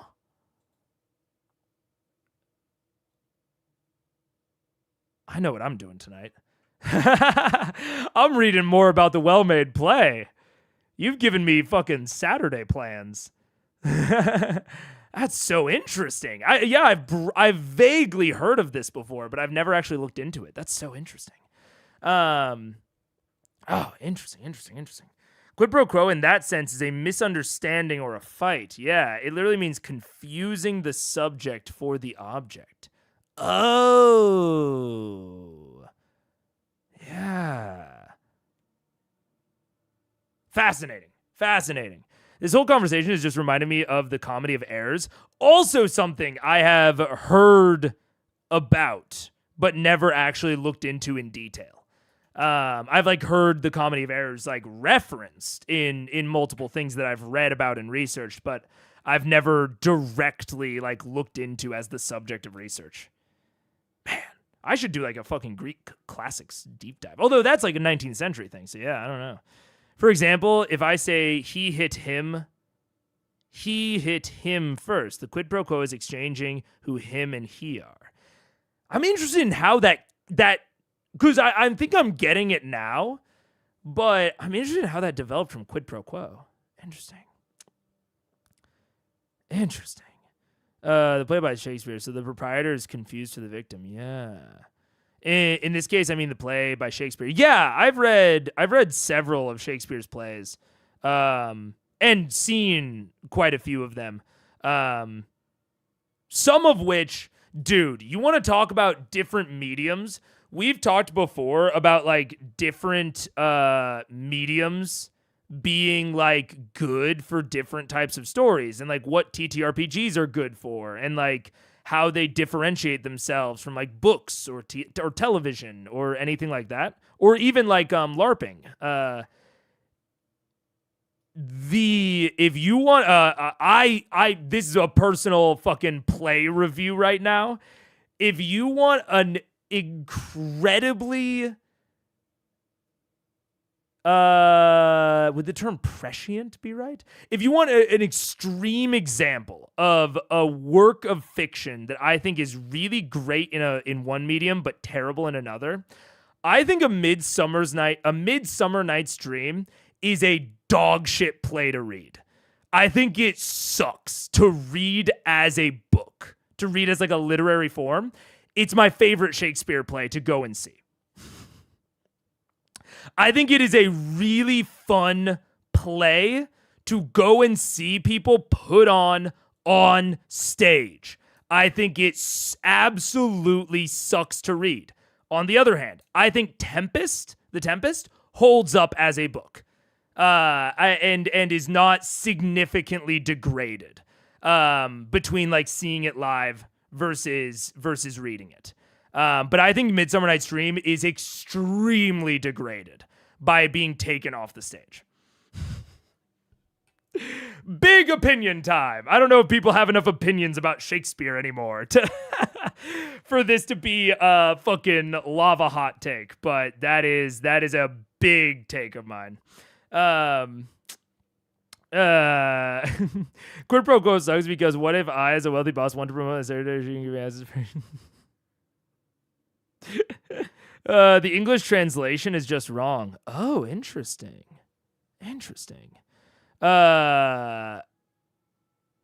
Doing great on the talking budget. Ooh. What? I saw the Comedy of Errors in the reconstructed globe with my father when I was a teen. What? There was and it was awkward. Actual elephant's foot take. I can't quite parse if that's even meant to be positive or negative in this context. It's funny. Either way. It's saying the term literally, but since English is not a causal declinable language, but the words end up meaning the same because the whole point of the expression is the subject-object dynamic. Oh, I'm understanding you, Strawberry. So, in this case, something for something, in English, these two words are the same word. And so it sounds like a I scratch your back, you scratch mine sort of situation. But in the original Latin, these are essentially two different words. This is subject for object, indicating a transaction, or not a transaction. This implies transaction. Something for something implies transaction, whereas the original indicated a swap, whether unintentional or intentional, like it was used with the medicine. I'm tracking. That's fascinating. I don't know if that's actually fascinating to other people. That is fascinating to me. Wow. Yeah, that's so cool.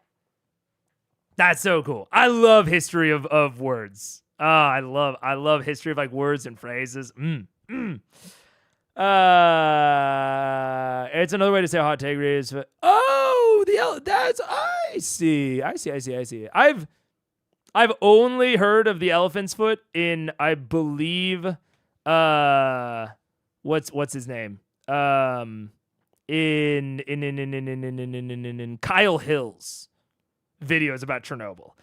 Those are the only, I think that's where I heard about the elephant's foot. But it's not baked enough into my brain to to remember. Interesting. I didn't know the meaning of the elephant's foot. I only know the animal and 3D printing meanings. Yeah. Sometimes you just need to see Shakespeare. That's the way it was meant to be experienced. Yeah, exactly. It was meant, they're plays. It was meant to be a play. It was meant to be a visual expression. It was meant to have actors and a visual, like, Shakespeare was written with a visual component in mind. In the same way that stories in D&D are written with a game in mind. Most stories in D&D do not novelize well. It's why fucking campaign journals are kind of, I wouldn't say controversial, but they're, some people like them, some people hate them.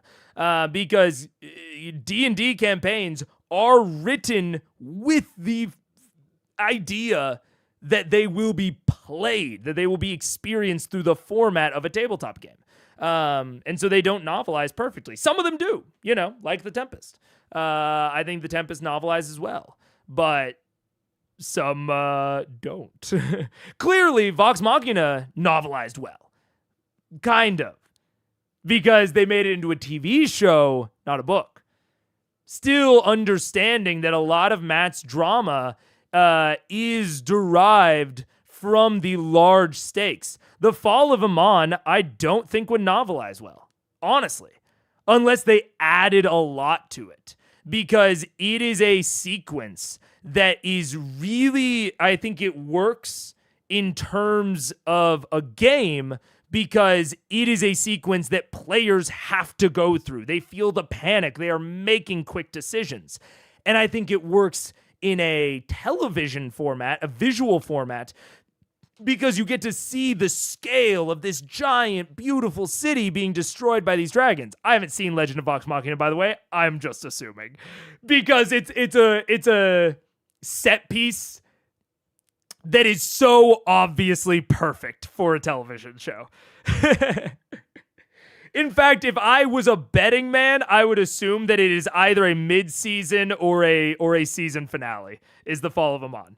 Because it's a perfect cliffhanger as well.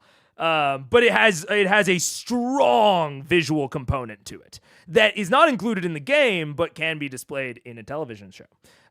Whereas some campaigns don't have those kinds of set pieces that can be translated into strong visual set pieces. But like I said, I don't think that The Fall of Amon would work in a novelization because most of those types of set pieces need long and sort of personal, like apocalypses in novels and in just writing need a lot of personal ties where we learn about the characters and the characters are challenged in deeply personal ways.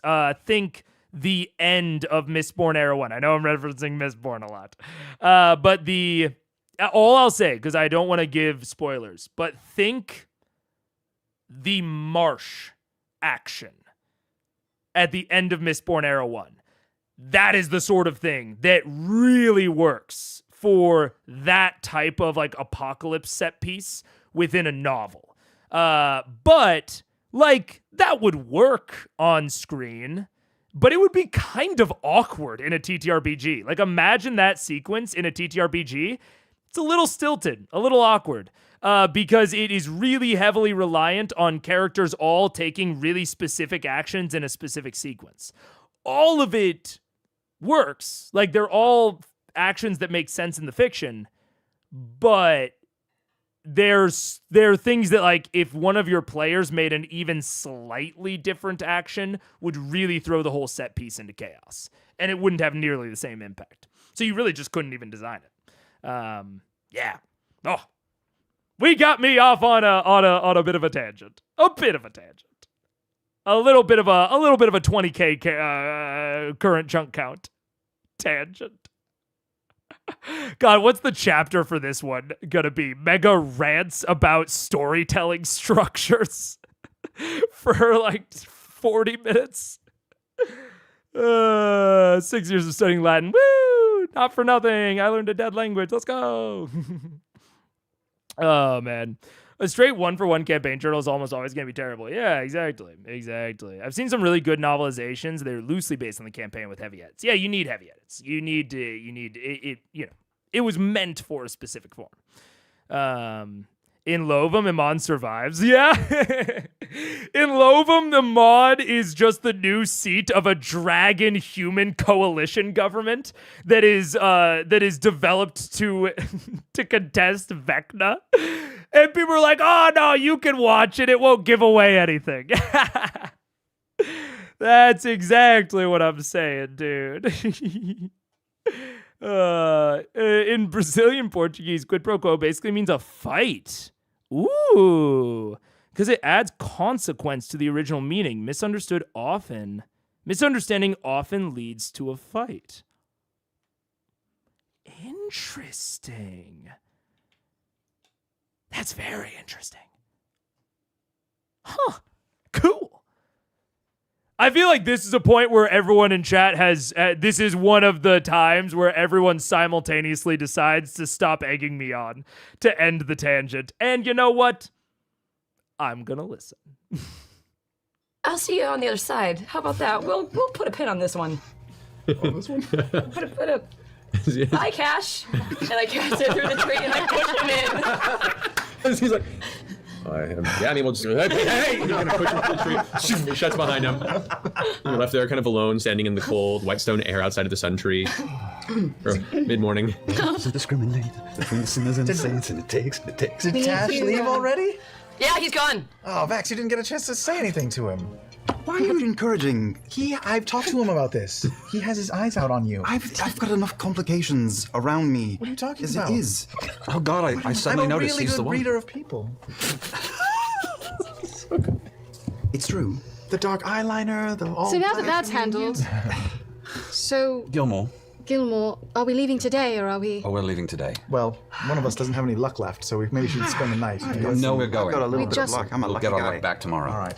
We've got a limited amount of time on this. Fine. All right, you guys. Man, they're not even used to it yet, so they're not like really taking it to heart. But them actually, like, they're still being pretty casual about taking a long rest, but you heard the start of it. You heard Vex / Lore saying, we've got a limited amount of time on this. For the first time, players are really starting. It's the start of it. It's how it starts, where they're starting to become concerned about wasting resources, because now taking a long rest is eating away at their timer. Now, I think the timer's long enough to where it won't matter, But you're starting to see the mentality shift. You're starting to see it.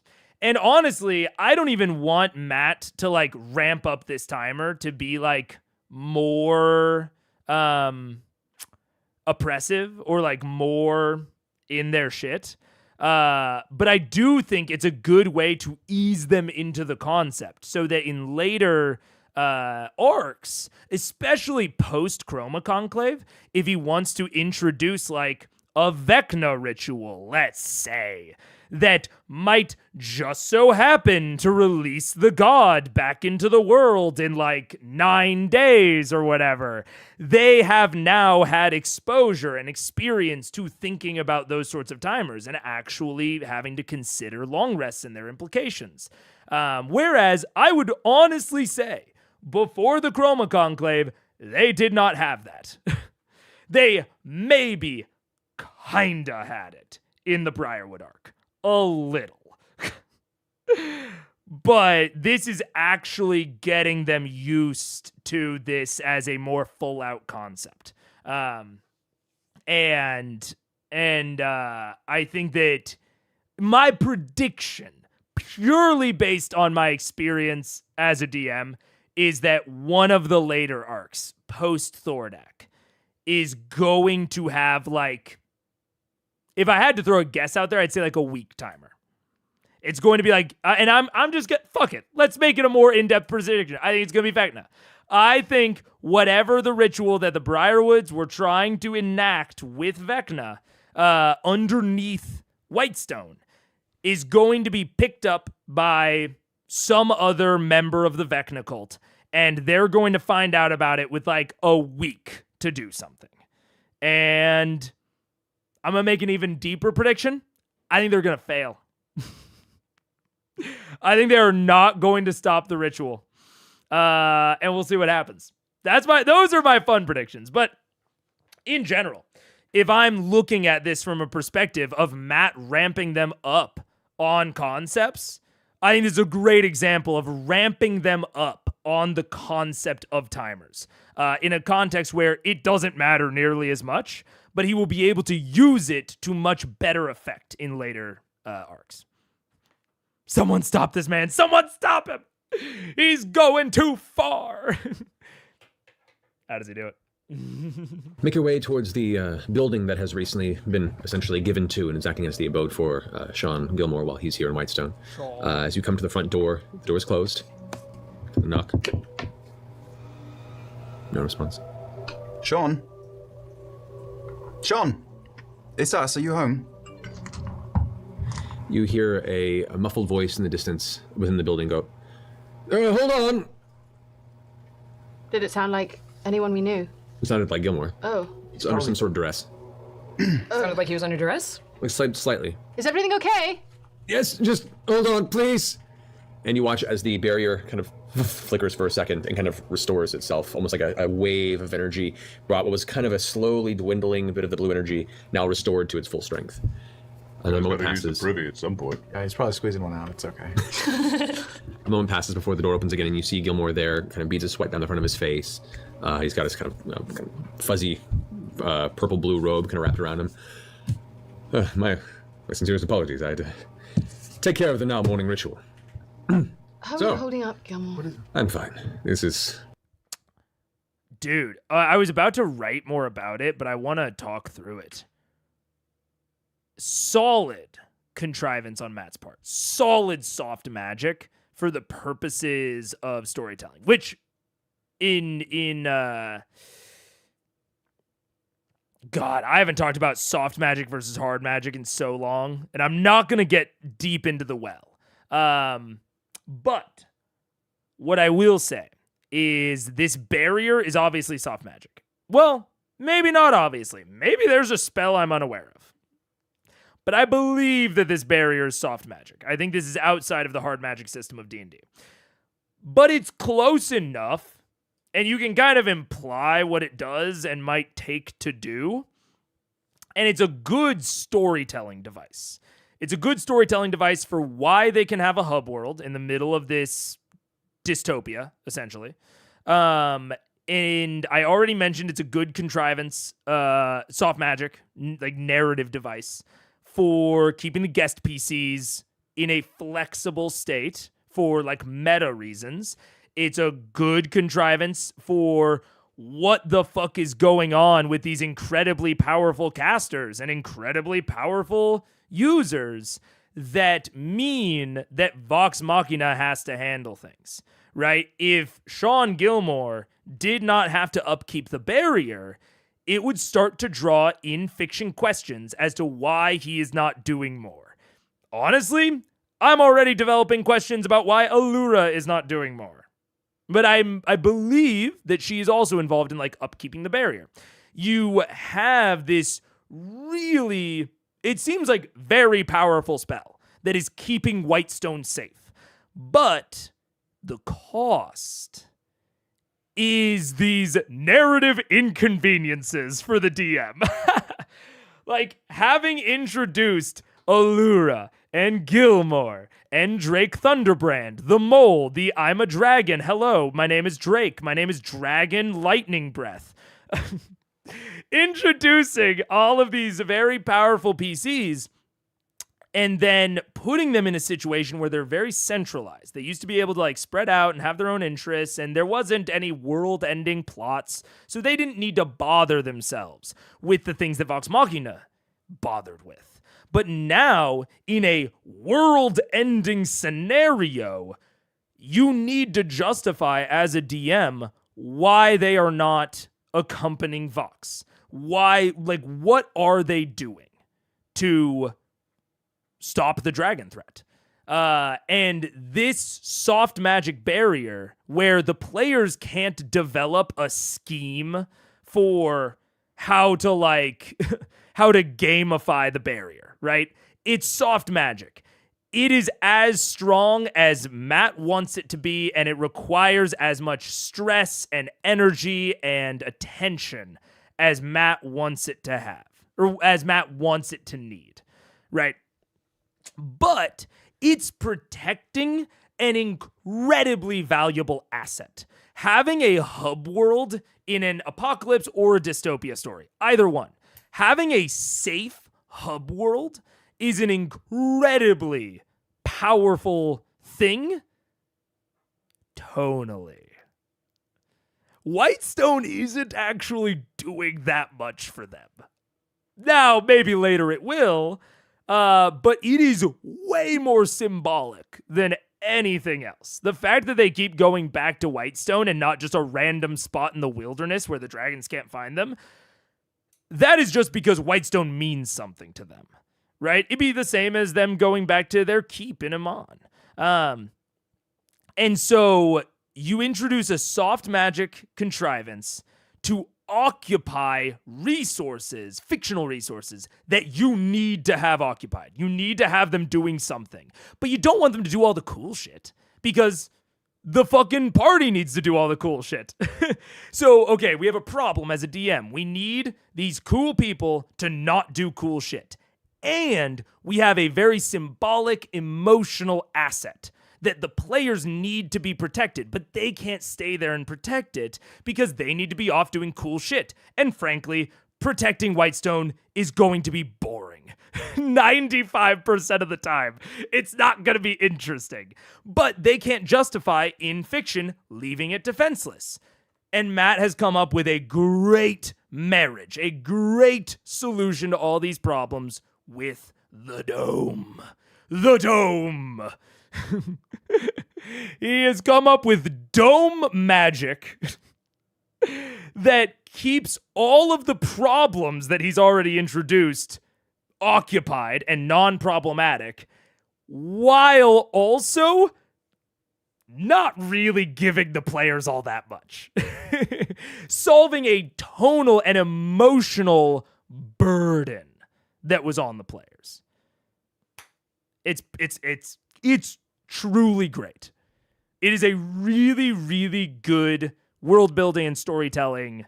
I keep using the word contrivance, which I honestly should stop doing, because talk about something that has negative baggage attached to it.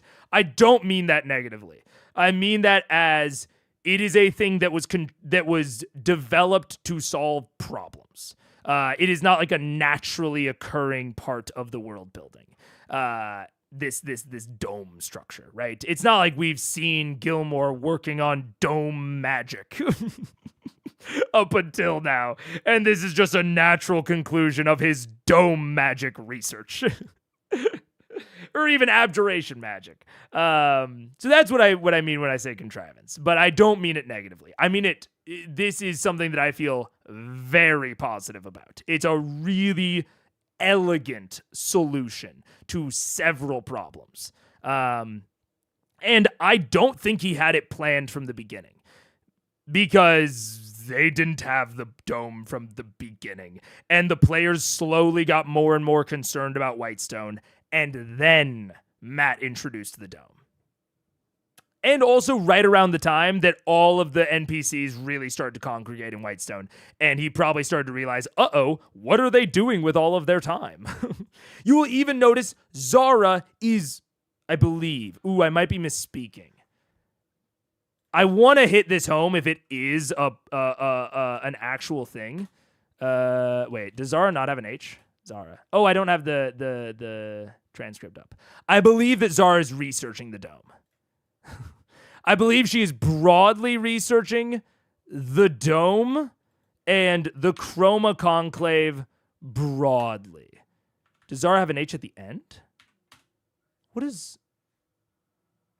is Zara's name spelled? Sir, this is my emotional support town. Precisely. Za. Wait, do I have to be clicked into here? Zara. Oh, the H is in the middle. Of course. She comes and sit down. She's having breakfast. I had a feeling scattered. I'm going to continue my research since the rest of the Ziggurat clan are now scattered about or maintaining that barrier. Guess who has to do the research in the meantime? So she's doing broad research because of the barrier. Again, using the soft magic contrivance for everything. And that is not a insult. That is a compliment. It's an elegant solution that doesn't feel contrived. It doesn't feel like a Deus Ex Machina. It feels like something that would naturally occur, even though it definitely didn't. It's really, really solid. I thought it was just Zara today. I learned. There you go. High-level soft magic works really well for parties not at like level 20. It's easy to think these people know spells the PCs have never heard of. Absolutely. And because ritual magic is something that distinctly exists within the D&D magical sphere, but PCs have very few access points to ritual magic. The closest that they have is establishing a permanent teleportation circle, which is designed in a way that it is highly improbable that actual players will use it. Just because of the way that it's designed. So ritual magic, and I don't mean ritual magic as in the ritual tag. I mean it separately. When I say ritual magic, I mean like long-term spells that take a ton of casting time and take a lot of magical essence, but have very big effects or have ongoing effects like passives. But that like the caster has to continue to channel actively. Very little of that the PCs have access to, but does distinctly exist within D&D if you look at like DMG references and Monster Manual references. Definitely exists. The players just don't have access to it. So yeah, I honestly can't stop complimenting it. I think it's a really slick thing that he's doing. Yeah. It's just what she called the people who were researching before they got pulled Bear Dudes. Got it. Permanent teleportation circles exist in 5e. I thought they dropped official rules for that in 5e. In 3.5, there was a separate spell that could make almost any spell permanent. No. So it's not that, but it's part of teleportation circle in 5e. Teleportation circle 5e, blah, blah, blah. It is the third paragraph. You can create a permanent teleportation circle by casting the spell in the same location every day for a year. Most campaigns don't last a year of in-fiction time. You need not use the circle to teleport when you cast the spell in this way. And you have to do it in the same location every day.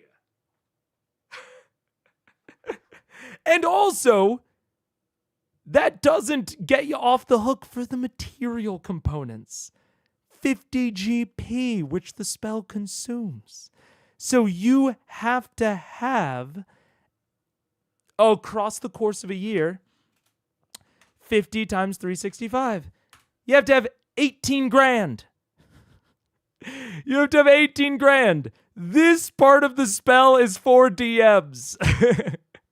This is for DMs. This is for factions. And maybe for long downtime sequences. But this is not for the majority of PCs. It's just not. Just in the practical reality of running D&D, that is not what this is for. Now, I'm the fucking loony that really wants to do that as a PC. I see that and I want to do that, but that's why I'm a fucking DM, and that's why that's why I am primarily a DM, not a player. Is because I want to do that sort of shit. In 3.5, the spell is permanency and costs 2 rounds. 2 rounds? Only rounds? That's crazy. I think clerics also have a spell that's permanent if you do it every day for a year. Don't remember what it is. Oh, man. There was a Richard. We need Richard in the chat. There's an old chatter named Richard that was a cleric main that always told me about high-level cleric spells that I'd never heard of. Because I've never had a cleric. I've never had a cleric player. Straight up. Never had a player that played cleric. So I'm very unaware. Yeah. Also, 2 rounds is such a weird amount of time it is. Yeah. Temple of the Gods, precisely. It is for temples. It is for guilds. It's for polities. It's for governments.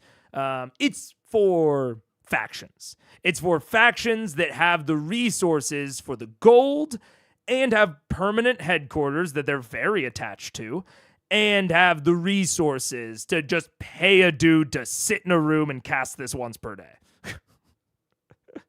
Oh, wait, Temple of the Gods is the spell. Temple of the Gods is the spell. I'm assuming. I think I misunderstood the comment. Temple of the Gods. God? 5e.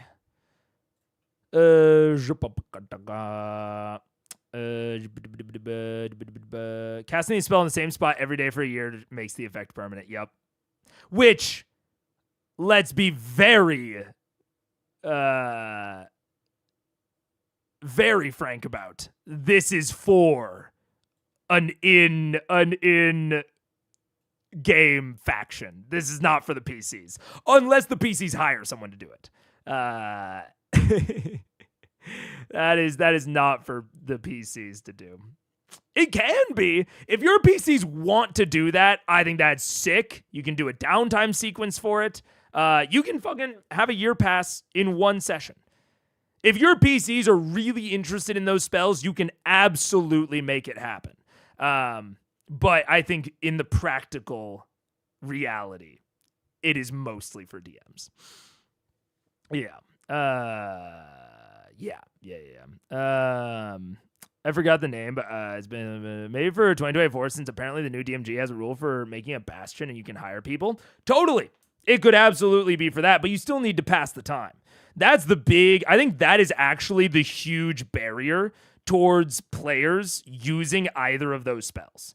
Because the time is the real barrier there. Most D&D campaigns happen over the course of very little time. In fiction time, that is. So unless you are investing heavily into downtime and frequent downtime or long downtime sequences, even with a bastion and with hirelings, just a year is so long. A year's just a ludicrous amount of time to the players. But it's a fucking hand wave for the DM. It just happened last year. That is as deep as it gets for DMs. Is, wait, this spell takes a year? Guess it happened last year, ain't it? You know? So yeah, it's I think those are meant for DMs. That is not to say that players can't use it. I would heavily encourage it if your players do want to use it. You just need to develop a downtime sequence to make that happen. Because when you're doing real-time running, it's probably just not going to happen. I was thinking of Hollow. It's permanent just by default. Oh, I see. Still probably only for time skips. Yeah, precisely. It's only for time skips. But I'm a big proponent of putting time skips into your campaign. I think that I've heard some argue against time skips because it means that the players in fiction time don't have like a linear, like a steady leveling curve. I think that is like actually very appropriate. Like, I've heard an argument against time skips because the argument essentially went that over the length of the campaign, from beginning to end, player progression should be relatively steady because this makes sense in fiction that as they do things, they slowly accrue more experience. I don't think that is accurate to how people learn skills. I don't know. I'm not a researcher in this. But my intuition says, and what I have looked into says, that people, like the experience that I have learning new skills and learning them, in real life, says that people learn and improve in a process of improvement and plateauing. And then you make a breakthrough, and then you improve very quickly, and then you plateau again. Steady improvement. Again, I'm not a researcher. I don't know this to be true. But my personal understanding of the world is that improvement in skills is not linear. It's not steady. So I personally think that doing time skips for these sorts of sections makes a lot of logical sense and will actually have a beneficial effect on the verisimilitude type feel of your game. I'm a big proponent of it. But I won't go into too many more details unless someone disagrees and wants to discuss it. But yeah. Spell Forbidden is only 30 days and the cost is only on the last casting. That is something that is much more player oriented. Yeah. 30 days, that's long, but that's like 2 to 3 downtime sequences probably. Like, you could probably make that happen without any major time skips over the course of 5 sessions. So that is much more accessible to the players, especially when the cost is only on the last casting. That absolutely makes sense. Take a break. Oh, take a break. But I think that the year part of it is what really puts the other ones out of range. Yeah. Time skips are just gap years. Yeah. Something I would love to model in a computer RPG, but would be hell in a TTRPG. You only get XP when you fail an action. I could talk for hours about why this makes sense. Would indeed be hell in a TTRPG. I will say, if you want a good example of, it's adjacent to that system. But honestly, if any of you are wanting to look at TTRPG design, but only have you that is interested, and you don't want to play a solo TTRPG, you want to learn a new group TTRPG, and you're interested in different TTRPG mechanics, but you only have you don't have a group, I would recommend the game. I've recommended this game before. I would recommend the game Griftlands. Griftlands is a great example of non-combat combat, of verbal social combat, and is a really good example of exactly what you're talking about.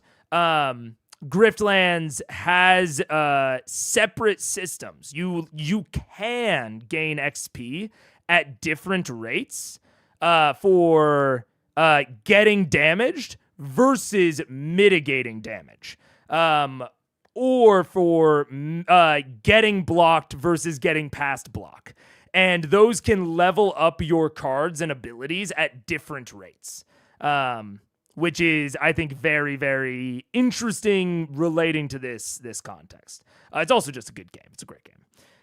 That intro was really hopeful, but I've already played and love Griftlands. It's great. It's great. So you know exactly what I'm talking about with like the differing XP gains on cards. Yeah, exactly. Not exactly what you're talking about, I know, but similar arena. And I think proof that it can absolutely be done. It just requires finesse and care. So anyways, I'm going to take the break real fast, and then we will get back to it. See you in a second.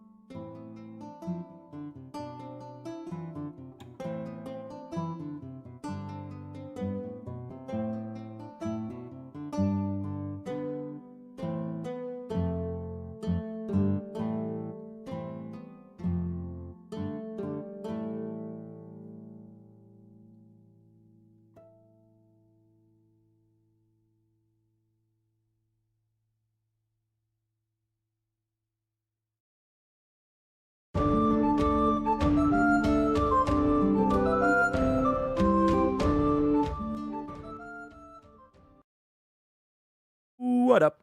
Hello. Also, we're in another don't care about the budget era. I've actually started to get really good at predicting the length of the streams separately.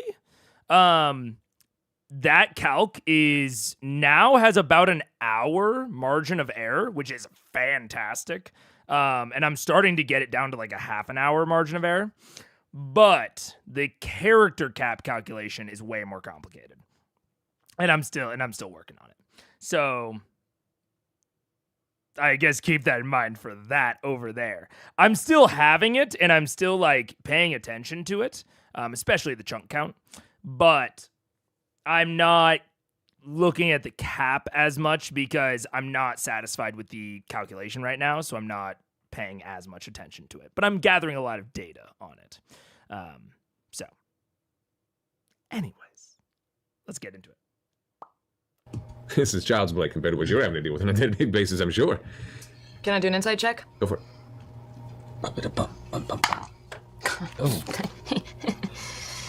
15. 15. Oh, you got a whisper on 15. 15. Low hurdle. You must be pretty This is transparent. an early whisper. This is like Yeah. First Ow, you hour shocked whisper me. is rare. It's came at such a high speed. Ow, you I wish shocked it came me. so quickly. I wish I just Very knew more fast. about. I wish I knew more about Loot Crate right now. But Loot Crate, Like Loot Crate it's is not just also- Loot Crate, Liam. It's It's Lootware. Those come. Lootware? All right. Those come in a separate That's bag. different than Loot Crate. Yeah, it's different. You can find out all about it at lootcrate.com/critical role. Actually, the shirt you're wearing, Sam, is from Lootware. What, it is? It is. Oh my god, and I'm so handsome. Back to the game. Anyway, back again. So, what can I do for you? Well, we plan to go to Marquette. You need to get them off. Things have Right, yes. progressed much quicker than we expected it to, and unfortunately, we are on a 2-week time crunch before all hell breaks loose. Well, at the very least, that gives us a series of days to make the best of the time we have. So, Marquette it is. All right, come in. And he kind of closes his rub a little bit and walks in, and you enter, and you can see there's like a half-drinking tea set, and he begins to walk past and goes, tea, anyone? Tea? Anyone? I'd like a loose leaf oolong. I'll do what I can. How many cups are circularly sitting with the teapot? Currently, there's one cup. That's just one cup. Just But as he walks by, he kind of does this with his fingers, and you watch as multiple cups kind of drift off the shelf and find their way One more, on the please. table. How does his house look? I mean, does it look like together like it would normally be, or does it look disheveled at all? I mean, it looks a little disheveled, but also it hasn't been too long since the assassination attempt on him, and he threw his attacker into the far wall. But it looks like the furniture's been placed up. There are still some bits and pieces of broken things here and there, but for the most part, it doesn't look like he's had a lot of time to clean up other than just making it functional. But it seems livable. It's not too bad. He goes ahead and goes into the kitchen. He comes back out a moment later with a fresh pot of hot tea, sits down. All right, so so this isn't going to send you to where you're going to. We literally know nothing about Marquette. It's hot, it's dry. Bring some water if you can. You're not able to leave, are you? I should not. Should not. Gotta keep this going until Allura comes back. I thought as much. Is Gilmore. there, Sorry. is there anyone that we can say maybe vouches for us, or someone who we are against, so that we can win favor with the locals? Something like a no-tail, long-tail sort of a... Yeah, we just sort of walked into a sort of political snafu because we didn't know the lay of the land. So is there anything we should know in advance? Best I can tell you, because I haven't been there since I was very young. One, this is going to send you not to Ank'Harel itself. It's going to send you to Shandal, which is a small oasis village a little ways south of Ank'Harel. It's where I grew up. What was that name again? Shandal. Shandal. I will say that it's been about 15 years, so I don't quite know what to expect there. I apologize in advance for any ensuing chaos, but it's a nice town. It's small, it's sleepy, it's not my speed, hence why I came here. However, in Marquette, it's mostly music, culture, fun people, good food. Don't break the laws. Don't drink the water freely from the various channels you may stumble across. Water there is a commodity. It is controlled and sold throughout the city. Yeah. Those are the main things I can think of. Where are we going? I don't know what else you're really looking for there. Oh, well, we're looking for... I can tell you. Ball's ruin. Thank you. The Den of Druja. Druja. Druja. Jaja. Thanks. I don't know anything about that, unfortunately, but most folks that have information are eager to give what they know with a little coin to grease the palm. Or a little water. Depends on who you're talking to, but... Anything else? Well, no, go ahead. I wonder if... He pours We should, tea like- for everyone else who asked for it. Maybe we should And talk for each to person that asked for a different Yeah, flavor of that's what I was tea, gonna say. I wonder if he begins Jared to would snap know his anything fingers and the about- tea color Because changes. We are looking for a merchant Definitely. warrior. Yeah. A merchant warrior. Maybe, I mean, maybe outside Jared of could- you, do you know of any very powerful merchants? There are many. One with a missing eye? That would definitely probably narrow it down, but none that I can remember off the top of my head. Why don't we bring Jarrett with us? Is that a thing? We should talk to him. Sure. Okay, and also, Sean, you do so much for us. We do nothing for you. Is there anything we can bring back for you, or messages to give to someone there? Is there anyone you haven't seen in all these years? When you meet them, and you'll know who they are, just tell them I say hello. And actually, and he kind of thinks to himself for a second, rushes off, comes back with a small, looks like a small, like a backpack almost, made of leather and thick, light tan wool. He opens it up and reaches aside, pulls out a small silver locket, and just takes it and puts it in your hand, Vex. He goes, just give that to them. To them. He closes the bag and places it back in the other room. Okay. Sean, are you doing okay? You look a little worn out. We do what we must. I could only imagine a barrier of this size of a construct can be quite taxing on one's physical energy. Yes, I guess if I had one request of all of you, this goes universally. Can we end this dragon business soon? Please. I really just want to set up shop again. We would like nothing more. I think we're on the same page. Oh, yes. Right. We're very interested to start paying you for your service again, Gilmore, and stop expecting it for free. Good. Stop me keeping a tally. I don't know about you guys, but the tab is right.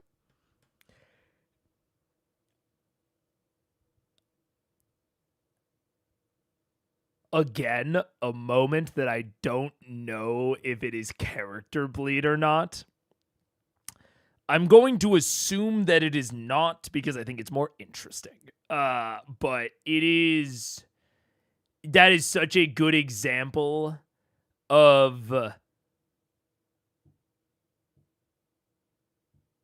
bias derived from your flaw affecting even like your compliments and how you interact with people.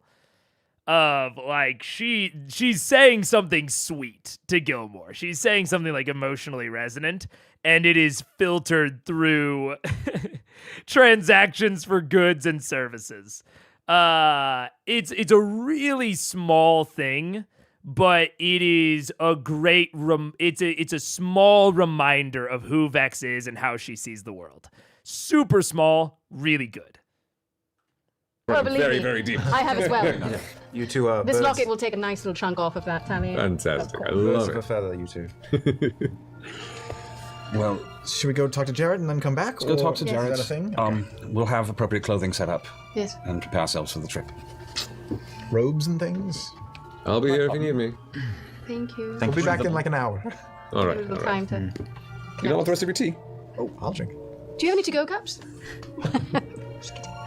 These didn't belong to me, so please take them.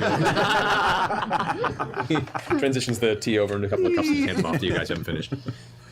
You head out. As you're leaving, actually, you see Sherry coming up. Her hair's a bit tattered. You see, she's usually more put together when she runs the shop. Now she's just kind of in casual Sherry mode. Her hair is kind of frazzled and pulled back. Her glasses are kind of pushing into her nose, and she's carrying what looks like a bundle of groceries, various bits of produce and such. And hello everyone. I'm just bringing Gilmore's breakfast. Sherry. We asked him, but he's modest. How's he doing? Not that he'd tell me anything, but he doesn't have a very lengthy period of keeping this up without him probably collapsing like he did back in the city. Oh, no. Just please try and do your best to get this over with. I'm worried. At the very least until Allura comes back. At least they can share the load. All right. I'm just gonna...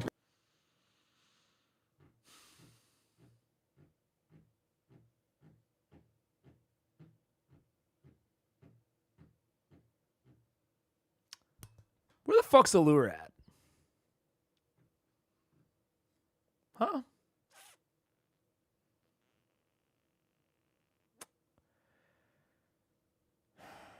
Because they've... I can bypass 2 mentions of it. One from Zara about the Ziggurat clan not being around. And Mega asking the hard question. Well, it's like... Zara mentions that Gilmore's there, Allura's not, so she has new responsibilities. Gilmore himself mentions, end the dragon stuff quick. It's going to be tough until Allura gets back. And then they ask Sherry, and Sherry's like, "Pooh, man, it's tough for Gilmore without Allura around."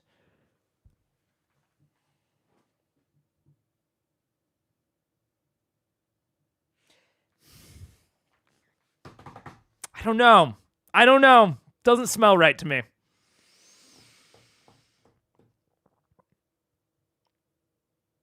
This is in terms of theories and plot and like plot predictions, by the way. Totally good, like DMing, running, story construction. This is not talking about that. I need to find a way to indicate that maybe. Like maybe I'll have like a little like like a little guy in like the corner of the screen, like, you know, yellow for talking about the TTRPG and blue for talking about like what I think is going to happen in the story, something like that. Because this is like my story prediction wheels turning of like within the span of like 20 real world minutes, Matt mentions Allura being gone and how hard it is on Gilmore while Allura's gone, and no one is being specific about where she is.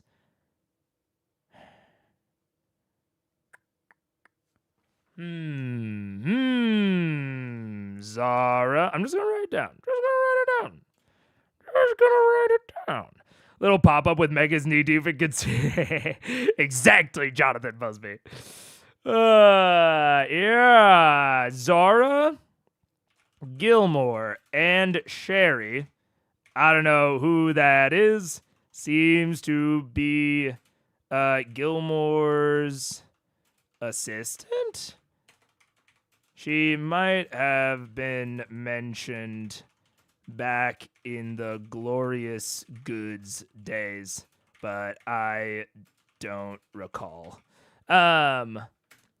All mentioned Allura being gone and the shift that it's had within responsibilities within Whitestone. Gilmore is actively burning out, attempting to keep the barrier up, but none of them have been specific about where she is or what she's doing. I have a feeling she's not going to come back at the expected time, and or is going what does AWOL stand for again? Is AWOL what I'm thinking of? AWOL?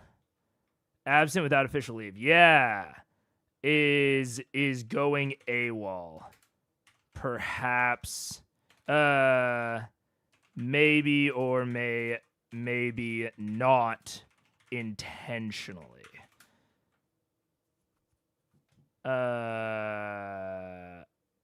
Is going to not check in when she's supposed to. She's essentially going AWOL. Maybe or maybe not intentionally. I feel like something happened to her. I feel like she stuck her nose in a place that she shouldn't have. And now she's...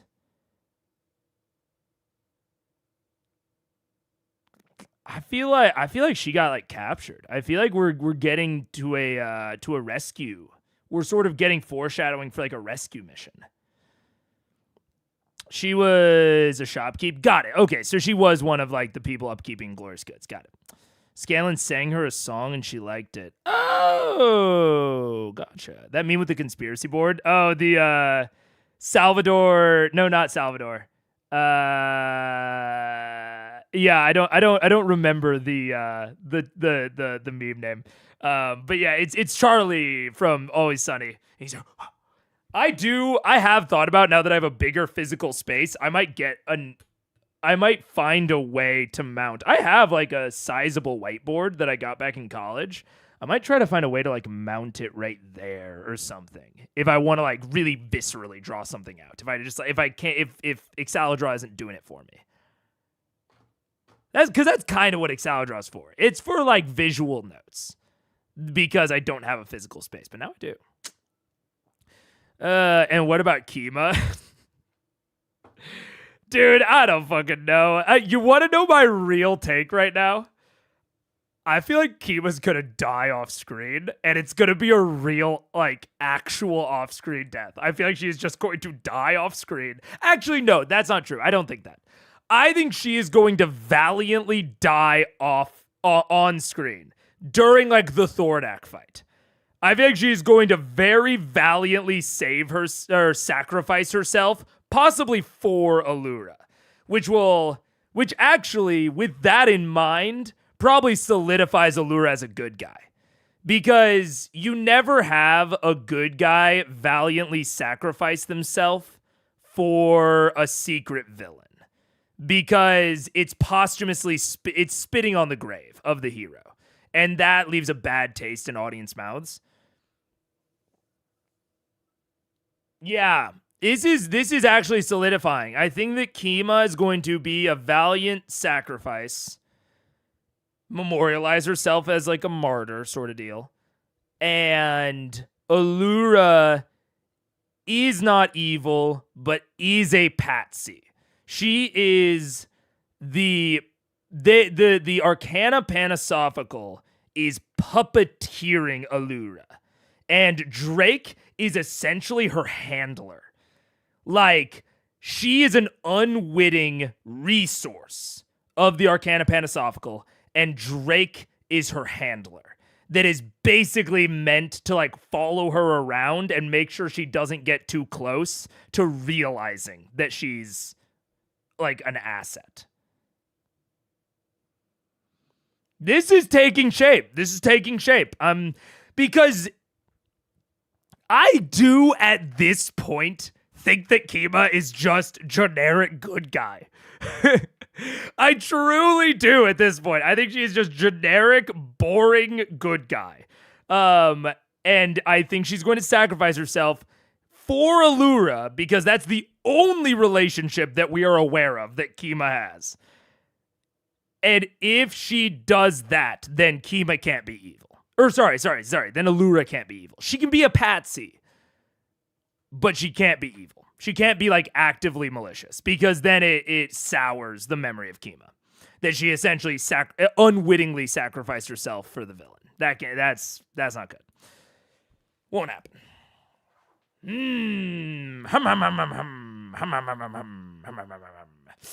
Today I learned the official word in that I always took without as two words and thought that's where the O came from. Oh, from AWOL, absent without official leave. Official leave. Yeah, that's fair. TIL. Drake lightning breath. I mean, like, actually, maybe. He might have been following them around and they stumbled upon some shit they shouldn't have seen and he probably ratted on them. Mr. Dragon Lightning Pants probably ratted on them and they got captured. That's what I'm saying. Mega's grown. Instead of assuming someone is the big bad, he assumes they are in trouble. This is true. Something suspicious is happening around someone. Maybe they're a victim. Maybe they're not the perpetrator. It's possible. Remember the classic sapphic reasoning, I can change her? Ooh, maybe. I could see Game of Thrones doing that. Game of Thrones is like, that's true. If you have like dark fantasy, like Blades in the Dark, Shadowrun, Cyberpunk, spitting on someone's grave, very acceptable in like gritty dark fantasy. Well, gritty's maybe the wrong word, but in dark fantasy, yeah. Spit on every grave you see. Actually, kind of an interesting advice/recommendation. I don't know how confident I feel about it. This is kind of off the cuff. I haven't really thought through this too much.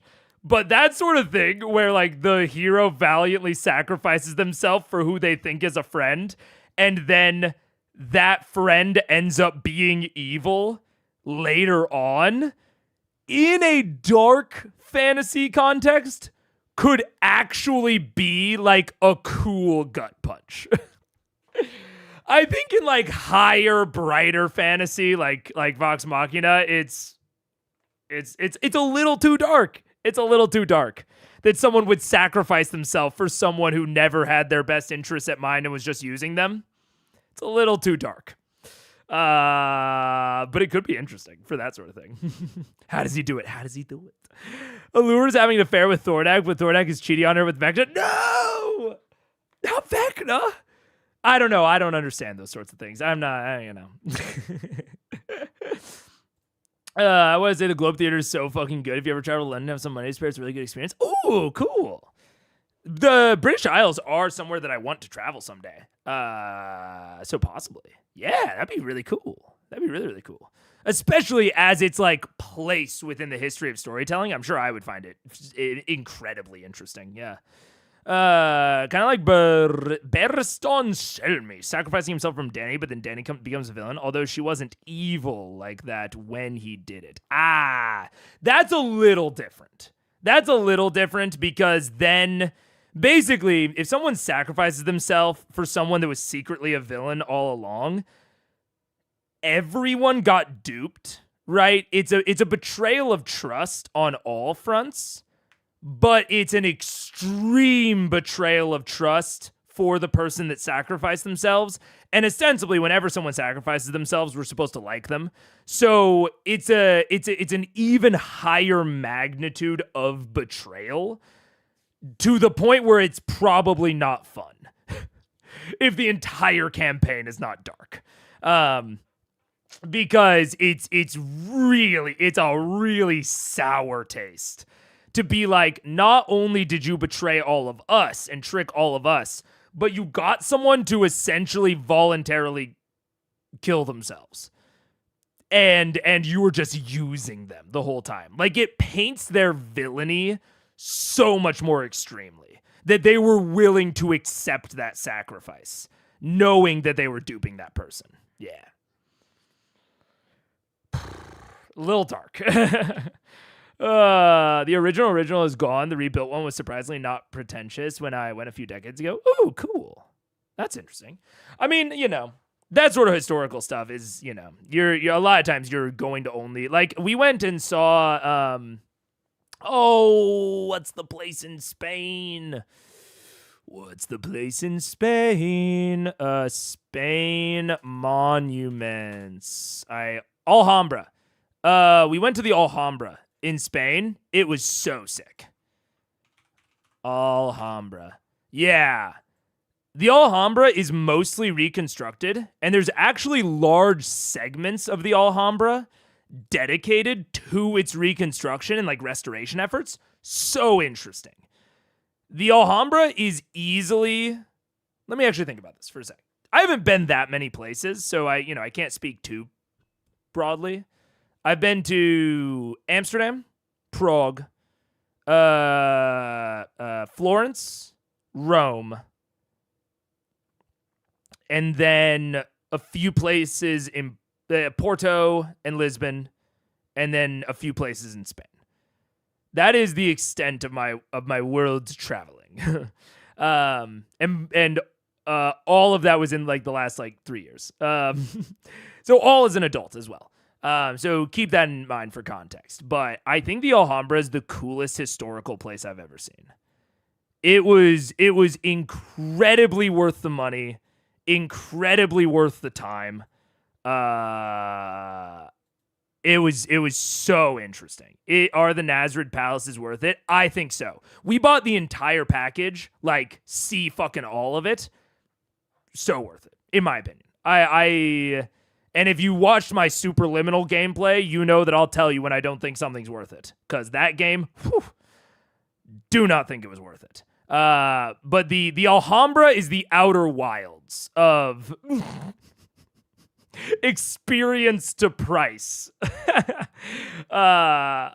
ratio. I thought it was so cool. I really enjoyed the Alhambra. But it was, very, very not pretentious. Well... kind of pretentious, but deservedly so. So I don't know. Maybe pretentiosity isn't the right vein to be in when it comes to a palace. But it was so cool. It was so sick. All the Mistborn conversations feel very surreal as I started reading the first one 2 days ago. Oh no! Wipe them from your brain. Wipe them. Scrub them down. What if it's super convoluted, like a telenovela level of weird? It's not the real Allura, but a clone that got mind controlled. Ooh, I do want to watch like a crazy telenovela someday. I've never seen like a soap opera or a telenovela sort of deal. I'd love to watch one. It looks surreal when I see like clips of them. It could be telenovela levels of deception. That's fair. That's its own. Soap operas, honestly, are their own type of storytelling. Like, they're just different from most television. I think you have to evaluate them in a separate category. Oh, they're so good. It's so funny. I've seen the Alhambra. I've been in the Alhambra. It's beautiful. It's so beautiful, man. The original globe was a death trap in a few ways. Really, it's about as accurate as it could be without being a literal death trap. That's fucking awesome. That's fucking awesome. A palace is supposed to be pretentious. That's kind of what I realized throughout talking about it. I was like, well, I guess it was pretentious, but it was also a palace. So like, it was gorgeous though. I've watched your playthrough of Outer Wilds. My favorite game of all time, no doubt about it. Dude, I compared the price of Outer Wilds to the price of Superliminal, and it made me upset. But I don't want to be too negative. I will direct all of that energy towards Outer Wilds is amazing. It is so worth the price. Buy it. And I don't want to spend my energy on the other side of the scale. Grab, knocks the door opposite. Gilmore? Gilmore? Breakfast? Door closes behind her. Hey, I have an idea. Oh boy. We need, oh no, it's thrilling. We need like 8-gallon wine skins for like bottles or jugs. Because the alchemy jug can make out 8 gallons of fresh water. So we like pour it all out, and then at the end of the day it starts over. Oh, so we have 8 gallons sitting that's in the really bag. smart. Well, in theory, we have water skins, don't we? You do. We should have as part of our survival kits. So we can just fill it up here. But all the same, that is a very good idea. Quite Grog. astute. I'm surprised you even know how many 8 gallons is, Grog. Yeah, 8 gallons. But if we had an extra skin or something, we could trade it. We could Yes, give it away. definitely. So we should go get one, yeah? Yeah, we could give it away, yeah. Oh dear. Wow. Well, Wow. I walk off and look for Jared a rift just opened in the Enough. universe. to send me on my way. It doesn't take you long. He is still stationed as the kind of one of the central figures guarding the actual castle Whitestone itself. Similar to the place you saw him last time you guys had a conversation walking up to the castle. He stands there with his crossbow kind of at the ready, just kind of giving a long view over the surrounding valley before he watches you approach. Friends, you have returned. I hope all is well on your end. Yes. Can I be of service? You can tell us all about where you're from, actually. Did you leave Marquette a long time ago?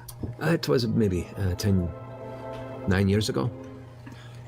And it was not on the best terms. It was, I probably would be in jail had I not got away. Oh, really? They are not very forgiving of broken laws there. And based on certain judgments, let's just say a slap on the wrist usually takes the wrist with it. What did you do? Oh, whatever was needed for survival. Well, we're going there.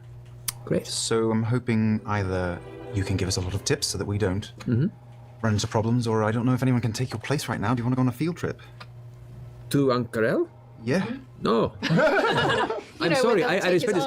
I think my strength and skill set is much better used here than in the Scarlet Prison Fair point. beneath the Cerulean Palace. I do not want to even conjecture spending the rest of my life there. Pretend we didn't ask. In Get it. pieces. So we also need possible. all the knowledge in your head. Basically, in ours. Yeah, what was that Scarlet Prison you just mentioned? Under the what now? The Cerulean Palace. The Cerulean Palace is where, well, it's where the Hand of Ord generally keeps.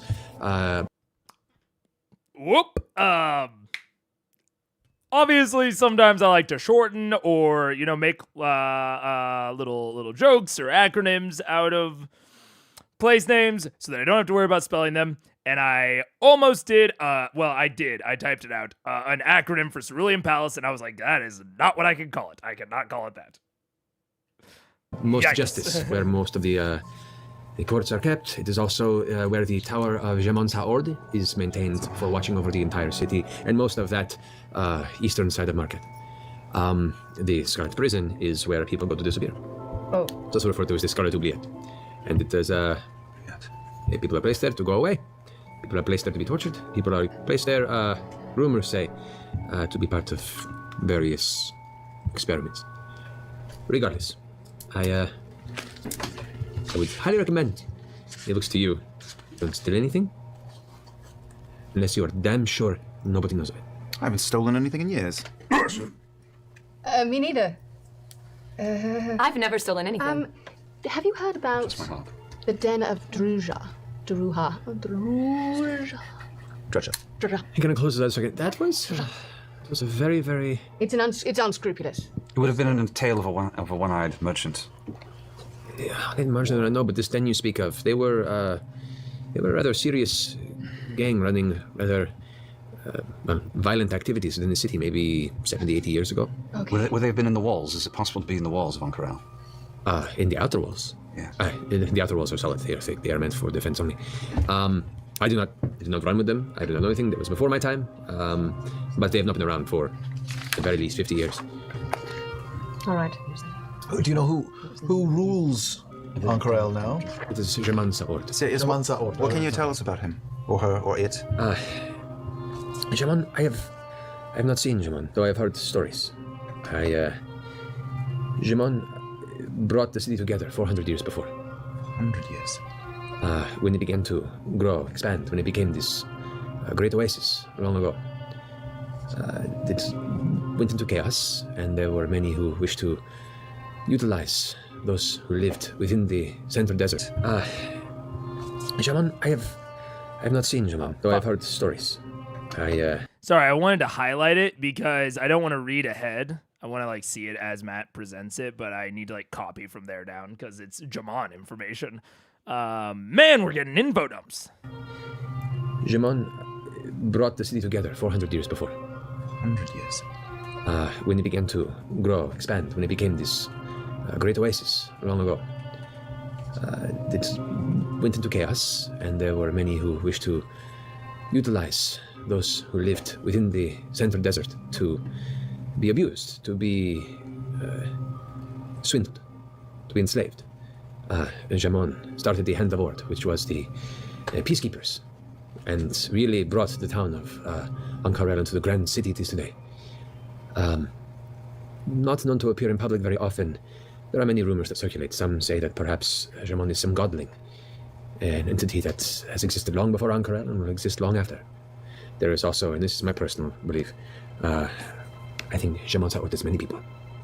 I think J'Mon is more of an office, a station. Titles passed on from person to person. Because I've heard references as a girl, I've heard references as a boy. It's like the Man in Black. What story is that? It's this famous tale of the Princess Bride. You don't worry about it. Does the Hand of Ord carry any symbol, or do you know of any way of identifying They it? carry ornate armor of deep blue sapphire color and brass. Gotcha. So that's what someone was talking about earlier when it comes to misgendering. Got it. Okay. I'll keep that in mind. J'Mon is non-binary. I'll try to reflect that in my notes, but sometimes I do. This might not be reflected in copy paste from transcripts. I'll try to correct that. I will say, since I do copy straight out of the transcripts, I might miss it occasionally. So feel free to correct me during a theory stream if you see me like copy and pasting something and it has the thing in it. Especially since it's been corrected on their end. On that end, I mean, you know, it was not as well known of a thing back then. So interesting. Okay. I'll keep it in mind. Especially, I don't even want to talk too much about it, especially if something like Jarrett's theory is correct, where it like is multiple people, and that is why J'Mon Sa Ord is considered like a non-binary or non-binary title. But if it's an individual person, but they're just non-binary, I will just go with they, them for now, and we will, as I learn more, maybe I'll be able to more directly correct it. But I'm probably going to be doing a lot of copy and pasting out of the transcript, which might have that. Hello. What up? Bird. Bird, you want to be on stream? Come here. Oh. Ah. Ah. Attack of the puppy. Are you going for a lot longer? Probably. Probably a few more hours. Depending. I don't know. It depends on how much we pause. I guess that's half for stream as well. Probably a few more hours. We're at 5:38. I'd guess this will probably be like a 6:30 or a 7:30 in terms of runtime. So probably like 1 to 2 more hours. Probably. Go.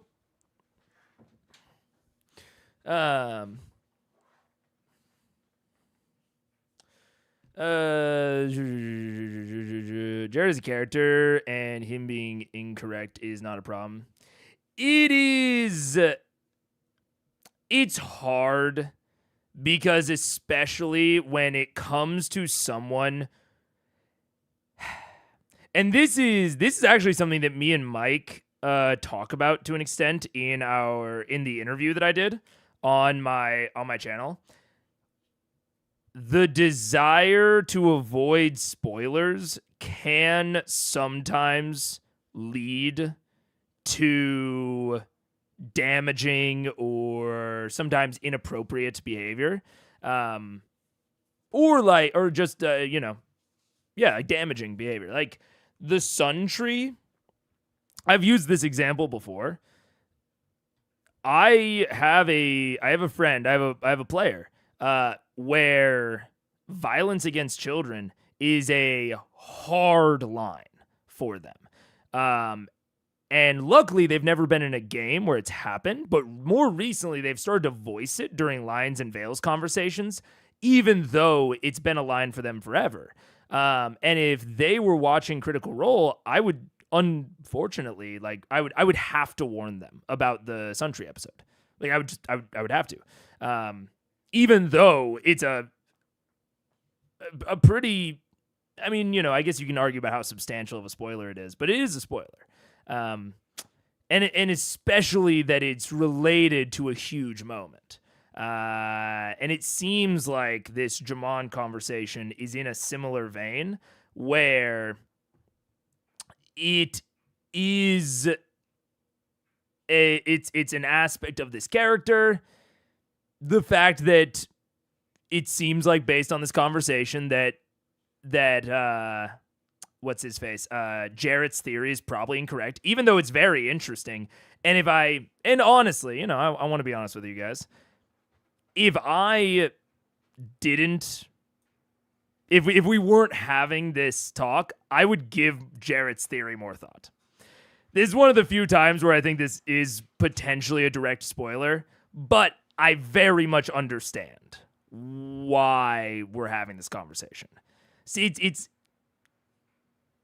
it's a hard line to walk, because I definitely, when Jarrett said that, I was like, oh, I hadn't considered it just being an office, being like an honorary title. I had thought it was a single person. And so Jarrett voicing that, I was like, oh man, maybe that's something for me to consider. But with this, with this conversation, I'm assuming that it is a single person and that Jarrett's just wrong. Which I would consider a relatively straightforward spoiler. But again, I get why. So I'm not going to look into it too far, especially because J'Mon Sa Ord is a fictional person.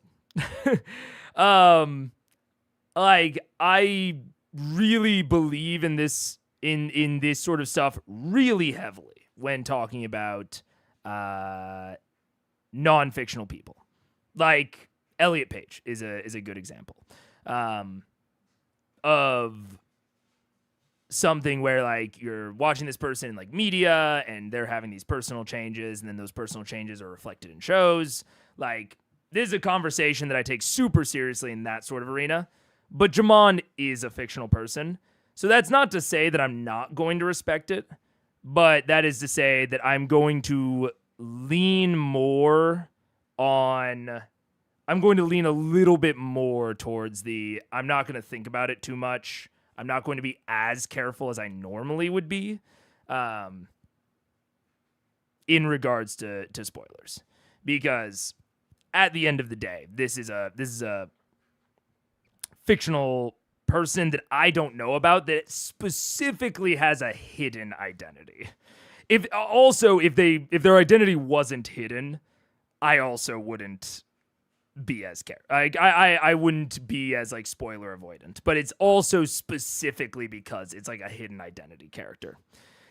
It's complicated. That is absolutely complicated, and it's only made more complicated by the fact that this is so far in the past, and some social politics hadn't reached the level that they are nowadays. So yeah.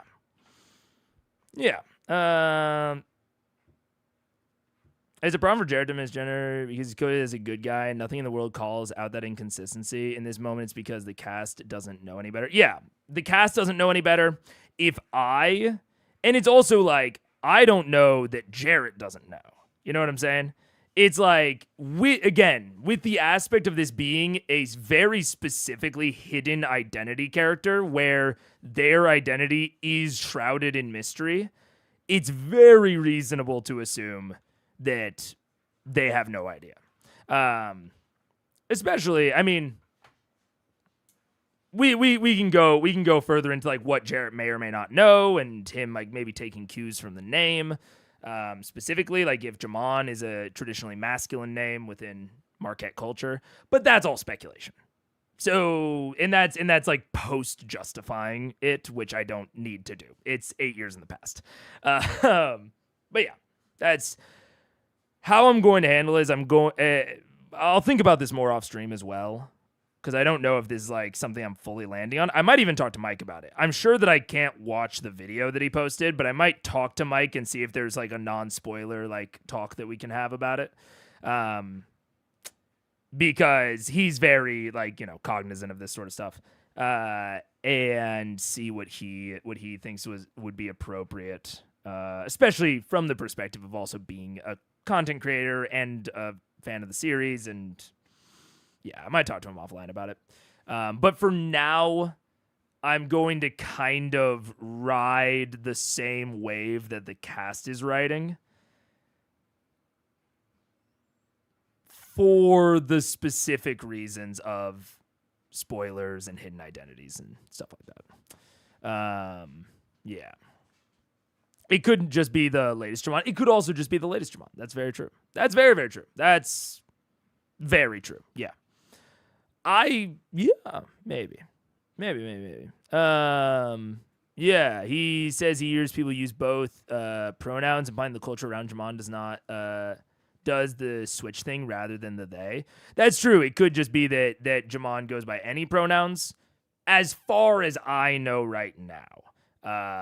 So I'll wait to get updates in the show. But I very much understand why y'all are telling me. And I think this is like a fair exception case when it comes to the spoilers. I want to make that very clear. Like, I do consider this information a spoiler, but I do also think that it is a good exception case for spoilers. So we're chilling. Interesting. It's a meta spoiler, but it's not the only time the cast has some difficulty using the correct pronouns. The cast can takes a really long time to get better at it. It's something that I have a lot of empathy for, and even like knowing some transgender folks IRL, I've known some through transition, and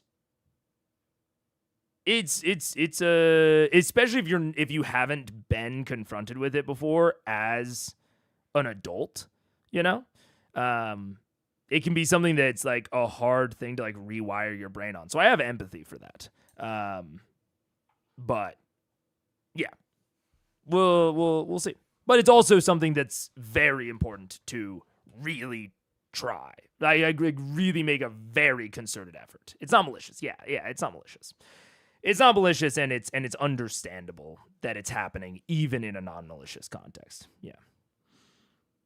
Russ. Like the dragon. The reference is a girl, I have a reference as a boy. It's like the man in black. What story is that? It's this famous tale of the Princess Bride. You don't worry about it. Does the Hand of Ord carry any symbol, or do you know of any way of identifying They it? carry ornate armor of deep blue sapphire color and brass. Russ. Like the dragon. And this other city, Shandol? Hang on. Wait. Chandal. Chandal, yes. LeBron. It's more of a podunk. A very small. Comparably, yes, Ankara is immense. Chandal is. Okay. So J'Mon started the Hand of Ord. Yeah, okay. So starting from here. I'm gonna make this a separate. So about to 105.26. Yeah. Chandal, like the dragon, brass. Okay, cool. Like the dragon, brass. Like the dragon. Interesting. And then he's gonna give us more Chandal. Usually a small stop for in case camels or other horses have died in transit, as well as a small water stop on the way to the city. Is it a long trek from there to the city? I'd say maybe a day's travel.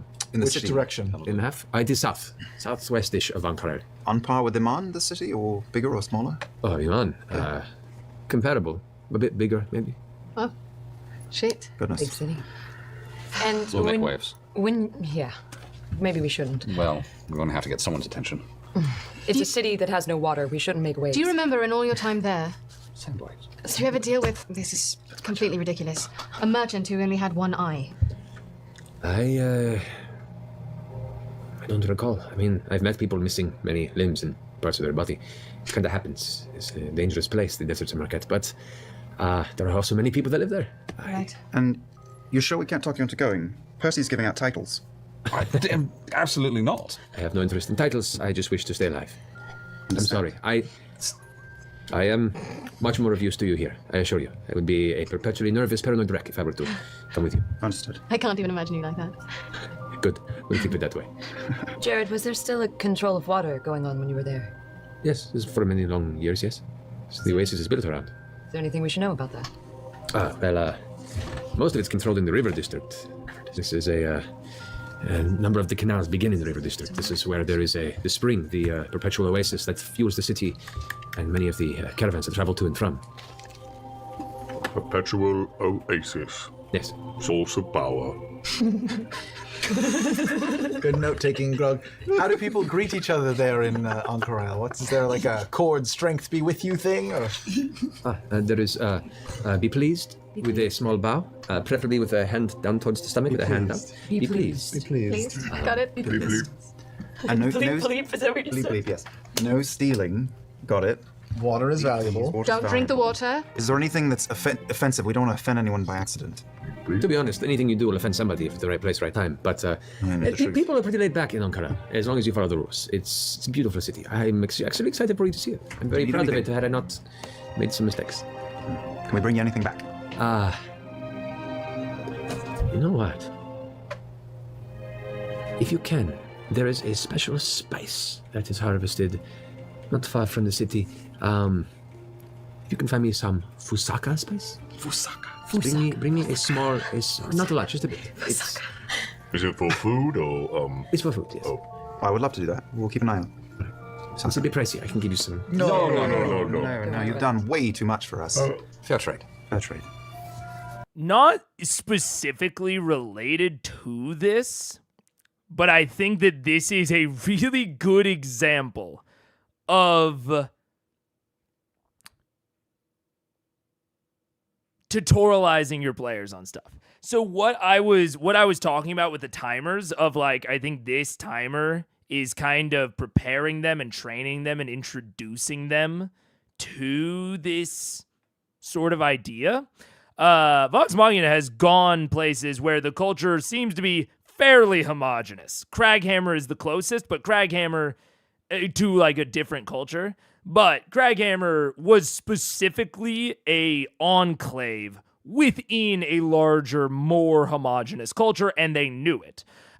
So it's a little bit different. And Draconia was their first real stranger in a strange land culture shock situation. And I don't know that, I think this was probably more of a happy accident for Matt, that he, really, really took the time to emphasize when they were in Draconia. I don't think this was like he planned out like, oh, they're going to go to Draconia and then Marquette. I think it was, like I said, a happy accident. But I think it's very similar with the timers, where you introduce them to a smaller scale version of it, like Tails versus No Tails, this timer that they now have on their help from Draconia, before you introduce a larger culture shock, like Onkarel, or my proposed Vecna timer later. Dude, watch... if Vecna isn't in the rest of the campaign... If this is the fuck... No, don't tell me. I almost asked you to tell me. Don't tell me. Don't tell me. Don't tell me. I want to live in blissful ignorance. But if the fucking Vecna orb and body of Vecna and Vecna cult, if all of that is like the Horn of Orcus, where it just never becomes relevant again. Oh.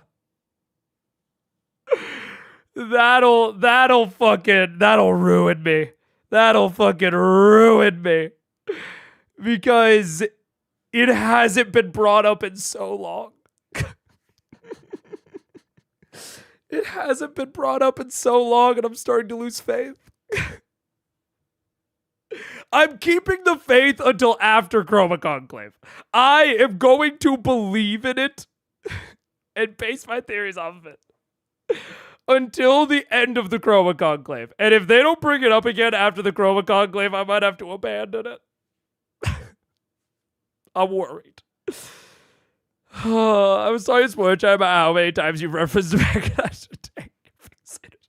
I think I just had a little bit of self-realization, a little bit of self-analysis about how many times I've referenced Vecna today and how long it's been since they've mentioned. And I'm thinking about it more now that we're going to Marquette and like learning about J'Mon Sa Ord, because I thought and still have like the construct in my head that J'Mon was the connection point, like J'Mon / Umbrasyl was the connection point between Chroma Conclave and the Cult of Vecna and like the Briarwoods. And boy, oh boy, if Vecna never gets brought up again, I'm gonna be in trouble. So many of my theories are out the window. But we'll see. We'll see. All right. Well, I appreciate it. Be pleased. We'll work on it. Work on it for a bit, maybe watch some books. You'll pick it up right quick. Just pay attention. Please be. All right. Well, shall we? Let's go change, and then let's be off. All right. Be safe. Take friends. a break. Look forward to your return. Good days. Keep everyone safe. Take a break. Boop, ba-da, boop, boop, boo. What's a Horn of Orcus? If you're being serious, it is the thing that was the kind of one of the central focal points in terms of a magic item from the Underdark, and is what put them in Vasselheim for the Slayer's Take arc. If you're not being serious, funny joke. Sometimes it's hard for me to read sarcasm in text format. But I'm gonna go to the bathroom. I'll see y'all in a second. Goodbye.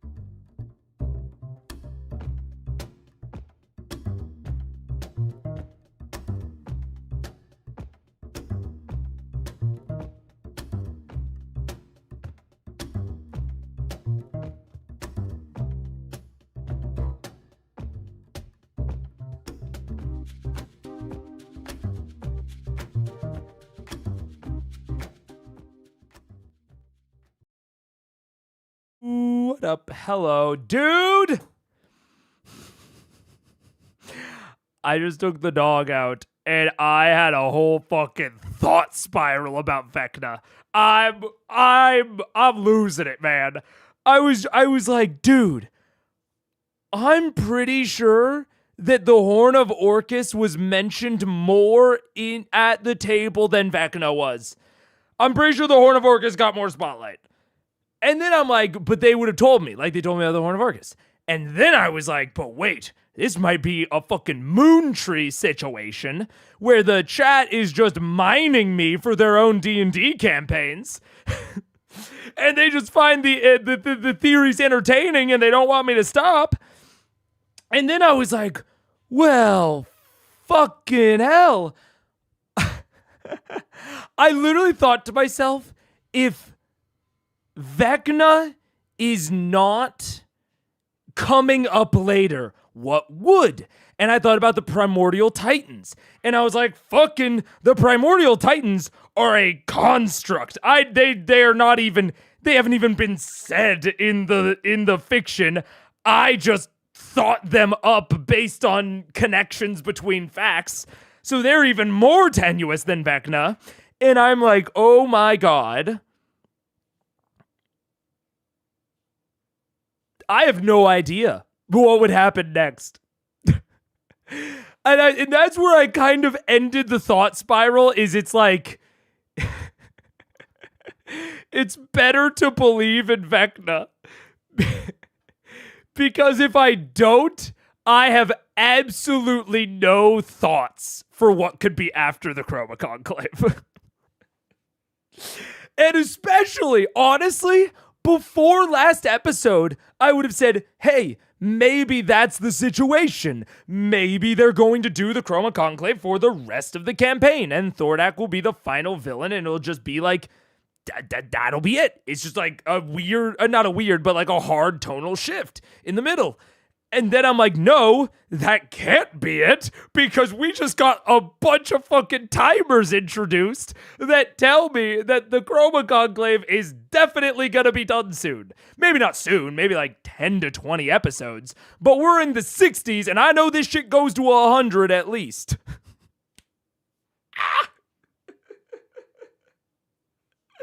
So, Broham Joham, I don't fucking know, dude. If there are no Titans, then what are the Titans so Knuckles made of? No. I think there are Titans. But I have an old theory that the last boss in the game, like the game-ending conflict, was going to be that the Primordial Titans are trying to return to the material plane.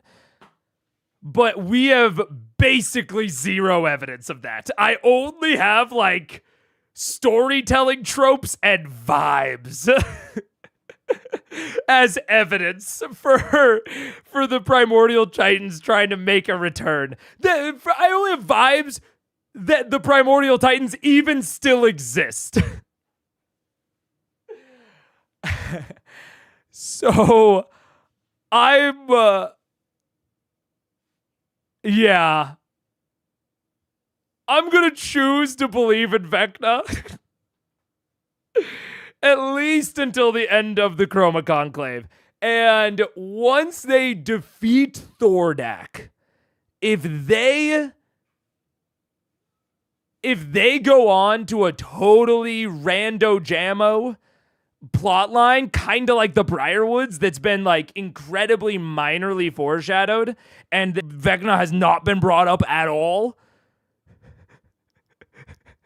during the rest of the Chroma Conclave, I might have to abandon it, and I have no fucking clue what I'm gonna do with all these theories.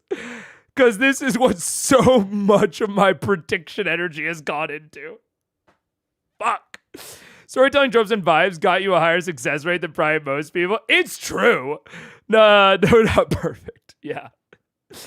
Look, it's true. Somehow I predicted essentially the title of the episode with very little in-fiction resemblance.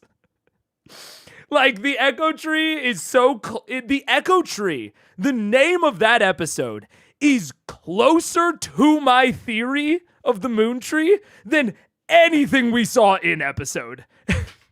And I'm like, what the fuck? What the fuck? But I got that off of purely storytelling tropes and vibes. So it gets me some kind of success rate, I guess. Oh, man. I recently calculated exactly what percentage of the Chroma Conclave arc takes up, and it's not what I expected. It's already been longer than I expected, so I can imagine. I'm very... But also, like, you might have thought it was more, you might have thought it was less. Yeah, I don't know. Yeah, I'm interested to see. I mind your theories all the time. Why do you think I ask silly questions that cost And I love being that. That's one of my favorite parts about Critical Eyes, is giving you guys fodder for your own campaigns. I love that part of it. So honestly, from a personal perspective, it's more comforting to just believe in Vecna, because otherwise I have nowhere else to go. From also a streaming perspective, I think that the Vecna theories are fun. And it's better to do those than to just be like, well, don't know what's coming next. So, what did you guys do today? I think that's like more fun from a content point of view. But boy, oh boy, if we get to the end of the Chroma Conclave and the word Vecna is not said once, I'm fucked. I am so screwed. To be fair, the Chroma Conclave does throw you through a bunch of loops. It has so far. Yeah, it definitely has so far. Oh, man. Yeah, it's comfortable to believe in Vecna. What to quote to take out of context. Yeah, man. That is my purpose. And Jared, will you keep an eye on Gilmore for us? Is he all right? I think he... I will also... This is doing Critical Role a disservice. I want to be clear about that. But I'm going to slightly turn up the speed because I'm starting to lose my voice. But we're far enough in to where I think I can make it if I turn up the speed a skosh. This is my bad. I should have controlled myself more, and Critical Role is paying the price. But I am going to do it. He's just working himself a bit much. Stretched a little thin. I may have noticed it myself. I will do this for you. Promise. Thank you. My pleasure. To market. To market. Fine pig. To market! Home again. Shame on you. Home I didn't again. realize Marquette was like Jiggity. Imon. This might be a bit difficult to find a one-eyed merchant in a city bigger than Imon. I think that once we arrive, he'll find us. Or she. This is true. We get there, we start poking people in the eye until Steal someone everything. doesn't flinch. And we know we found them. We can't. And can I just point out that now we have to learn an entirely new lore. We've worked so hard, and now spices, rivers, canals, Fusaka. This is what we. Oh God, I'm Dude, average fucking Brit, average white person. Spices? Ah! What the fuck? No, I am way more comfortable constructing my personal portable writing desk. Thank you very much. Do not make my food taste better. everything together, and Only now got 2 weeks. Fuck. Yeah. it takes a day to do Disneyland. Does We'll be anyone speak Marcation? Or do they speak Common there? fine. We'll run into a lot of Oh common. shit, I think they speak common. Common is common for a reason. All right, let's go. We'll Let's find do out. it. All right, you guys head back to Gilmore's To place. Gilmore's, yeah. Oh, but are we gonna get some like water, Potions? Oh, yeah. water jugs and shit like that before we leave? Sure, we get some water. Yeah, shots. that's more easy. water Easy skins. enough, right? Okay. I mean, you can pick up a few. We'll say like for about 5 gold pieces here, you can acquire some jugs that are, compact enough that will actually fit in a bag of holding should you place them. 5 gold, my God. Wow. How are we doing on like potions? We got potions? We need to get some potions. Like I said, just kicked a kid. I don't know if anybody's There's no story. The healing potions that were available to the city, you guys have already taken. Yeah, we've kind of tapped them out there. The Whitestone is not functioning. We All ain't right, got we got shit. some in Mark market. some jugs in the bag of holding. Trade them for water.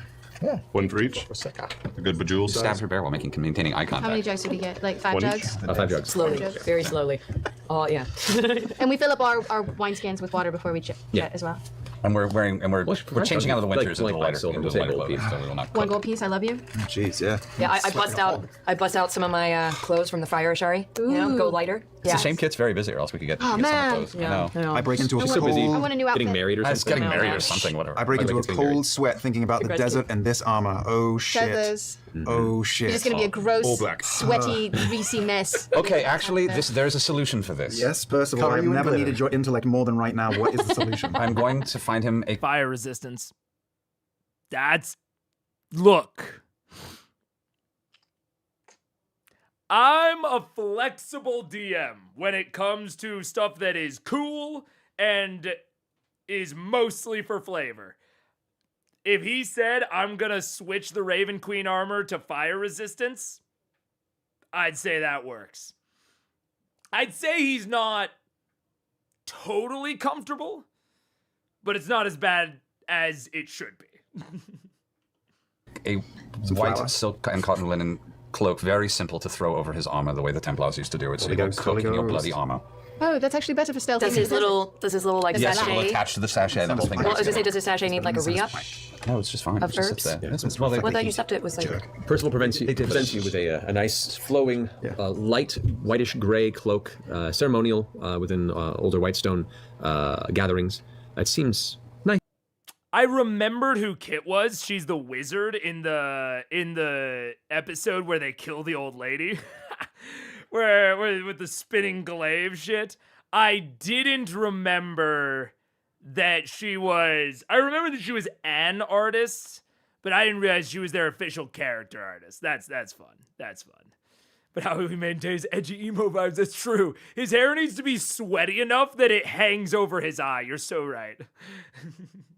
He was just there to see him do it. He's an immortal being.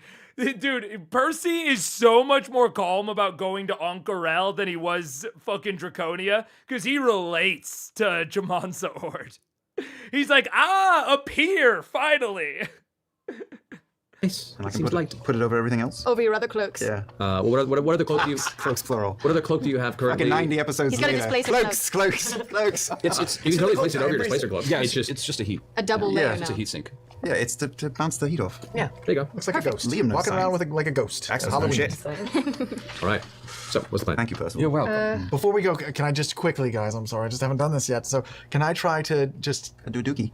Can I try to see where Kaylee is Sure. and do a little scry?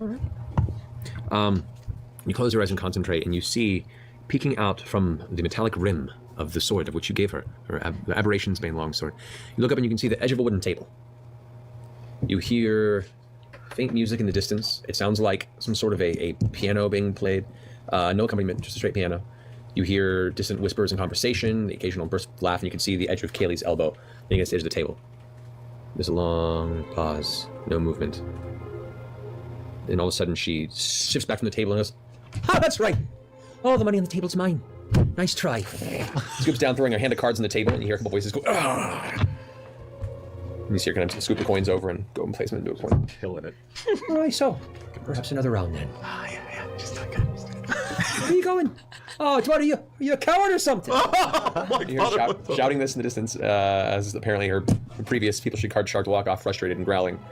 You see one of them kind of comes up to the edge of the table and goes, you best be giving that money back, little girl. Or before that happens, you can see a large, meaty hand grab the back of his neck and pick him up at the scruff. And you see appear into view just the very edge of Dr. Drenzel's chin and hat. He goes, I'm sorry, were you talking to my lady friend that way? That's poor manners. And just kind of drops him there at the table as the guy kind of adjusts himself. Better not see you guys in the street. And he just kind of walks off, and she reaches her hand up, watching the guy leave, and just kind of fist bumps Drenzel. Your vision kind of fades back, and your consciousness comes back to you. She seems to be in... She's okay. She's okay. Okay, good. Okay. All right, I feel good. Let's go. What were you doing? What were you just doing? I had some bad tikka masala earlier. You haven't even gotten the Marquette. I don't have. Oh, they don't have Middle Eastern food there. I hope. I'm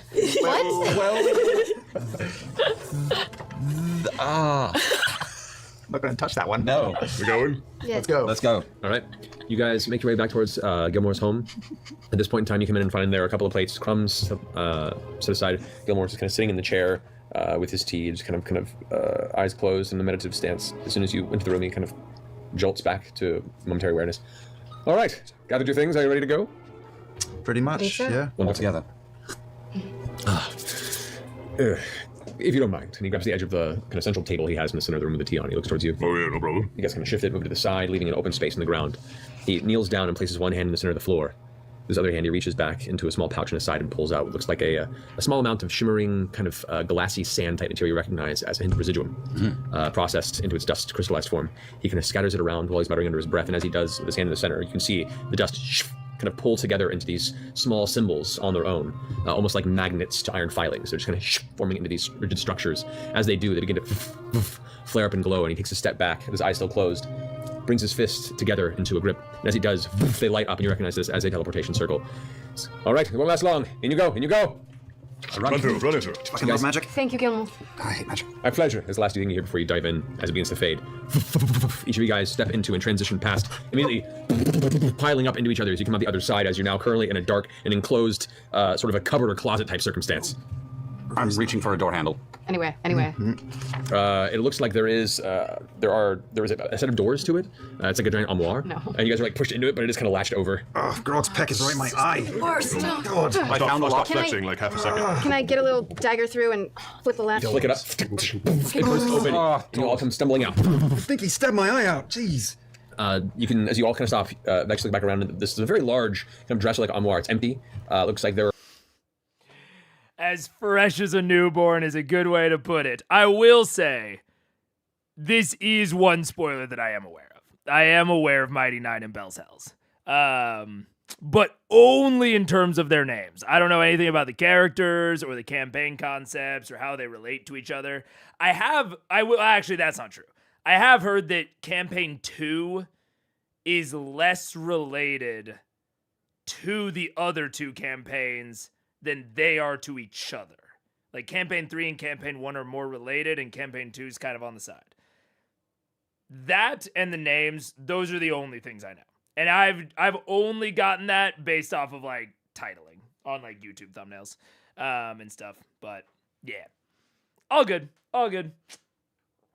a number of hangers inside, like it was a place for various outfits to be kept and stored. On the floor of the wood, you can see carved into it what appears to be a small symbol or a sigil. Drink.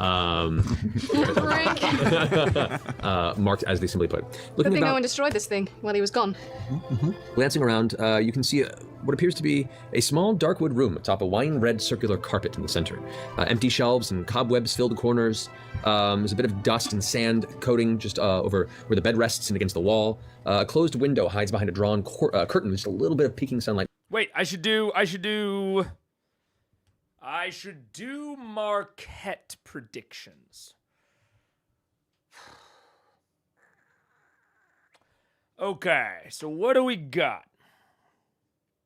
J'Mon Sa Ord was kind of it was the focal point already of what little we knew about Marquette and Ank'Harel. Already.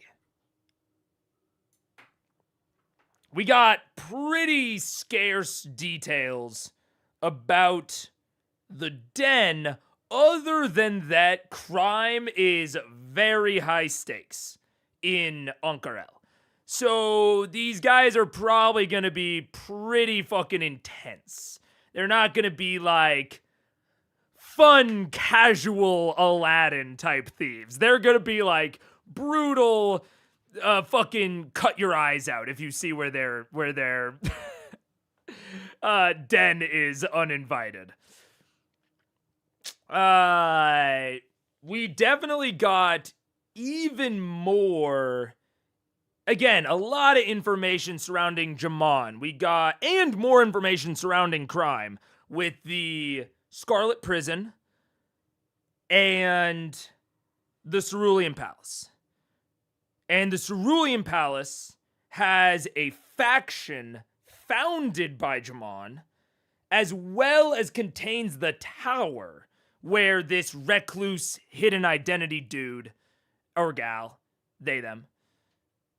I'm gonna try to parse my own speech about it, but the written when I'm copy and pasting might be worse.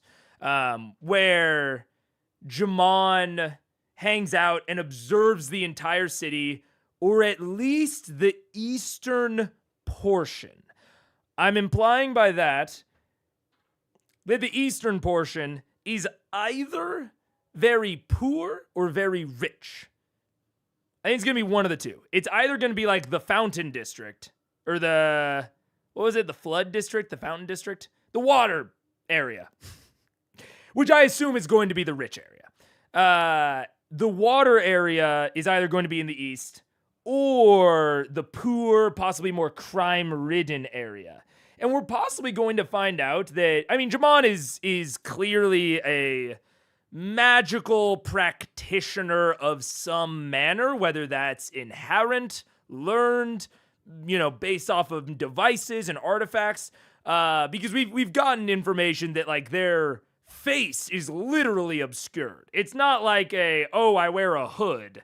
It seems like an illusory concealment. Maybe. Possibly a polymorph sort of deal. So, or a mask of many faces, I might add. So, not a stretch to say that J'Mon is a magic user of some manner. Might be like Gilmore. Gilmore's probably. In fact, wait.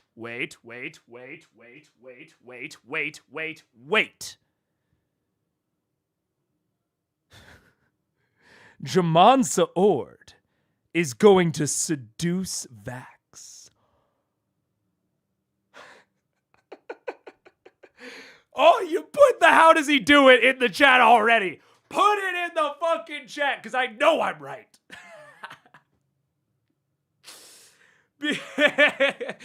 Because J'Mon Sa Ord,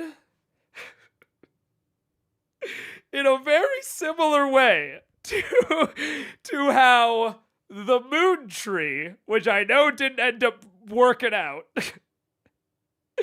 in a very real way about the moon tree was a mirror, a parallel of the sun tree. J'Mon Sa Ord is a parallel of Gilmore. It is the evil twin, the reflection, with a shadowed face.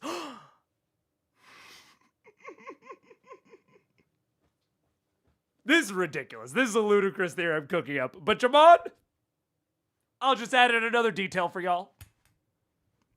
J'Mon's a vampire.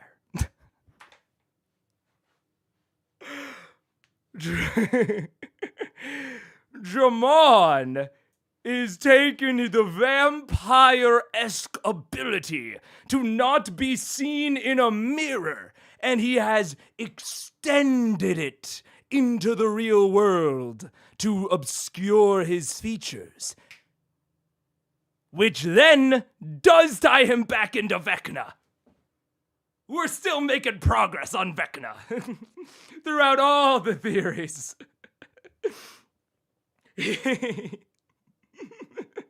Maybe he even lives in like a mirror world. I don't know. That's getting a little too out there. So, J'Mon's a vampire? Potentially raised by Vecna in the same way as Silas and the Raven Queen. And he, the Raven Queen, he's going to sense. He's the evil reflection of Gilmore. Gilmore got to know Vax for his heart, for his personality. On the other hand, good old J'Mon Sa Ord is going to get to know Vax through his Raven Queen connection. We're gonna have another We Aren't So Different, You and I. And he's gonna be like, we were changed by our masters, but then I broke free because he broke free of Vecna. Maybe he's even the one that helped the Raven Queen fucking shove Vecna away. And then he's gonna be like, I feel the same influence on you. You can break your chains, my friend. But he's only interested in Vax for his connection to the Raven Queen. He wants to maybe involve Vax in some sort of ritual, like a weird sex ritual, as a material component. And so J'Mon is either going to contact the party, or I think more likely we're going to get a heist sequence where, because we've gotten all of this criminal stuff, right? We've gotten we've already learned, if we've learned three things about Ank'Harel, is that it has water, it has a jail, and it has J'Mon Sa Ord. Those are the three things we know. And J'Mon lives in the palace, so that's a package deal. Those are the three things we know about Ank'Harel. So, I think, most likely, they are going to need to heist the palace. Potentially through the Scarlet Gate? Scarlet Prison. Possibly through the Scarlet Prison, they're going to heist the Cerulean Palace, and then they're going to get to the top of the tower. It's a whole sequence. They're climbing, they're going. Perhaps the rest of the party stays behind, and then the scout, Vax, who's always scouting ahead, enters the chambers alone. J'Mon turns around in his evil villain chair, and he's like, fucking... My dear Vax, I've been expecting you. Big moment.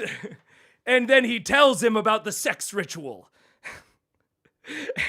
and is like, Vax, we have to fuck. And Vax is like, but no, Keyleth, and also maybe the Raven Queen. And J'Mon is like, don't worry about that. Ignore that part. and then they're gonna fight. That's lost a little bit of steam towards the end there, I'll be honest. But that's my prediction. Let's see. Wait. What do you guys think? Can you just confess your love? That's why this is gonna happen. You remember when I talked about knowing storytelling tropes and vibes-based shit? She just said I love you back.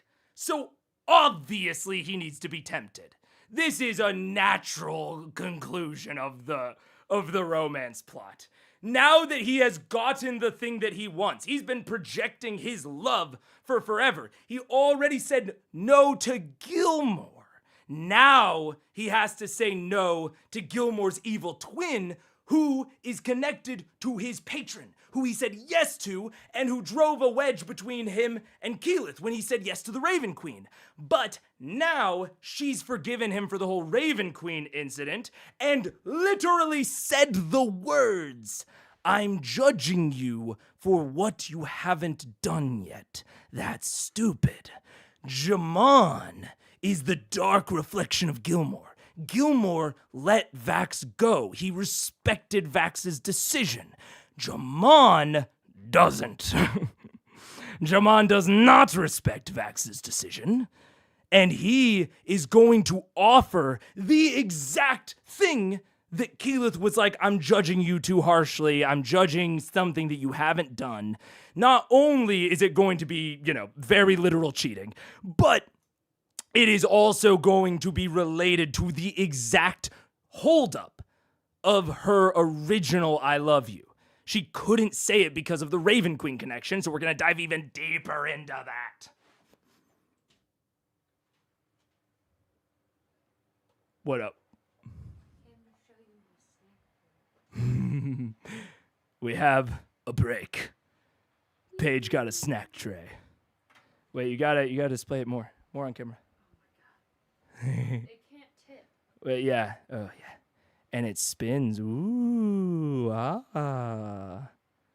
There's even fruit in it. There's even fruit? It's technically healthy. Yeah. Let's go. All the yellow. This There's a lot of yellow. It's a very beige This is platter. 2 fruits. That's 2 fruits. 2 fruits. Fuck yeah.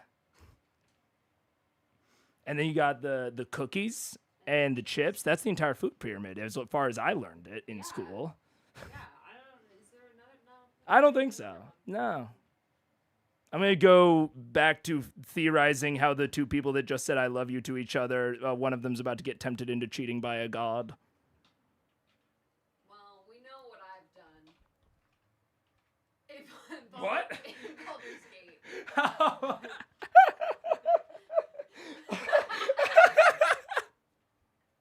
I don't even know if the mic caught that. Well, you know that I've had sex with plenty of gods in my day. So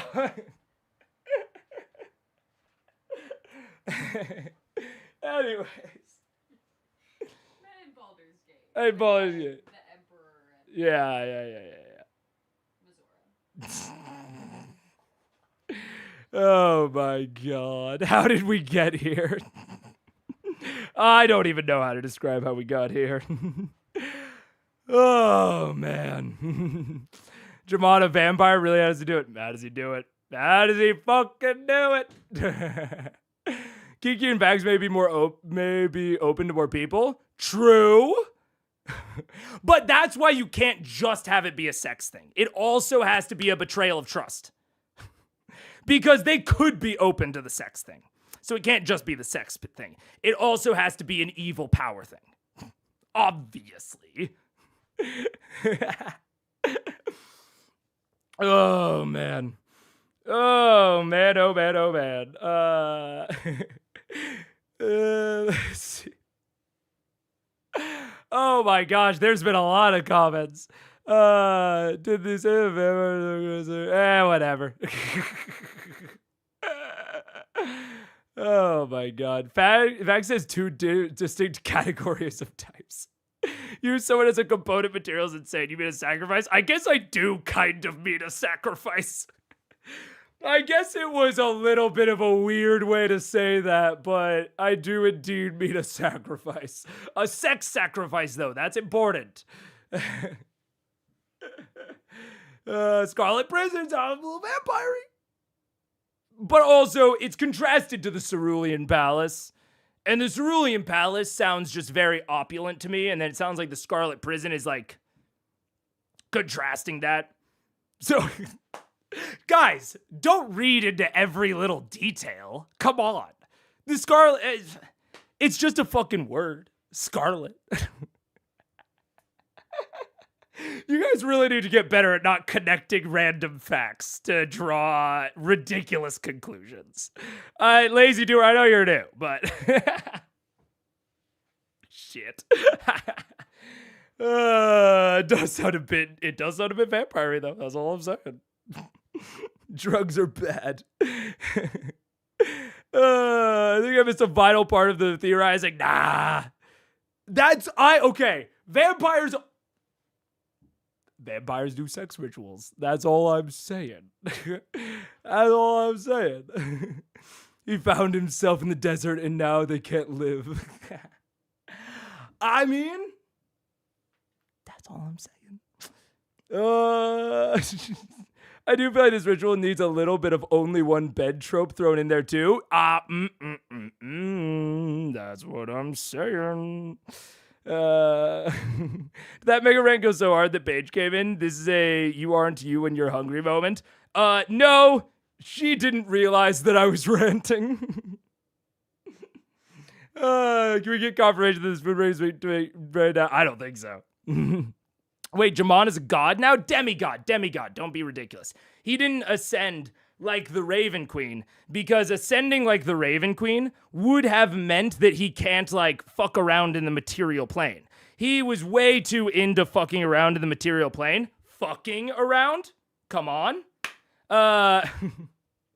He was way too into the material plane. If you ascend like the Raven Queen, can't fuck around in the material plane. So maybe...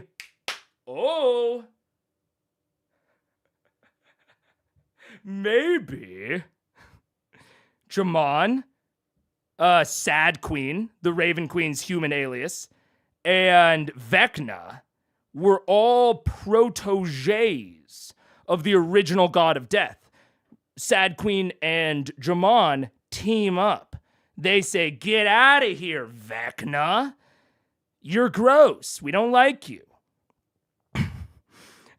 Or maybe Vecna was the original god of death, and then J'Mon and Sad Queen were both Vecna's proteges, and then they kind of toppled the monarchy, viva la revolution. And then Raven Queen ascended, maybe with the approval of J'Mon, and J'Mon just took demigod status on the material plane.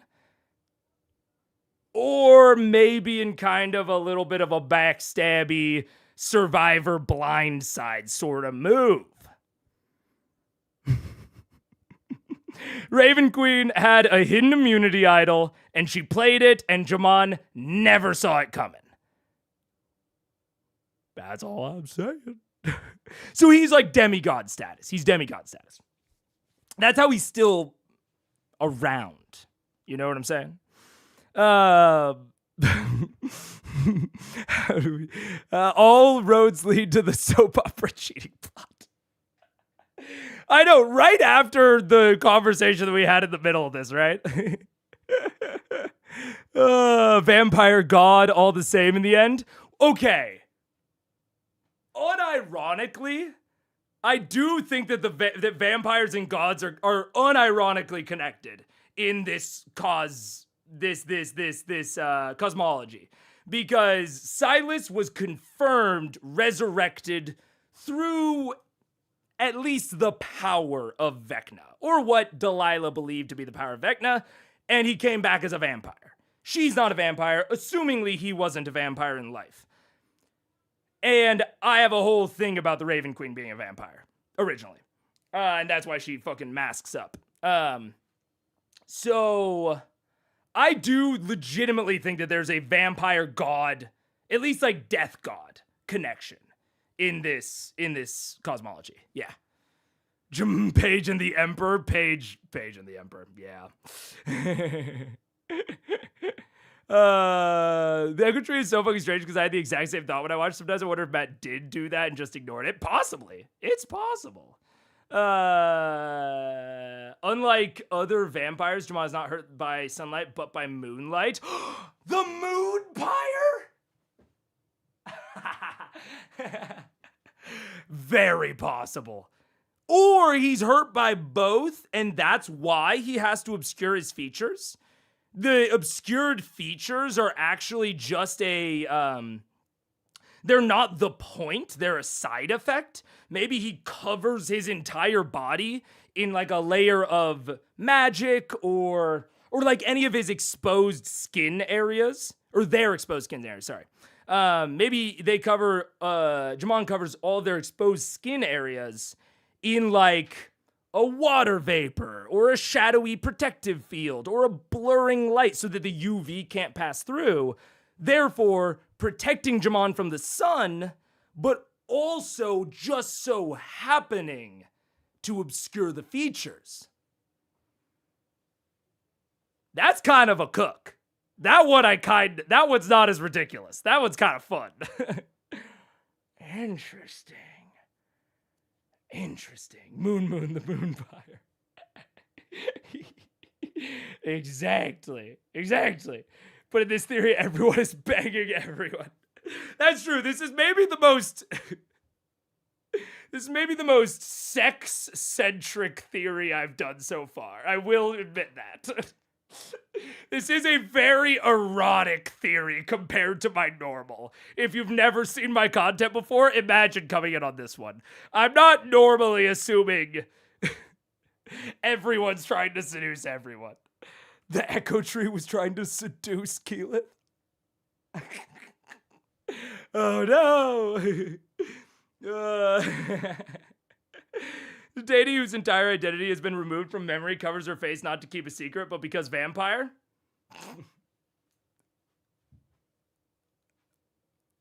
Well, when you put it like that, it sounds silly.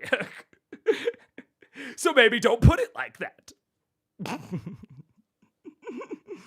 So the gods are just in a gigantic soap opera? I mean, yeah.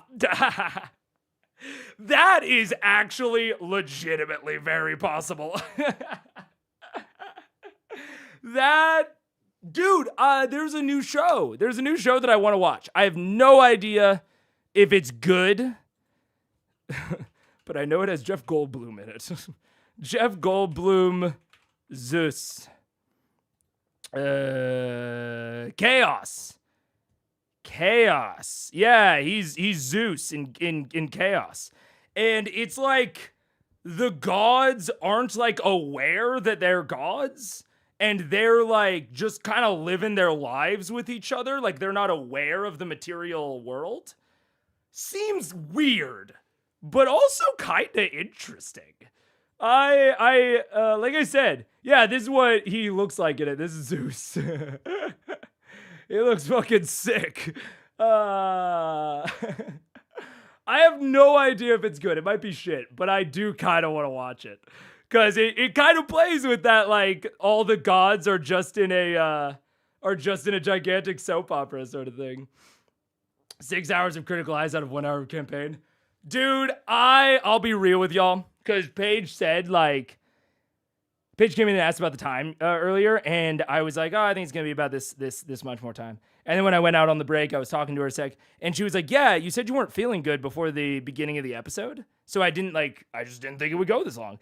And I was like, yeah, I'm just really enjoying myself. Like, I fucking love doing Critical Eyes. I love streaming. And I'm just having a lot of fun. And my voice is going. I was bringing the dog back in, and I tried to tell Paige that the dog pooped from across the apartment. And my voice, like, did, like, the go-out squeak thing.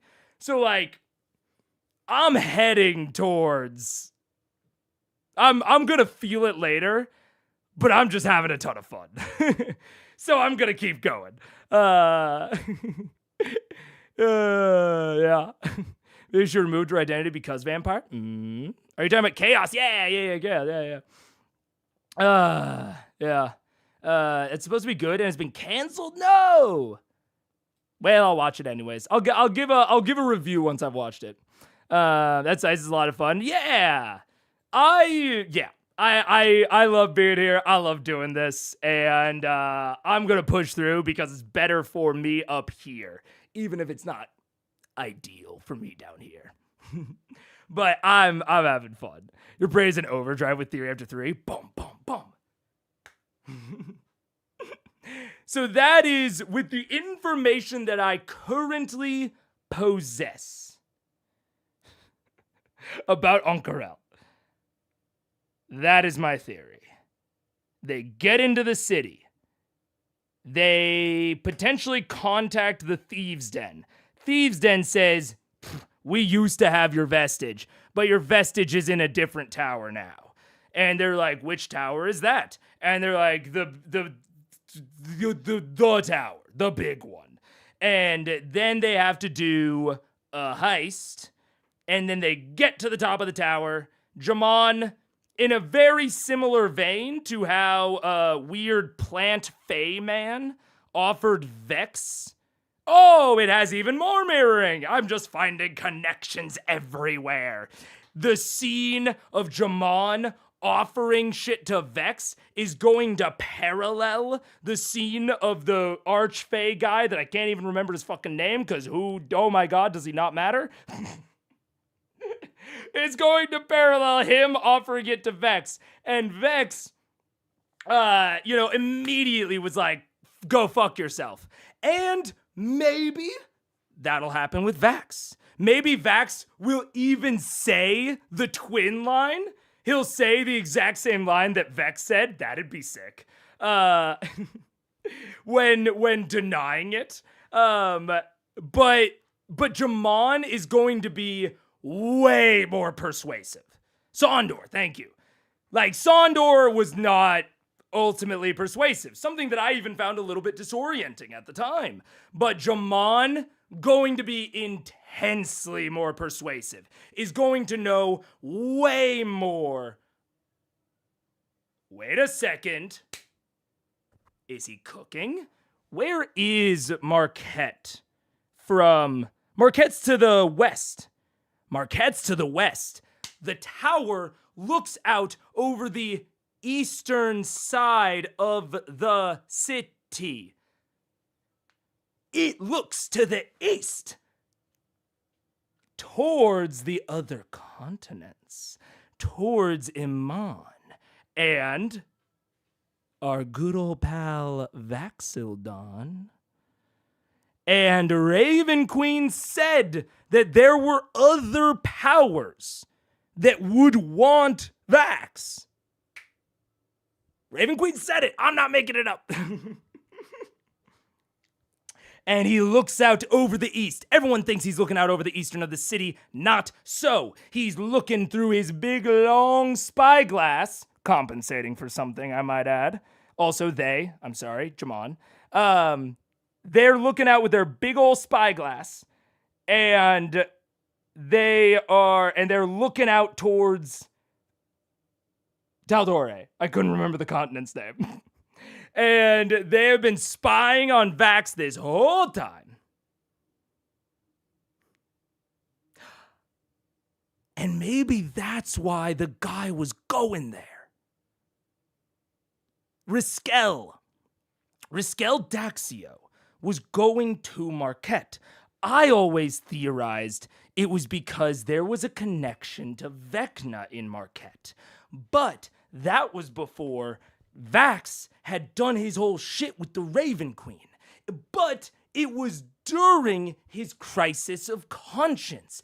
It's very possible that him and Matt had talked above the table about him wanting a creed, wanting someone to follow, wanting a oath. And if they had gone to Marquette, J'Mon would have offered that, but they didn't. They went to the Raven Queen. And the Raven Queen was like, yeah, other people are looking for you. It might have been less of an in-fiction reason that Riskel was going to Marquette. And it might have been much more of a meta storytelling TTRPG reason of giving them a reason to go to Marquette so that J'Mon could contact Vax.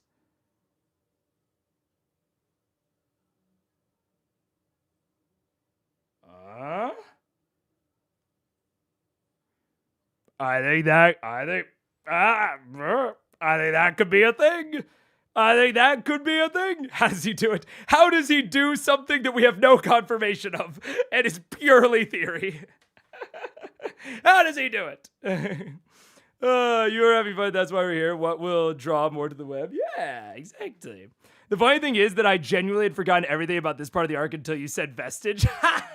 Yeah, they're going to get a vestige. Let's all remember. Throw out the sex rituals. Throw out the water.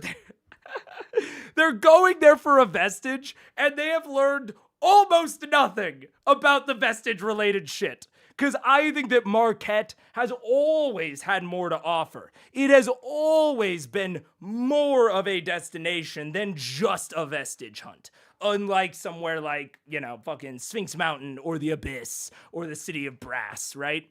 Those are all, I'm assuming. I'm making assumptions here. But I think that those are all just for the vestige hunt. But the Feywild, great example. Feywild was always meant to be more than a vestige hunt. That's why we had so much more time there. And I think that Marquette is the exact same.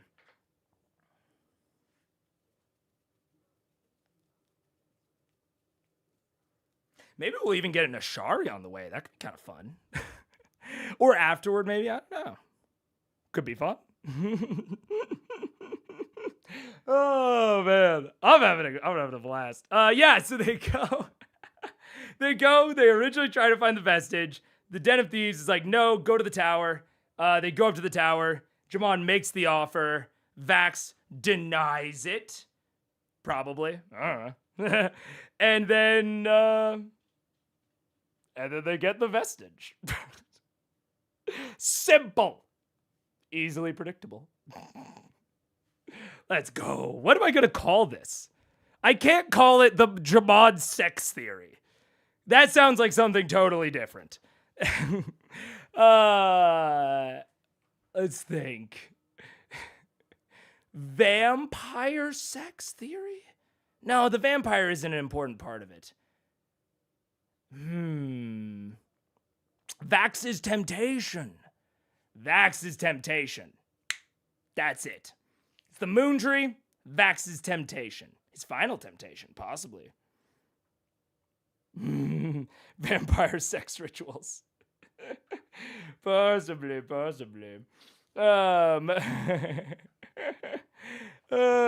This dude gets a name. The title is named the Echo Tree, but I don't think they utter that phrase in game at all. Does the tree itself ever get a naming campaign? No, it doesn't. That's why I'm saying that my theory was closer to explaining the title than the actual in-game events. So far. Maybe it's something they fucking missed. Because theoretically, I guess my theory could still be correct. There was nothing that negated it. But it just was so under the radar that, I don't know, maybe it's just part of the lore that has just sat undiscovered. Man, the questions I would ask Matt. This theory is so complex and involved, Matt has to pace back and forth as he thinks. I had to get the blood flowing. Oh, I'm hot. Oh, man. The J'Mon Kama Sutra. Oh, my gosh. I'm making assumptions here. Show up for the vestige, find a pining power figure spying from across the sea. Exactly, Nicholas. Just like they found a weird pining incel in the Feywild. It all mirrors. It's the same story ever told. It's, what the fuck's the guy's name? The hero's journey guy. Take a break. Oh, no, I can't take a break. Are you joking? What was his book? Campbell. What was it? Campbell? Yeah. It's all the same story. It's just repackaged. And I see the Matrix. Which I actually don't subscribe to the hero's journey. But just a layover, yeah. If they actually never interact with J'Mon Sa Ord, that's what I'm starting to fucking feel about Vecna. That's where I'm starting to get nervous, is because they fucking laid all this pipe, metaphorically, to foreshadow Vecna, and it hasn't come up since. That's how I'm starting to feel. No, don't talk about chaos. They fucking cancel it. No! Fuck. All that in the vampire isn't important? No! Probably. I don't know. The hero with 1,000 faces. That's exactly what I was thinking of. Yeah. I am your father. All right. Whew. I'm done now. Actually, I will take a short break. I'm going to go get a fucking fan. I am hot. So I'll be right back. I'm going to go get a fan, and then we will get into the actual show. See you in a second.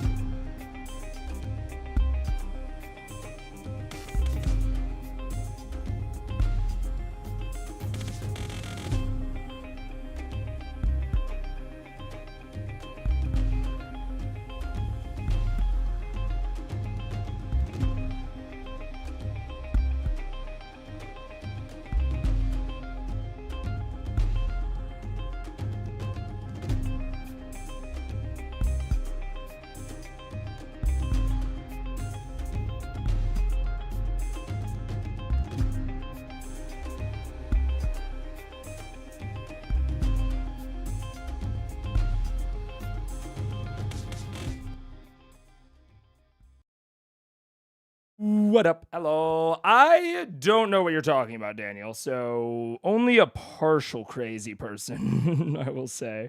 Also, you guys want to know some shit? They're lying to you. I talked some shit on Andrew Tate, and then I say they're lying to you. Fucking, my mom got me one of these for my birthday, because we needed a fan. I always thought that they did some weird fucking heat technology bullshit. But it's just a normal fucking fan. It has little, you can see this like little black ring. There's just a fucking exit for the air. There's nothing, this doesn't matter. It's fucking marketing. Maybe it matters. I don't know. I'm not a scientist. Technically, I'm a computer scientist. This isn't a computer, though. But it just intakes fan at the bottom, fucking spins it real fast, and or accelerates it, and then pushes it out through these tiny little things. The circle is just, it's marketing. I felt lied to. I always thought that the circle was important. But I don't think it is. Anyways. Yeah, I learned that it's all just bullshit recently, too. It is. It's confirmed. All right.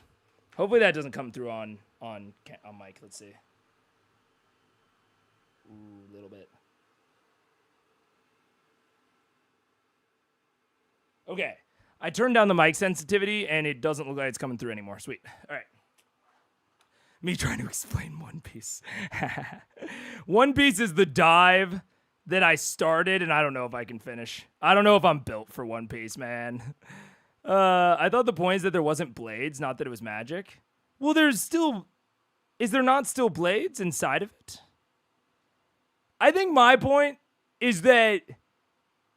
Why is it a circle? I thought the fact that it was a circle was important. But I don't... If it's just a bunch of holes, it could be a fucking pillar, you know? But I don't think the fact that it's a circle is important. I think that's my big thing. It's like, why is it a circle? I always thought it was like, oh, they're fucking manipulating the air to accelerate through the circle. But I don't think that's the case. Not where you can easily touch. That's fair. I mean, it's more safe. I do like that there's no fan, that there's no actual blades. That is cool.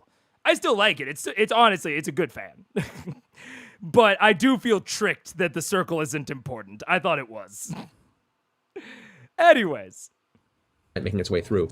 There is one single door that sees you out, though. It is currently... Oh, fuck. What? Closed. I'm going to stand on the carpet and will it to fly. Seems worth a shot. Every carpet here. Every carpet we ever come Onto the across. carpet. Close your eyes. How do you will it? I do believe in fairies. I know it. I've killed several of them. They're definitely real. Moments pass, no effect. Damn it. I'm going to do my due diligence and just make sure the door's okay. It probably is, but just in case. I'm going to look out the window as well. I look under the bed. Okay. 22. This is to... Just to make sure that it's not trapped or locked. Investigation. Yeah. The door is locked. It is not trapped. Okay. You're peeking out the window, you said? Yeah, I am. Yep. All right. You glance at a little bit of cloth, and it looks like it is a glass window, but it is partially open, and it looks like there's a little kind of a cluster of sand that's just kind of gathered over time underneath the sill from what little bit the wind has pushed through. Glancing out, since you push out, the light is very bright, and you kind of have to take a moment for your eyes to adjust. Looking out, you see what looks to be a simple street. There are some small buildings built of fine wood, nothing too extravagant. You can see a number of trees that protrude from the sand, long, tall, thin, palm frond type tops to them, bearing some sort of large nut-like fruit. You can see what look to be small troughs of gathered water, whether it be from rain or they've been placed there intentionally, but they are currently locked with looks like some sort of semi-translucent top and chain shut on the outside of two of the buildings. And you do see a few people just walking back up and down the street, general civilians, all dressed in longer full-body robes, some of them with scarves around their neck. I wouldn't say peasants per se, but definitely not well off in their appearance, just casual civilians. Darker skin, looks like they've been living in the desert for a long time. That is what you can see from the window's point of view. Are we on the first floor or second floor? Currently you're on the first floor. Does it seem to be... Is there a second floor? You don't know? Can't tell. We're in a Are there single room. stairs? Oh, we're in a room. We're in a One single way room. out of this room, and I'm Let's just go in the room. What could happen? I looked under the bed. So many things. You go to the bed. You see what appears to be a small wooden box that is just closed and hidden towards the very back, and what appears to be a small series of shirts that have been folded up and have gathered a lot of dust over the top of them. Ooh, can I reach him? Yep, pull them out. Really, really nice, high quality, kind of silk and cotton-based embroidered shirts. Look more ceremonial, special event type, long, maybe like knee length. What's the decoration like in the room? Did I cover- Currently, it's pretty bland. You can see what looks to be a couple of just colored kind of tapestries similar to the center of the floor rug that are hanging, but there are a lot of blank areas where the decorations have been removed, or at least haven't been there for a long time. The room, for the most part, seems to be abandoned. Is the Looks like a box guest trapped? room. Is the box trapped? Make an investigation check. Almost good, and then not. 14. 14. It does not appear to be trapped. Can I open it? You do. Open it up. That's inside. It looks to be a series of folded papers. Well, I want to look at. Is it Gilmore stuff? I'm looking. Yeah. Yeah, you're going through Sean's shit. What are you doing? I'm just seeing if this is his room. Oh, whisper. Oh boy. How are those Cowboys doing, Travis? 10 halftime. Oh, snap. Romo got hurt the first. Is that good? Is that a good thing? 10-10 halftime? That's not good? Okay. Let's try to quarterback Carter. I understood all those words individually. Because he's a nobleman. I know those words as well. Speaking in half orc. Don't speak that. I would pay good money to have you explain how football works to me. That's what I was going at. On a couple of them. Okay. I fold them back up and I put them on his bed. Okay. Be a good show. Can I read your diary then? Is that all right? Cult nerdball. I was seeing if we were in Gilmore's room, that's all. Yeah. Yeah. All right. Don't act like I'm a dick. I'm not stealing the letters. I'm putting the shirts back, all I right? didn't say it. Just maybe he wants a little privacy. I don't know. Think about it. She's learned from you well. Is the door open? Can we go out of here? Did you find anything If good? 25 opens No, the door, then it's it's open. fine. It's easy enough. Yes, the door is Like butter. open. The door opens. You know, he did say we would meet his family. As the door opens up, Actually, we got a lecture on you privacy. immediately your nose catches the smell of sage and cooked meats.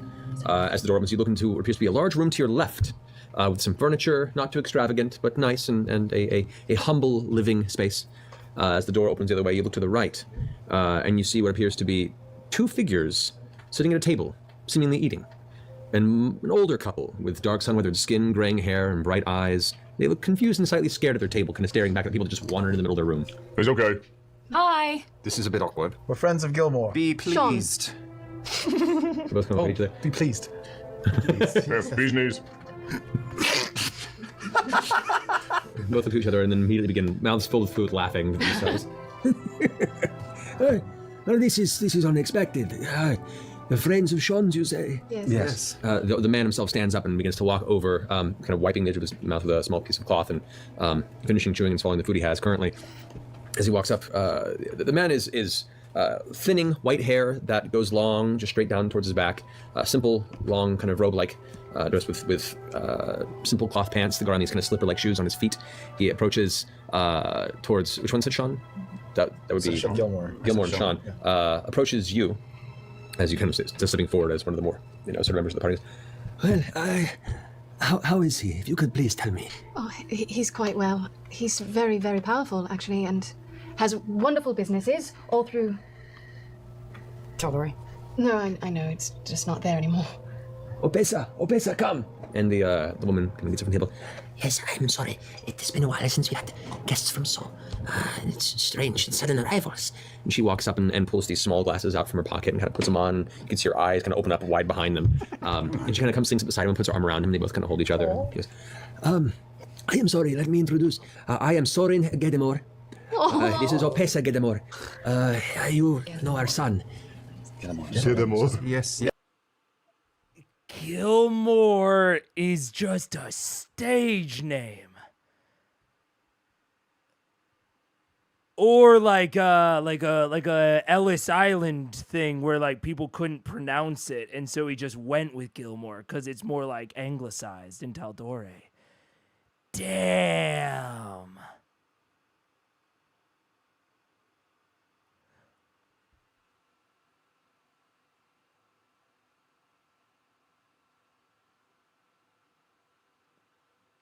Sean Gedmore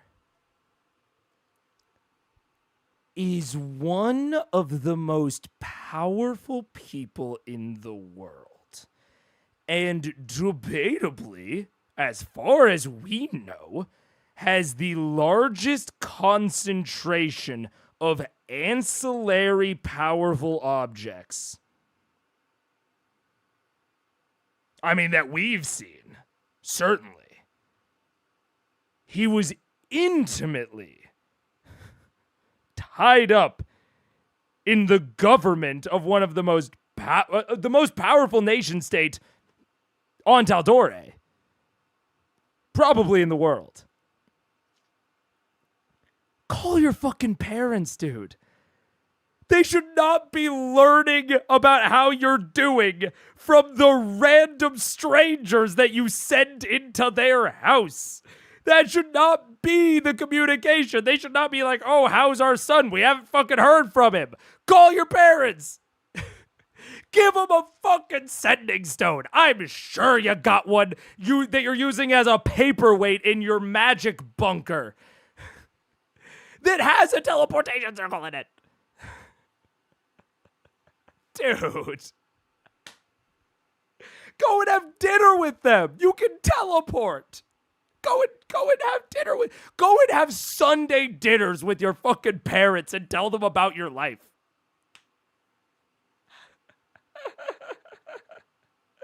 Love for the Gilmore elders, for real, dude. Sean's parents are getting the fucking short end of the stick here.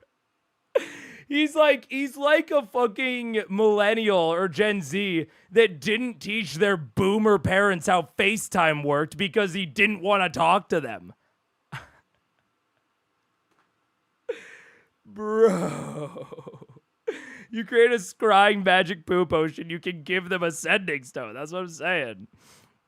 Every month a new random person debriefs them.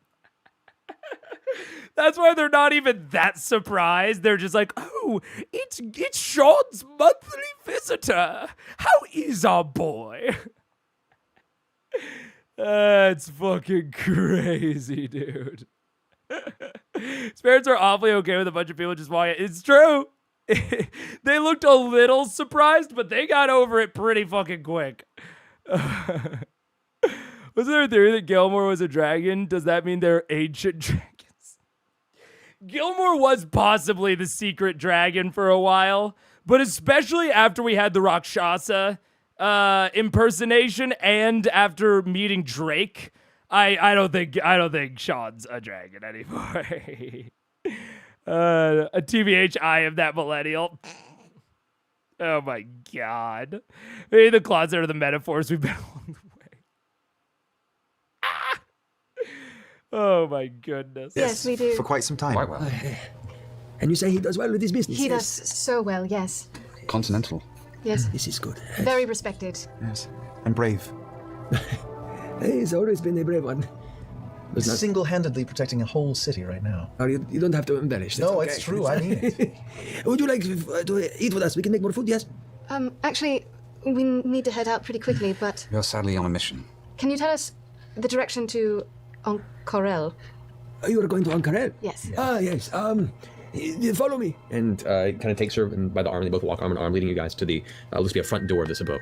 I mean, not anymore, Ross. He's a former item smuggling kingpin. Come on, get it together. As he kind of pushes it open, revealing more of the street of this small oasis town. Let's see. If you follow, that is the sun. He looks up and he sees eyes kind of adjust to the brighter sky. The sun is there. It will be setting that direction. Continue, sort of. What is the word you speak? Northwest. North. Northeast. That is northeast. west. You want to go north. So go that way. Yes, that is where you want to go. Thank you. Is there a road to follow, or is it just a direction? I haven't been in many years. As far as I know, there are signs.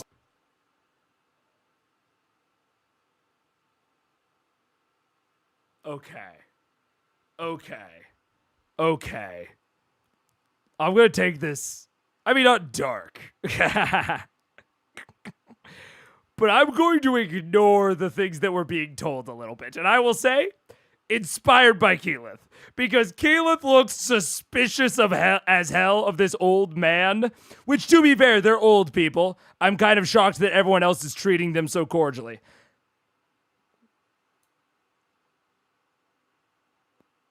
What if? What if this is a fucking Baldur's Gate 3? Another thing that Matt Mercer stole from Baldur's Gate 3. Also, wait a minute. Wasn't the closet like weirdly dusty and there was like sand built up against the window? Could be normal wear and tear because they're old. You know, can't mow the lawn as well anymore. Can't do my sand brushing. But wait. What if this is a fucking BG3 situation where you right-click on Elminster and it turns out that his type is not humanoid, it's a construct?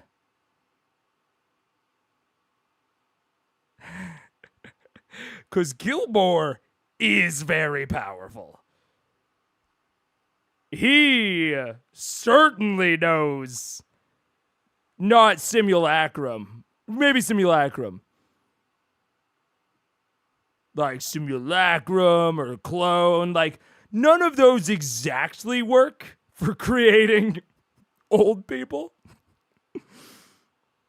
We know modify memories thing. That, it could be even darker. It could be that these are two random citizens. And Gilmore wanted guards for his teleportation circle. And so he fucking kidnapped these old people and modified their memory to where they think they're his parents. And that's why he doesn't give a shit about updating it, because they're basically simulacrums or homunculuses to him. Ah! This is darker than the sunshine. Dude. That's fucking crazy. After he gets simulacrum, he gets another spell to de-age himself. That works. That works. That's why enchanting is the best school. That's what I'm fucking saying, dude. Maybe not the best. I don't know if best is the word. Maybe most powerful. Dude. That's fucking sand brushing, you mean dusting. Well, I think dusting implies dust. Sanding? No, you can't use sanding. That's a different word. Because dusting, you know, you're getting rid of dust and sand. I don't know. Sand dusting. VM and old people in the same room. This is darker than the sun tree. I think I already said that. I thought you were saying you made illusory parents after the real ones died so he could go home and have dinner with them sometimes. No. I'm saying he made these as guardians for his portal that don't know they're guardians. They are sapient creatures that are unaware that they are constructs created by one of the most powerful people in the world and just think that they're his parents.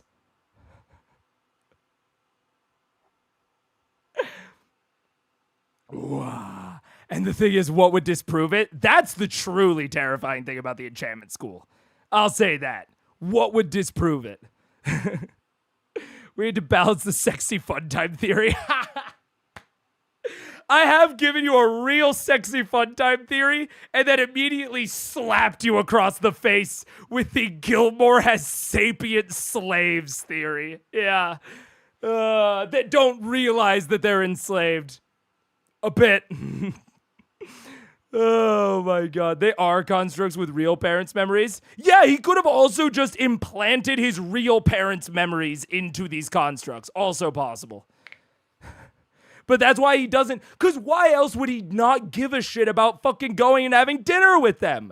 It's way easier to believe that he's a sadistic, magical constructor as opposed to just a kinda bad son. I think one of those is so much easier to believe. Blade Runner Gilmore. Oh my god, that snap hurt my fingers. I just snapped so hard at that, Hans, that my finger kind of hurt. I think I overextended it. Oh, holy shit. They just show up out of the closet asking for directions and they give it just cuz. Our son is weird and sends mercenaries. Also true, I think. Oh my god. There are no roads. There are guides you could hire to bring you there. But take note, do like a nature check, or like take note of what he said, so I remember, because that was kind of vague. Certainly. I'm assuming these are told us. the people that Gilmore said I would know. Get the sense these are probably who he was referring to. Yes. Rentals. So as she's doing that, I want the to locket. pull out the locket and say, actually, Sean asked me to deliver this to you. And he looks to his wife, the woman who steps forward, kind of adjusting the glasses. thank you so much. She kind of holds it and opens it up and looks over to him and kind of shows him. You get a little bit of glance from that point. You can see it's a picture of Gilmore. He's happy, jewel encrusted rings. It's very much kind of almost a promotional still, if there was one, for Gilmore's Glorious Goods. And she kind of takes it, she closes it, and goes,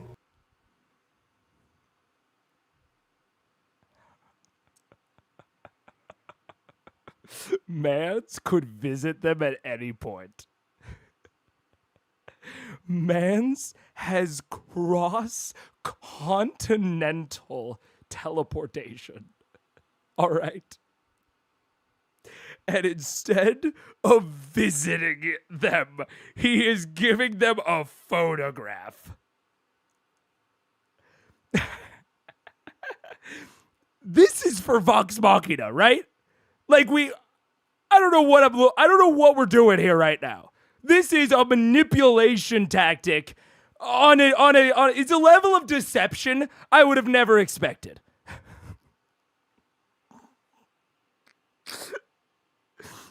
Mans could see them in person. Why? Why is he having, not just why is he giving them a picture? Why is he having someone else give them a picture? Walk it to them. It's like living next door to your parents and sending the postman to give them a fucking framed photograph. I think it was implied just now that they don't even know about his business. I'm losing my marbles. What do they think he's doing? Or do they not think? This is fucking crazy. That's what I'm saying, dude. That's what I'm saying, Daniel. This is the fucking signal to his constructs to not follow and track the party. Anytime Gilmore sends something through, he's like, oh, I gotta send the locket. Dude, what if they look through Gilmore's stuff later and he just has a box of lockets? And these are the fucking password to make sure that, yeah, they don't switch on murder mode and start tracking and reporting back to Gilmore? I'm fucking saying, dude.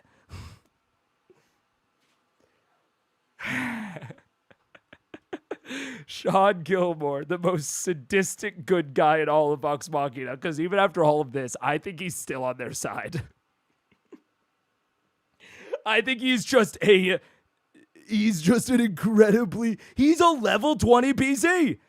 This is the level that level 20 PCs fucking get to. They start to see normal humans, mortals, as pawns. Oh my god. A flamboyant Al Capone. That's what I'm saying, dude. This is straight out of a Black Mirror. Little bro really got rich and able to bend reality and said fuck you to his community? Honestly. He's fucking worried about his expansion to Westrun. Go talk to your parents, dude. Fucking does not give back. Got famous and never stepped foot in the place he grew up. Come on. The Exandrian equivalent of QAnoners, and that's why he doesn't talk to them. You know what? There could be beef. But they seem too chill, right? Otherwise, they would be like more, they'd be more weird if he broke off relations with them on purpose. Modify memories enchanted in the locker with a trigger when his parents look at it. Mega can't even imagine him being a bad guy. I do think that even if Gilmore is a bad guy, he still has a soft spot for the party. We could learn tomorrow that Gilmore is the fifth blue is like the blue dragon, fifth member of the Chroma Conclave, and I would still believe. Dude, what if that's why Vorugal didn't attack? What if the This is silly. This is stupid. What if the outside of the barrier has fucking secret draconic letters? They're like, "What up, Vorugal? It's me, G Daddy. G Money. You know, I got him on lock. Don't worry about it. Go home. Go. We'll deal with it later." What if, right? Oh my god. A soft spot for Vax. Yeah. I'm Vax, he's Vax. She's Vax. Oh my god. When I saw the first episode, I just thought maybe Gilmore is in legal trouble like Jarrett, but no, I want a braid like yours now. Now I want a braid like yours. Look, maybe he was in legal trouble. That's fair. But I don't know. This feels weird as a part of his story. I mean, yeah, I'm not being that serious. I'm mostly fucking around. But there's plenty of hyper benign reasons that this could be the case, but those are boring. And you know what's fun? Him having made fake parents to guard his teleportation circle. Because Gilmore knew Vex would have guard powers. He looked into the future. Gilmore is originally Gedamore. He changed his name when he went for better business into the Taldori place. Yes. I'm glad he's doing well. He's respected across the continent. Is there anything we can let him know? Just give him our love and tell him he's more than welcome to visit. It's been many years. We will. Years? Man could have established permanent teleportation circles, plural, since he's seen his parents. He can see them instantly. Years? I would have still had this theory if it had been months. Years?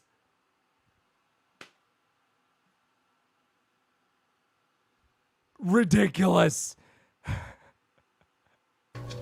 Thank you. No, don't worry. Safe travels. Are you sure you don't wish to have food? No, but if you could point us towards Fusaka. Oh, the spice? Is there any around here? There's not, is there? They both look at each other. I'm not familiar with the spice you speak of. My apologies. Oh, that was right. Fusaka. Never mind. I'm sorry, I do not know the Fusaka you speak of. He's pulling our chain. Or maybe it's something illicit. It's possible. Or maybe they only have the amount of memories required to sit at a table all day staring at each other, because they only get activated when someone walks in the room. Possible. Or something that you Yeah. He's pretty cool. pretty cool. I understand. Can we He's leave them a chill. bit of water? Yeah, we should leave them some water. Oh, yes. Grog, water boy. Yes, Can you give him some water from our Where do jug? you keep your personal Just some water? of the water from the jug. which one, like the one of the little ones? If we find out from another person in this town that Gilmore's name is not Gedmore, it's locked. It's locked up tight. Would you like some water? Alan. Have any sticky icky? At least. Well, Here, take this jug of water with our give the jug compliment. away, You just- said give him a jug. Where do you store your water No, in the just house? give them some of the water out of we my have around this way. And Thank you. he leads you kind of towards the back through the small kitchen. It's very, very condensed. You can see there is a kind of a high metal fence, and there appears to be some sort of a rainwater receptacle there, like a well that is built into the homestead. It has chains over the top that he has to go ahead and pull keys out and lock to it, and as he pulls off the chains one by one, he pulls back the lid, this kind of hard, dried wooden lid, and within it is a very, very deep well, though it looks like the water level is maybe 10 feet down from the top of the well right now. Do we want me to pour the alchemy jug in here? Or just one of the little ones? I'll pour the Is this a historical thing? Is that real? Personal wells inside of people's houses? It sounds impractical. But it's also one of those things where it's like, maybe I just don't know enough about like desert culture history to know if that's a thing that has existed. Not really, maybe in deserts. Yeah, I mean, definitely not in like prairie areas. Huh. It's one of those things that, like, when I'm presented with it, I'm like, that's a ridiculous, fantastical thing. But then it's like, well, it like kind of makes sense. Maybe I'm just ignorant. It is sometimes a thing in the desert. It would reduce evaporation. My great-grandmother had one? Whoa. You learn something new every day. That's fucking crazy. This is why learning about real life shit is cool. Only for this application. It's not just good for you as a human. It is specifically so that you learn strange factoids to use in your D&D campaigns. That's crazy. Personal wells are a thing. Whoa. Huh. Someplace in Pennsylvania have personal wells? I've never heard of this. That's crazy. I mean, like, an individual having their own well. That makes sense to me. But it's like, I would picture it like an outhouse. Like, you know, out in like the fucking backyard or the front or whatever. But inside the house? Inside the house is the thing that's shocking to me. But it makes an amount of sense. Crazy. Yeah, we had the little ones for us today, the alchemy jug. This is where it's going. All right, I'll take out the alchemy jug and I go, you want to see a trick? What, look inside. Do you see anything? Hey, Opesa, do you see anything? And she thinks, it's empty. And I say, now, give it a listen. And I shake it. What do you hear? Nothing. You're a strange man. I forgot that old. Right, well, it sounds... Fuck it, water, and I just start pouring it. How much water does it create? It creates 8 gallons of fresh water. Oh, wow. It's opposite. You are still a very strange man, but I am very happy and appreciative. I am a great sorcerer. All right. I can see. Gilmore has his work cut out for him. Get him more in. Grog the most. That's what we call him. You're going to pass in the shoulder. Get him more indeed. Hey. All right. As they finish pouring the water out, I need you guys back to the front. What time is it here? And he pulls out what looks like a small sundial from his pocket. Ooh. Holds it out. This would be closer to late afternoon. So we can... No, we aren't going to make it to Uncle Ellen. We can by count, dark. though. Yes, of course. That's all. Thank you. Well, thank you so much for coming. Good day. Beep, beep. Be pleased. Be pleased. Be pleased. Be pleased. And they both kind of, in a very kind of rusty joints kind of way, give you both a bow as you leave. Well, we're a couple of sweethearts. Wait, Adorable. I had to press pause. I'm sorry. Rusty?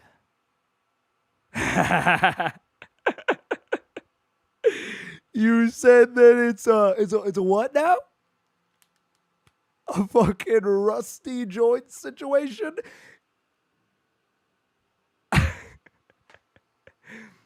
I'm just saying. Both over 70, so who's going to kill them? Should you, Grog, or should I? I think it's our turn. You want to like... You're You can kill one, I'll kill the other. Throwback Thursday. What a detail. It's been a few years because he has to recreate them every like 4 or 5 years. Then Vox doesn't have to kill them. They're actually only 5 years old. 10 is 4. Hold on. 1 second. Oh.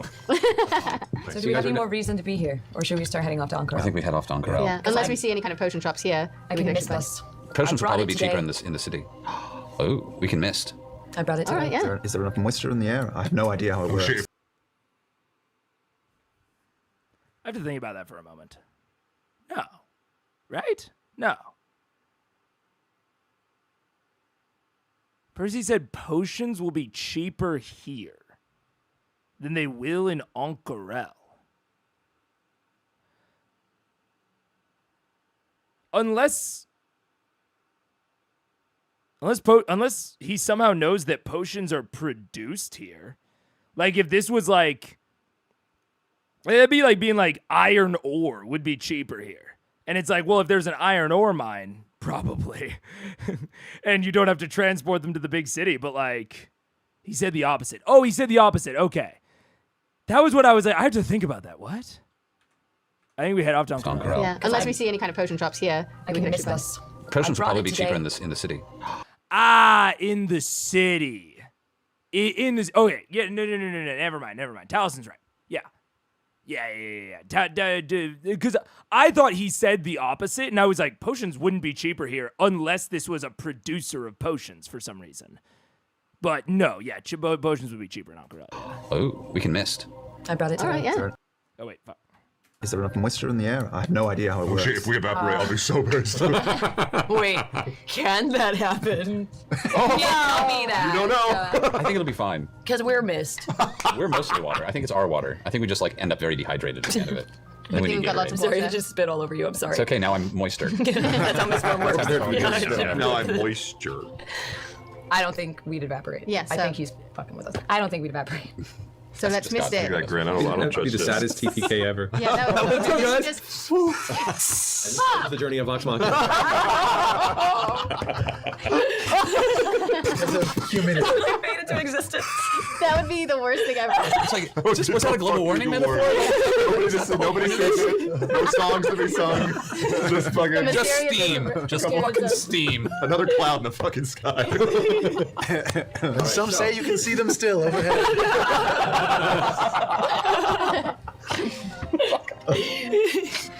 I don't think we'll evaporate. All right, so let's do it. We're gonna miss it? Do we need anything else over here No. before I do this? Do it. So one camel town. You missed us. All right. You guys take a moment to concentrate. Each one of you transforms into furious mist. As you begin to go one by the other, you do hear a couple of. You kind of glance over your shoulder to see what looks to be 3 kids, all kind of just looking up at you, all with these big, scared smiles. And before I go, I say, "Stay in school, kids." And then I miss. I'm gonna slimer the kids as I hit them. The dare Yeah. As I turn into mist, I go, I'm melting. Oh, what a Make while. a deception check. You're a I was terrible trying to person. inspire them. You're a terrible person. 20. Do they speak common? After you give your presentation, they kind of, whoa. As you begin to transform, you do that, and they also go, so women go running indoors. I'm still gonna slime them on their way out. Slamming them. Tormenting children. Hey, that's a step up for us. This is what Vox Machina is all about. Amongst all the terror, Scarring and children heroics. for life. You can't kill the old, terrify the young. You don't want to Max didn't say that. We're leaving them with a promise that we'll be back to finish the job. Rather than that kid's out of the day. All right, so you It's gonna be guys glowing. rise into the air as the Mr. Toe as well. the sun begins to bring itself to the set in the west. You kind of shift up over the city and look down. Probably maybe 150, 200 buildings make up the entirety of Shondal. It is not a very large town, but you can see little dots of what appear to be moving caravans both to and from the city. It is a very lively stop for people traveling to and from Ankara, excuse me. So we can follow the traffic. We probably should have Yeah. potion. Follow traffic. There's a traffic line then. Every now and then, as you kind of follow the direction they're going, you're traveling much faster than they are. The hot air does feel a little uncomfortable against your cloud-based misty forms, but you do not feel like it's responsible for evaporating any of your form. Sauna heat. Yeah, we're just sweating a little bit more. You're just like, that's uncomfortable. All right, you continue to press forward as the sun slowly begins to set. The temperature begins to get colder and colder, and the sky grows darker. Do we and like darker. condense a little bit, turn into a low-lying fog? Never mind. If Don't you'd worry like to, about it's up to you entirely. The form is your Turn choice. into marine layer. it. You guys continue to travel throughout the night. Gotta burn up by noon. Ooh, how long does this thing last? We can't 8 talk to hours, each other, though. right? It lasts 8 hours. So We'll travel 8 hours. we'll take a late night. Well, once it wears off, then we'll camp. Yeah. Can we get the whole way there before? Should have talked about this before. we Well, lost our wind walk. mounts. You said it was a day's journey, and we can travel faster by wind walking. Also, at night, will we know where northeast is? Yeah, I've got an excellent sense of direction. Also, at some point, if it's only a day's travel, at some Will we point be you're able going to to see the see city. yes, 8 each other? hours. Yeah, we're just So I think we should be able to get there, right? And we can camp just outside the city, maybe? Okay, or- let's do it. Yeah. All right. Because we have a flying speed of 300 feet. Yes. No, you guys cruise. Awesome. You guys push forward for another. Dude. Speaking of not setting the scene, like the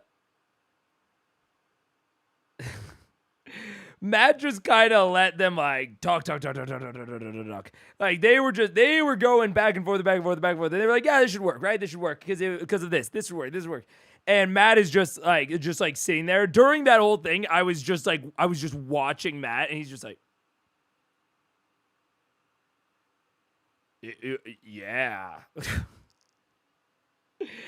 It's just like, I think the entire time, if I had to guess, pure speculation, but I think the little voice in Matt's head is like, whoa, I did not. I was just gonna have you walk there.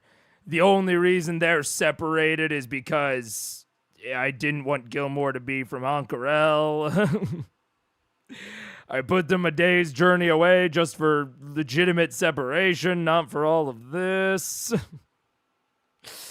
Maybe I'm being a little bit too harsh on him, but I think it's very, to me, it's pretty clear that like he does not care too much about the travel sequences, and he doesn't give the players too much to bite on. Like an example of like setting the scene with even this type of a very simple example is like having caravans going two slightly different directions that could both vaguely be called northeast. One of them is going to, say, Ankarel, and one of them is kind of slowly, maybe it makes like, maybe like Shaldor or whatever it was.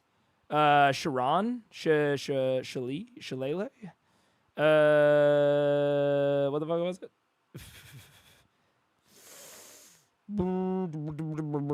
Shondal. Let's call Shondal like here, and let's call like Ankarel up there. An easy way to, or a thing that would be necessary within setting the scene, like a necessary piece of description. If you wanted there to be some amount of challenge, you could do this a lot of ways. And if you wanted there to be like some player agency and like determining some things, you would either, number one, not tell them the direction, just straight up, or like not have anyone that can like figure it out there, and you would like force them to figure it out because like in this case the NPC figured it out for them. Say you had like Ankarel there, and then you had another city. Let's say like another like port city or like another small town. We'll call it Vampire Sex City, right? This is like the hub of all the vampire sex in the region. And so, but we also say that there's, say like a big old, what's the big like sand guy from Star Wars? Or the dune worm. I'm going to say the dune worms. There's an area in here that, Desert Lore, they all know the dune worms are over here. And then, so when they're in Shadowmoor? Shondal, you have two caravans. This isn't northwest, but imagine that it is. Imagine that north isn't up in this diagram. And then you have another one that goes the generally same way, but diverges, and then goes to Vampire Sex City. This is an example of like, they would have to put in some work. They would have to like do some things. There would be some player agency. They would have to make some choices. There would be a little bit of challenge in how they got there. Much more what we might call non-linear, right? And this is non-linearity specifically within the context of like a challenge or a skill test. It doesn't have to be. This is just the easiest example that came off the top of my head, where it's like, oh, the Shondal people can't go straight to Vampire Sex City. They have to curve around the dune worms. So at first, when they're first determining their course, the caravans look like they're going the same way, but then they will diverge at some point, and the players have to make a decision, right? Or they get to make a decision, right? Even having a level of risk factor in using Windwalk. Like, obviously, they were all joking about the evaporative qualities. Legitimately, if if Matt wanted to, maybe he could. I wouldn't do this, by the way. I don't think this would be a good version of this. But a bad version of this would be like, oh yeah, if you use Windwalk, you're going to get a level of exhaustion from like, I don't know, evaporating. That sort of thing. Adding some challenge, adding some factors. But that's also, that example is a good example of, depending on the table, that could actually be seen as forcing a more linear solution. If there are, so you want to offer like, trade-offs, benefits, maybe, okay, taking the Windwalk has a level of, would get a level of exhaustion, but it would get us there quicker, which helps with the timer, right? So these are the sorts of things. Without those sorts of factors, it can be interpreted as more linear. But even offering the option, or not even offering, but, them having the option of doing something like a Windwalk rather than just walking there, like D&D is a non-linear game, kind of at its core. And as long as you're not shutting those things down actively, your game will naturally trend towards non-linear if you're not actively closing things off. I don't really have a point, I'm realizing. So I'm gonna leave it there.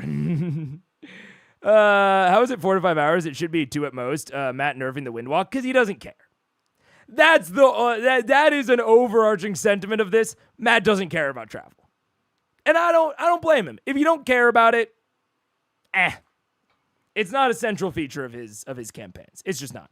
They could have Windwalked over the Moonbrush. Frankly, should have. But It's that's different campaigns, different flavors, all that sort of stuff.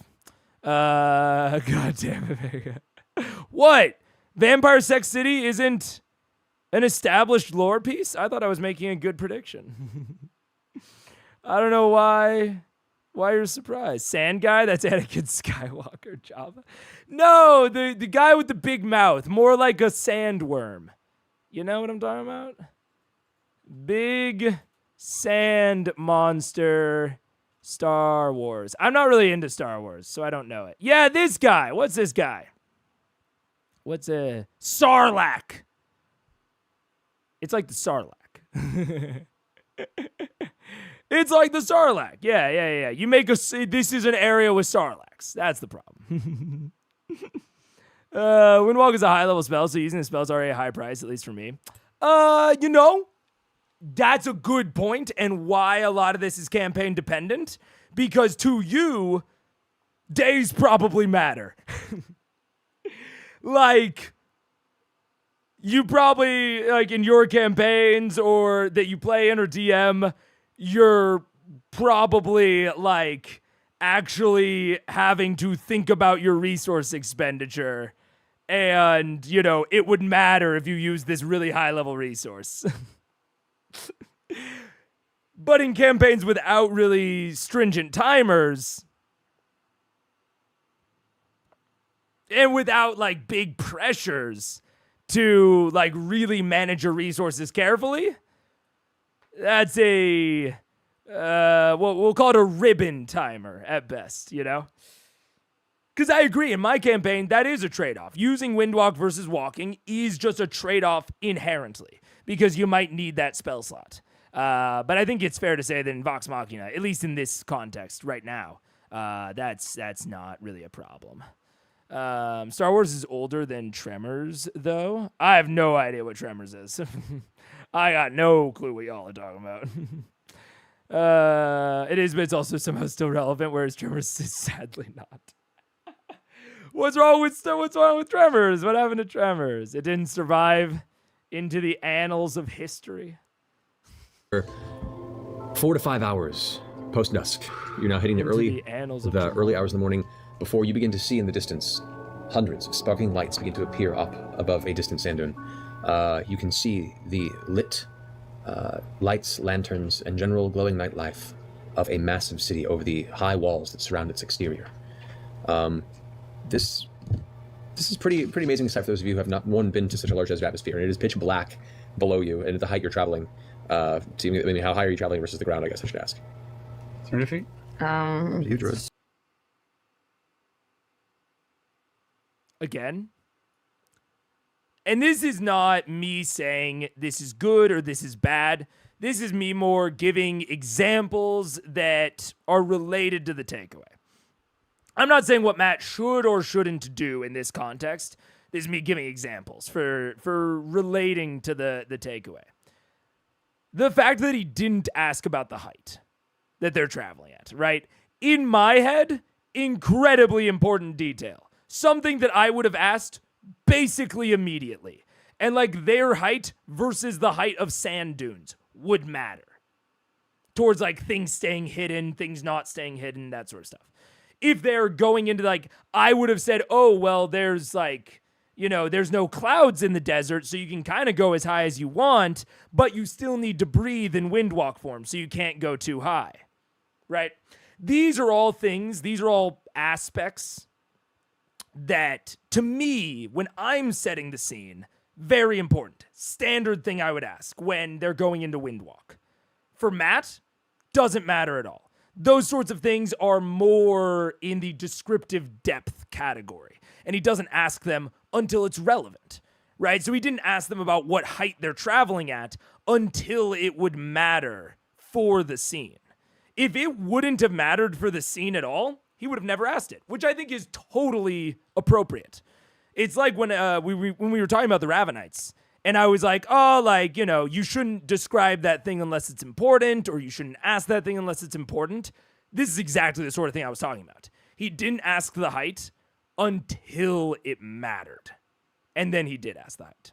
And the same thing goes for when you are not asking the players questions about their actions. The same thing goes for when you're giving descriptions of new locations or people or what have you as a DM. In this case, the height wasn't pertinent until it was. Yeah. Yeah, this is a, I think, non-surprisingly, very similar to West Run to Sphinx Mountain. The Windwalk transit sequence is a encapsulation of what I'm talking about there, yeah. Helldiver and Starship Trooper aliens have the designs of tremors in them. We're just talking about tremors. We're just, I'll leave you guys to talk about tremors. Keep going. The Briarwood's room in Uriel's castle. Yeah, that is a really good example of like descriptive depth that didn't need to be there. But I fully subscribe to an argument that was made to me in the comments that said, I think that sometimes over-describing is Matt's version of vamping when he needs to think. And in that context, I think it's a good form of vamping. I think it's a really slick, elegant form of vamping when you need to think. And I fully agree with that. Just full stop. I think they're totally right. I think they're right about it in context of, is Matt doing that or not? I think he is. And I think it's a really good form of vamping. It is more when you're not vamping that I think it's important to level your descriptive depth. But if you need to think, increasing the descriptive depth is a good way to think while you're vamping through it. Yeah. The last session, I asked my party their marching order for the first time ever. I immediately got a damn it. Yeah, because that's the sort of thing that at some tables might be a default question because it normally matters. At your table, they know that that's not a standard part of you setting the scene. It's like, oh God, that matters? Yeah, good example. But it would be ludicrous of you to, just because you got that reaction doesn't mean you should start asking them their marching order all the time. Because most of the time, it doesn't matter. and you shouldn't ask it because it's just wasting time. Yeah, it's a good example. I wish I could talk and think at the same time. Would make things a lot easier. It does. Well, it would be really nice to be able to think while not talking and think while talking. That would be cool. I can only think while talking. Or at least I'm way better at thinking when I'm talking. Another reason that I stream rather than pre-record is because I describe my mind as kind of a dark forest where a lot of times, I can see a light. I can see like a tower off in the distance, but it's obscured by all of the forest. So I'm constantly going towards something, but I find the path as I go.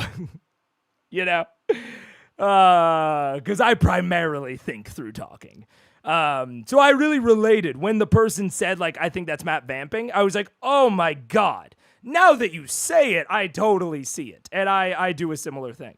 But it didn't cross my mind that that's what he was doing until someone said it to me.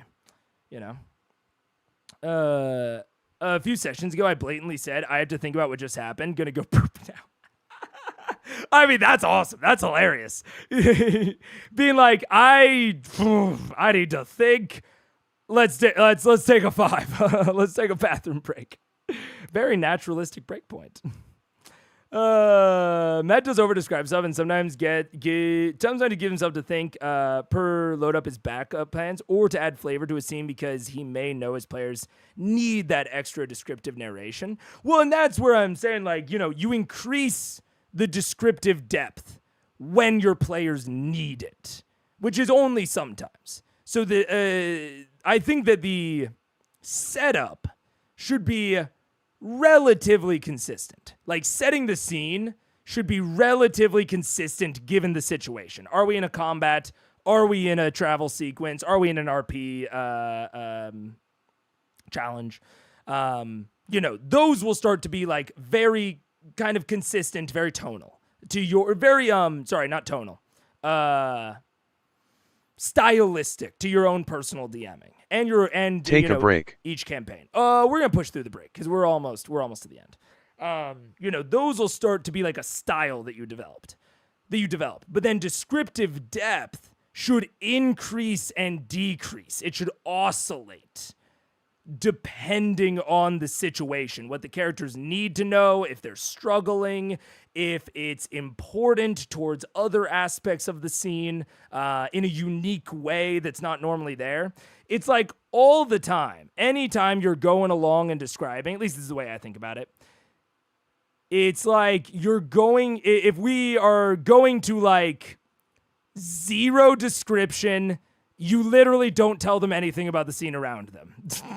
You're just like, fuck you, we aren't playing right now. Up to 100%, which is you monologuing the entire session and the player's never even speaking, right? If these are our barriers, you will eventually find, for any given type of encounter or sequence, whatever you're doing, you're going to have a baseline. Let's say that your baseline is 20%. That's the setting the scene, As you go along, you're going to be consistently hitting that baseline. But then we'll put it in a different color. Then you have descriptive depth that varies based on player action, based on vibes, based on what they're not picking up, based on things that they miss that you believe their characters would have noticed, right? Based on its relevance to later plot points. All of these things vary across even similar types. I don't think he ever asked them their elevation during the Windwalk sequence, an almost identical sequence from West Run to Sphinx Mountain. I don't think he ever asked them their height. But this is a different situation and requires different levels of description. So he attains the base level of description. What direction are you going? What's your intention? What are you stopping for? I think those are about the questions that he asked. That's like kind of the baseline in his head for like a Windwalk travel. And then he added the additional depth that was needed based on this specific incarnation of the Windwalk, right? That's how I'm starting to think about it. This is all very new to me, so when I am stating these things confidently, talking about thinking out loud, thinking while talking, this is me thinking while talking. This is how I sort of process the varying levels of descriptive depth, or in the varying levels of description needed in any given scene that we encounter. And why sometimes I say Matt is over-describing, because I think that he is maybe adding more descriptive depth than he actually needs to. There's some difference between the two. But a lot of times it's tough to tell, because a lot of times you only know the descriptive depth needed after a lot of experience with this specific table and by being able to see behind the screen. A lot of times. Sometimes I feel like I can kind of suss it out, but sometimes you just need more information to know. And even when you have that information, sometimes you don't know, and sometimes you fuck it up, which is why I record my sessions and why I do VOD reviews for my own sessions. I fucking watch the footage, man. I get in there. But also, don't feel like you need to. D&D is about having fun, not necessarily improving. All of you are obviously here for different reasons. I think some of you are here to, talk through DMing skill stuff. And you're probably the type that wants to actively analyze and improve your DMing. Highly recommend VOD review.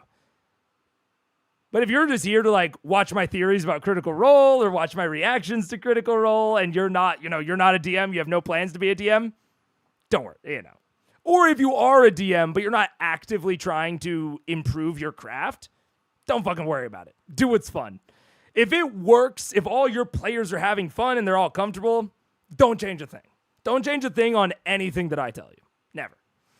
If I don't need much time, I close my eyes and stop talking. My players know what that means when I shut my eyes. Interesting. Good, yeah, good nonverbal signaling. I had a similar thing this is only my first campaign. I haven't really done it since, but it was really helpful in my first campaign when I had 6 players and I was dealing with a lot of crosstalk. I had a phrase that was everyone stop talking and pay attention to me. The interesting thing was it was a phrase that both I and other players used. So if any of us were getting kind of tired of the crosstalk and wanted it to go back to me as the DM, they would make a comparison that was something like, Windwalk is a lot like the wind coming out of Jack's mouth when he DMs. Back to you, Dad. That was our code. It was a code to be like, everyone shut up. I'm going to make a quick funny joke. I'm going to say the word. And it became like Pavlovian. Whereas the moment that it was back to you, Dad, every single one of my players shut the fuck up. Instantly. Whether I did it or another player did it. Everyone shut up and they listened to me again. It was incredibly useful. And those are the sort of things that I don't even know if you can purposely develop those sorts of things. They just kind of happen, with specific tables and with specific players. Yeah. I only think when I'm not talking, I need to think to talk. Oh yeah, I need to. I'm not talking. I need to think to talk. That's fair. Yeah, that's fair. I get that. You can see him calibrating that description amounts over time, especially considering the tolerance of some players for scene changes and criticism and learning from other DMs like Brennan. Oh, absolutely. Well, and the level of description that Matt needs to give on stream as opposed to in a home game, is a different beast altogether. That honestly, I can't truly parse because I haven't done an actual play. I've done an actual one-shot. And I hope to do more actual one-shots in the future. But I've never done an actual play. And I don't know how that does affect things. And, what he gets from audience members saying, I wanted to know more about this or I wanted to know more about that. His descriptive depth is partially for his players. But it is also, who knows how much he considers it. But it's also partially for the fans. Leading people. inappropriate cloud height. So Hundreds of feet up. Whoa, that's Hundreds. Hundreds. Couple hundred feet. San Francisco, baby. Okay. Yeah.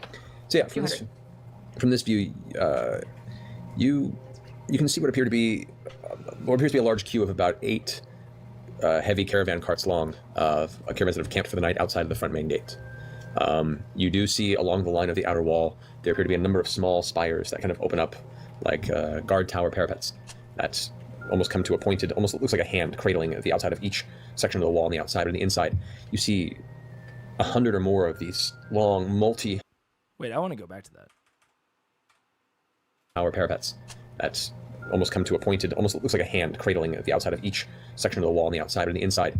Okay, I couldn't tell if it was actually meant to be like a carved, like literal hand, or if he was just using that as a metaphor. I think it's just a metaphor. First name man, last name megaphone.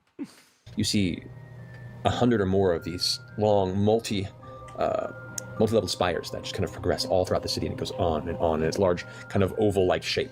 It's hard to make out much color, but other than just the 1,000 small lights you see throughout the entire city, orange, yellows, greens, blues, it is a beautiful view.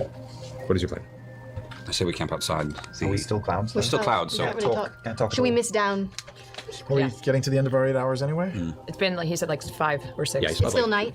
Still night, yes. Yeah, so it's good to camp. It's like Is there like 2 in the morning at this point. Okay. Does there look like any patch of shrubs or like a low point in the terrain? Yeah, cover. You can't really talk from this height, unfortunately. We missed down a little bit. Yeah. Okay, so you screwed down on the outside of the city walls. The landscape here near the town appears to be more packed and hardened badland dust and sand. You can see where lots of it from a recent rain have kind of caked and hardened and then kind of broken in places, and it leaves this kind of soft shale-type texture to it that breaks into the sand upon crumbling underfoot.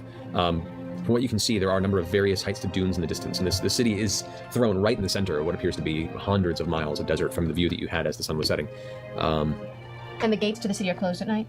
The gates to the city are closed from this perspective, yes. We did it, you guys. We made it to Burning Man. Can we see, it's a long way can we outside. see You guys guards? timed this, I It's a didn't. long way. Can we see guards around? Do they look aggressive? Do they look...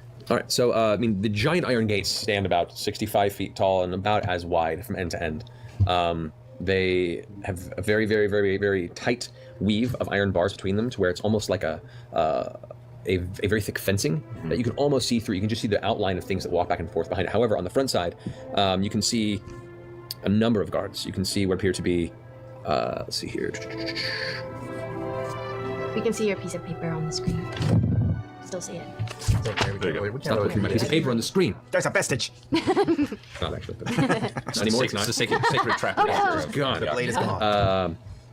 All right, so amongst the kind of carved out circle of caravan carts and people that are camping overnight before entering the city, you do see what appear to be a dozen guards, all dressed in dark blue and kind of dark reddish metallic armor, many carrying heavy scimitars to their side or long pikes and shields. They're all wearing intricate helmets that tend to crest down past the nose to the point where it looks like they just have eyes in a lower jaw. It flares out on the bottom and then curves to a point right across where the clavicle would be. The armor itself is designed in a very beautiful, ornate fashion, but also looks very functional. You're at a distance. They haven't seemed to have noticed you as you've all kind of crested down still in your cloud forms. We should probably land far away, a little bit away from There seems to be a section. I'm going to demist. Okay. There seems to be a section where people are camping. I assume that's just for once. Let's take this by the book. We want to make sure that they know we're here. Yeah. No sneaking into the city. No. I don't think they take kindly to At worst, we've surprises. got the pretense of being emissaries from Amon looking for help. Yeah. And they punish people for nicking things. I don't think we want to try to break in. No, Yeah. we're going to try and be truthful as much as possible, although nobody say the W word. Correct. Wine, definitely Wine. wine. I'm assuming that I was legitimately confused. Interesting. I'm curious if the blue and red have any, deeper sort of meaning. I'm seeing the Scarlet Prison or the Scarlet Oubliette, the Cerulean Palace, so it's like law and order, sort of on the guards. It could also be like water and blood sort of deal, like water is the lifeblood of the desert, there's some symbolism here. But I'm wondering if it's I wonder if it's anything deeper or if it's just like some nice symbolism. I honestly can't really tell. Had to step away for 6-ish hours, guessing we're about 30 more minutes in. Don't worry, Daniel. You didn't miss much, honestly. I would say, and I mean, chat can back me up on this. Kind of a boring stream, really. I'm not having very much fun. I certainly didn't have more fun about 2 to 3-ish hours ago. I certainly wasn't talking about telenovela sex parties. Yeah, I would say, honestly, if you're here and you didn't catch the first bit of stream, probably skip this one in the VOD. You know, it's tough for me to say. I like to put on the most entertaining stream possible, but this is probably a skipper. That's the Hand of Ord. The Hand of Ord was supposed to be super secret. Those Might are just guards. We don't know. We Hand don't of know Ord this, is in right? secret. No, he said the Hand of Ord is the name of the peacekeeping Oh, the guards. peacekeeping. That's right. Not the beam. All right. Let's camp for the evening. Should we camp in the mansion then? Oh yes. So comfortable. Oh, sure, yeah. Are we right up on the... We're still a distance, though? Where we are from the guards? Yeah.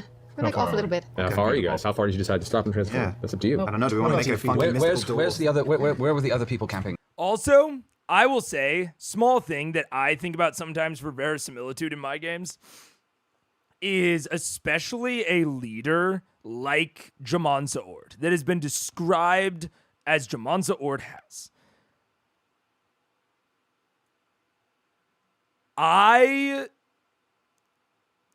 This is a little bit off the dome, so I might do something slightly different in an actual, world building session.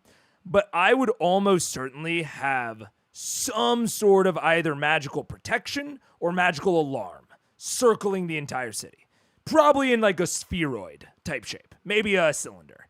Like being described as J'Mon has been, especially being described as a seems quasi-immortal being, debatably, depending on who you believe.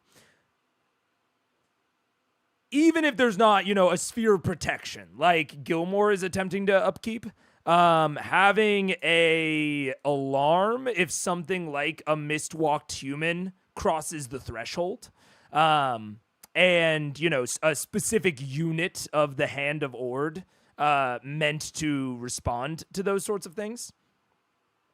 Something along those lines. It doesn't have to be that. It doesn't have to be, a literal wall. But this is something I've thought about ever since I saw someone ask why the jails in Skyrim have no magical protection. Like, no protection against the alteration unlock spell. And it's one of those things that is weird and would just make sense for a high magical society to implement some manner of protections against magic, especially when the leader is very into the magic themselves. It can be one thing if the leader's like very anti-magic, or it's like a divine type area like Vasselheim. But especially for Ank'Harel and the way that it's been described and J'Mon has been described, I would expect some manner of magical security. It's not a telenovela. No, I mean, hey, I'm here to tell you it is, and I'm here to tell you that Sean Gilmore's a terrible son. Sean Gilmore wins the megaphone, the mega award, the Magord, you might say, for worst son in Vox Machina. Surprisingly beating out, well, no, I guess Sam would be the worst father ever. Surprisingly beating out, actually, no, there's no really surprise. Everyone that has a pretty good relationship with their parents, except for Kaylee.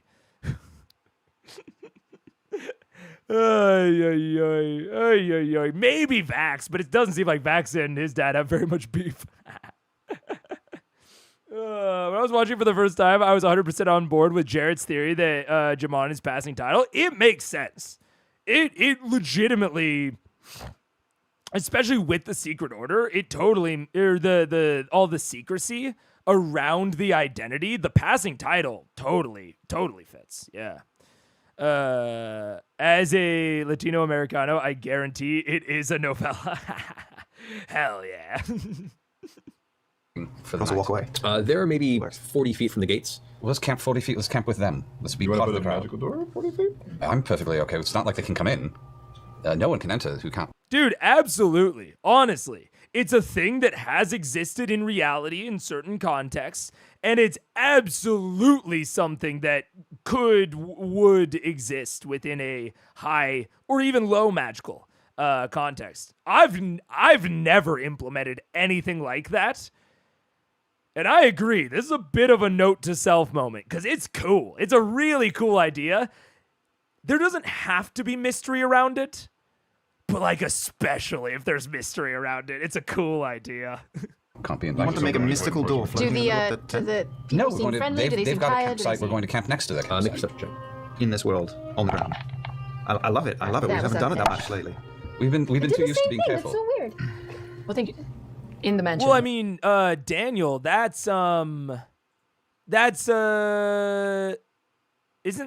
the way that the Dalai Lama works, I believe? I do not know how to spell Dalai Lama. Dalai Lama. I believe that this is the real life way. Like the real life way that practitioners believe that the Dalai Lama works is that it is a title of like identity that is passed, and I believe it's the Dalai. Wait. Who finds the Dalai Lama? It's the High Lamas. I thought there was another position. The Panchen Lama. Yeah, the Panchen Lama. Who has been debatably kidnapped by the Chinese government. But yeah, it's like the Dalai Lama is a reincarnated person who is the same person, just in a different body. And there is a separate person, the Panchen Lama, that is meant to identify who the modern Dalai Lama is, like where they have been reincarnated into. So it has a lot of basis in real life religion and philosophy. Super interesting. I've never thought about adding that sort of thing to my games. Yeah, incredibly interesting. But also potentially a factor of like respect and research needed. But yeah. Addendum, make the inherited title an ordinary name like Bob. The legendary Bob. And Bob's actually an acronym for like Badass Ord the Benevolent. Or Bob. In real history, there are monarchs who lived for hundreds of years that way. Yeah. I think it's almost more interesting to not have a Panchen Lama, so it's never 100% certain the chain is unbroken.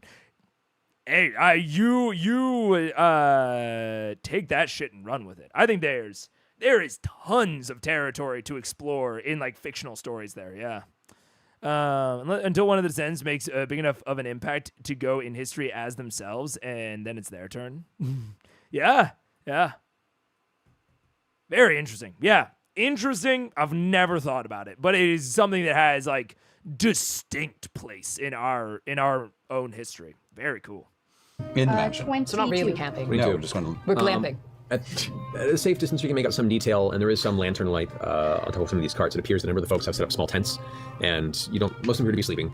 There are a few guards that are set up on top of the carts with what appear to be crossbows, kind of resting over the latch, just keeping an eye in case anyone decides to get too close to their wares throughout the evening. So there We is. keep a distance. Yeah, let's not mist down in the middle of a group. No, let's That keep a freaks distance people from out. them and just be another group of people coming into the city. I'd Yes. say like 200 yards. Yeah. Percival said he already unmissed it. I'm already on But this. we're deciding how far. So 200 yards. I can remist. That sounds right. We can all do that. As long as 8 hours hasn't passed, you can go in and out as you please. Isn't that correct? Yeah. Yeah, which takes you a minute to transform Why are we? Should we just use our misting while we have it and mist into the city? And That's what I said. Breaking into the city is a terrible idea. Yeah, if we've snuck into the city. Breaking into the city will. They have to document who goes in and out. They won't even know why. Scanlan, let's about no? start by playing Absolutely nice, not. please. Absolutely not. And if we get caught, they're gonna know we didn't sign in correctly. They have giants.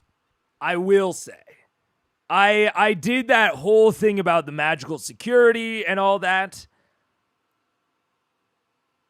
Potentially not necessary. If you have established this location as somewhere where you will need to interact with criminals, potentially implicating yourself and having research done into you, you're not just going to be here as a random citizen. You're not just passing through. And you have established this place to be brutal with their punishment, which Matt absolutely has. In that case, the threat of retribution may be enough to influence player behavior, especially because, yeah. I was about to dive into a bit of a deeper well, but the voice is really getting there. So we're gonna keep going. But that is a potential solution to get them to play nice, yeah. Spires, yeah, and they're going to say, "Who are you?" We're not going to be on the list. And those guards. We know nothing about these people or the customs here. We don't know. Yeah, we gotta learn a little bit before I we don't see a kill lot of all trees. them. I don't see there'll any be trees, and in those there. guards look heavily funded. That looks like expensive armor they're all wearing. You've got a good eye, yes. Can we have the mansion, Scanlan? Sure, yes, we can do the mansion. Get close enough to the other group that they are aware that we exist, but they couldn't quite make us out. So just another group of travelers camping for the night. The door floating in the air. It's magic. It's not like they've never seen it before. Step closer.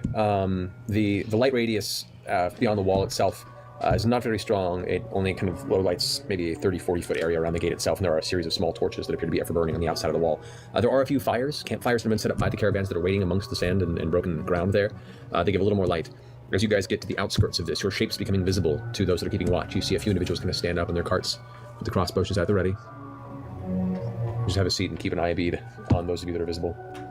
Doesn't appear to be any aggressive action, just an acknowledgement of your presence and a show of readiness should any aggressive action be taken. I'm going to do that, not say anything, but do the be pleased. Ditto. Be pleased. Well, I'm doing it as well. I'm gonna watch you do it. So we've unmisted. We're just going to mansion and go to sleep? We're going to mansion, and it's 2 a.m. It's Yeah. time to mansion and go to sleep. All right. I think. We'll do that. Okay, then the people who are camping. What do they look like? Pretty common folk, I'm assuming? Best you can tell at this distance, the few that you can see, 'cause a lot of them appear to be in small tents and camped. The few that you do make out appear to be dressed in a little more wealthy attire than the people you encountered in Shandal. You can see the gentlemen and ladies that are guarding the encampment are dressed in functional leathers, with hints of hide and metal plates incorporated in the defense, but nothing that shows overt wealth or overt destitution. General mercenary guardians for a traveling caravan. Middle of the road. Okay. Okay. Are we going to talk to any of them? Or No, we just no, gonna- no. We're going to go to sleep unless Don't approach there's a them at night, they're brazenly loud guardians. group around one of the campfires, which I don't think there's a brazenly At this loud hour, group no. So You get the let's sense just looking at the surroundings of some of the campfires, it looks like some sort of party or gathering may have transpired earlier in the evening, but most everyone have passed out at this time. All right. Okay, guards are guarding. Anybody that approaches is a threat. All right. Yeah, we'll just go to sleep. Good night, all. I am ready for bed. I will make the mansion. Doorway glows the faint purple hue in the distance. You see some of the guards kind of step forward and kind of just keep an eye out there. Attention has been gained by the doorway, but none of them are approaching immediately. You guys begin to step into the door one by one as 3 of the guards begin to slowly walk towards the doorway. I'll go last. It'll be fine. I go in. Okay? You guys all Why make don't your you way. hang with Percival? All right, Yeah. sure. I go in. Okay. Yeah, in. All right. I stand in the doorway.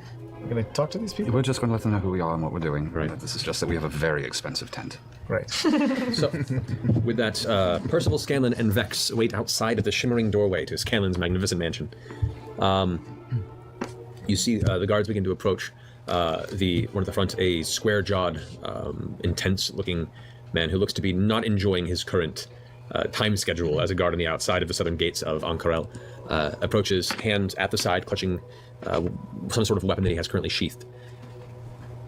May I ask the business of this strange conjuration you've brought at this hour of the night?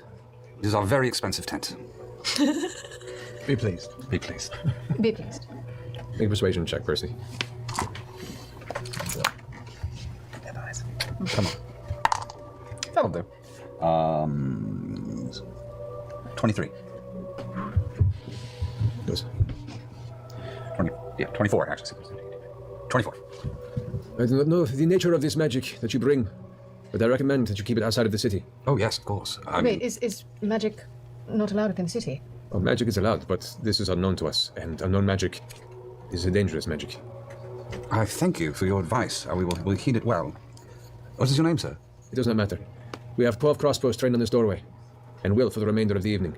Should anything strange happen, we will not hesitate but to fire. The strangest thing you will see this evening will be us. Good. Thank you for the warning. Turns around and walks back to the gate. Could not have gone better. We gotta kill everybody. Magic is allowed, but this is strange magic. How will we know what isn't strange magic? Everything we can do is strange magic. So just be prepared that not being from around here is going to be trouble. I think. Dude,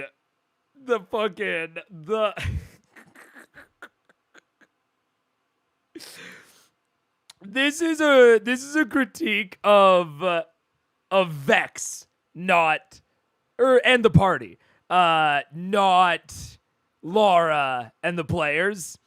The petulance of a high-level PC being like, well, what? This is strange magic? Like, what's next? Fucking prestidigitation is strange magic? Like, how are we supposed to know which magic is strange magic?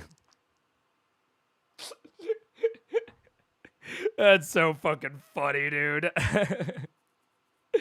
Cause it would totally happen to high-level PCs, especially if you spend any amount of in-fiction time at high levels, like if you have a time skip or downtime, like that I can absolutely see so many characters that I've played with gaining that level of a bit of petulance. It's so funny. Vex is very petulant. Yeah, so that's what I'm saying. I want to be very clear that this is a funny observation and critique of the characters, not of the players, because I think it's awesome. Like, to me, it feels very verisimilitudinous. It feels very in character. And it's so, like, roll your eyes funny. We're just strange. And we can do I hold the magic. door open. Yeah, we've had old magic, new magic. Magic. Strange magic. Yeah. It's all the new schools of magic. Yeah. We go in. You guys go in. Mansions prepared. Servants are at your ready. Beds are freshly fluffed. Damaged kitchens are rearranged to have been not touched at all. What? Wonderful. Man. What? I love it. You are able to rest for the evening as you prepare for your next day entering the city of Ank'Harel itself. I make my way quietly in the night to garage room. Just kidding, sorry. No, I want to go to sleep, and I'm holding on to Fenris and just thinking about everything. Just kind of mulling over the events that recently transpired and digesting all the questions you still have. All right, as the evening draws to a Gave you a close. lot to think about, didn't I? Sorry. I play a card game by myself. Okay. As you guys have a restful night, we're going to go and take a break. Yeah. We'll be back here in a few minutes, and we'll pick this up in the following morning as they enter the city itself. Okay, what are we thinking? I mean, it's a bit of a game time decision. Let me see how long the second half is. So, second half is a little bit longer. I don't know, we might be able to get through it. I think, given our current pace, we haven't even hit double the budget yet. So it's like, we might be able to get there tonight, maybe. I mean, some people might have, maybe the Europeans will have to go to sleep, but nah, that's it for me. I'm messing around a little bit. Just a little funny, just a little joke from your old pal Mega. But I'm gonna go. Thank you so much to everyone for joining. I incredibly appreciate it. I'm excited to, in my head, be back a little bit. I know that I probably didn't really leave from y'all's perspective. But in my own head, I'm back a little bit. This is the room I was meant to be in. For a second, I thought you're serious. But I'm excited to be back. Hopefully, you will see me again soon. And I think that's all. Maybe or maybe not a tomorrow stream. I'm going to tell you right now, this is not doing great. But I have some ideas for some lower talk streams that I might test out tomorrow, or I might test out on Sunday. One of them is going to be an all-game board day. I don't know what those words were. All-game board game day for me and Paige, and the other one will be stream day. But I don't know which yet, so we'll see. And then Wednesday will be part 2 to this. And at least I think. I'm pretty sure. Maybe, maybe not. We'll have to see. But like I said, thank you so much for joining. I appreciate it, especially all the first-time chatters. There were several of you. Super exciting for me. And I'll see y'all later. Goodbye.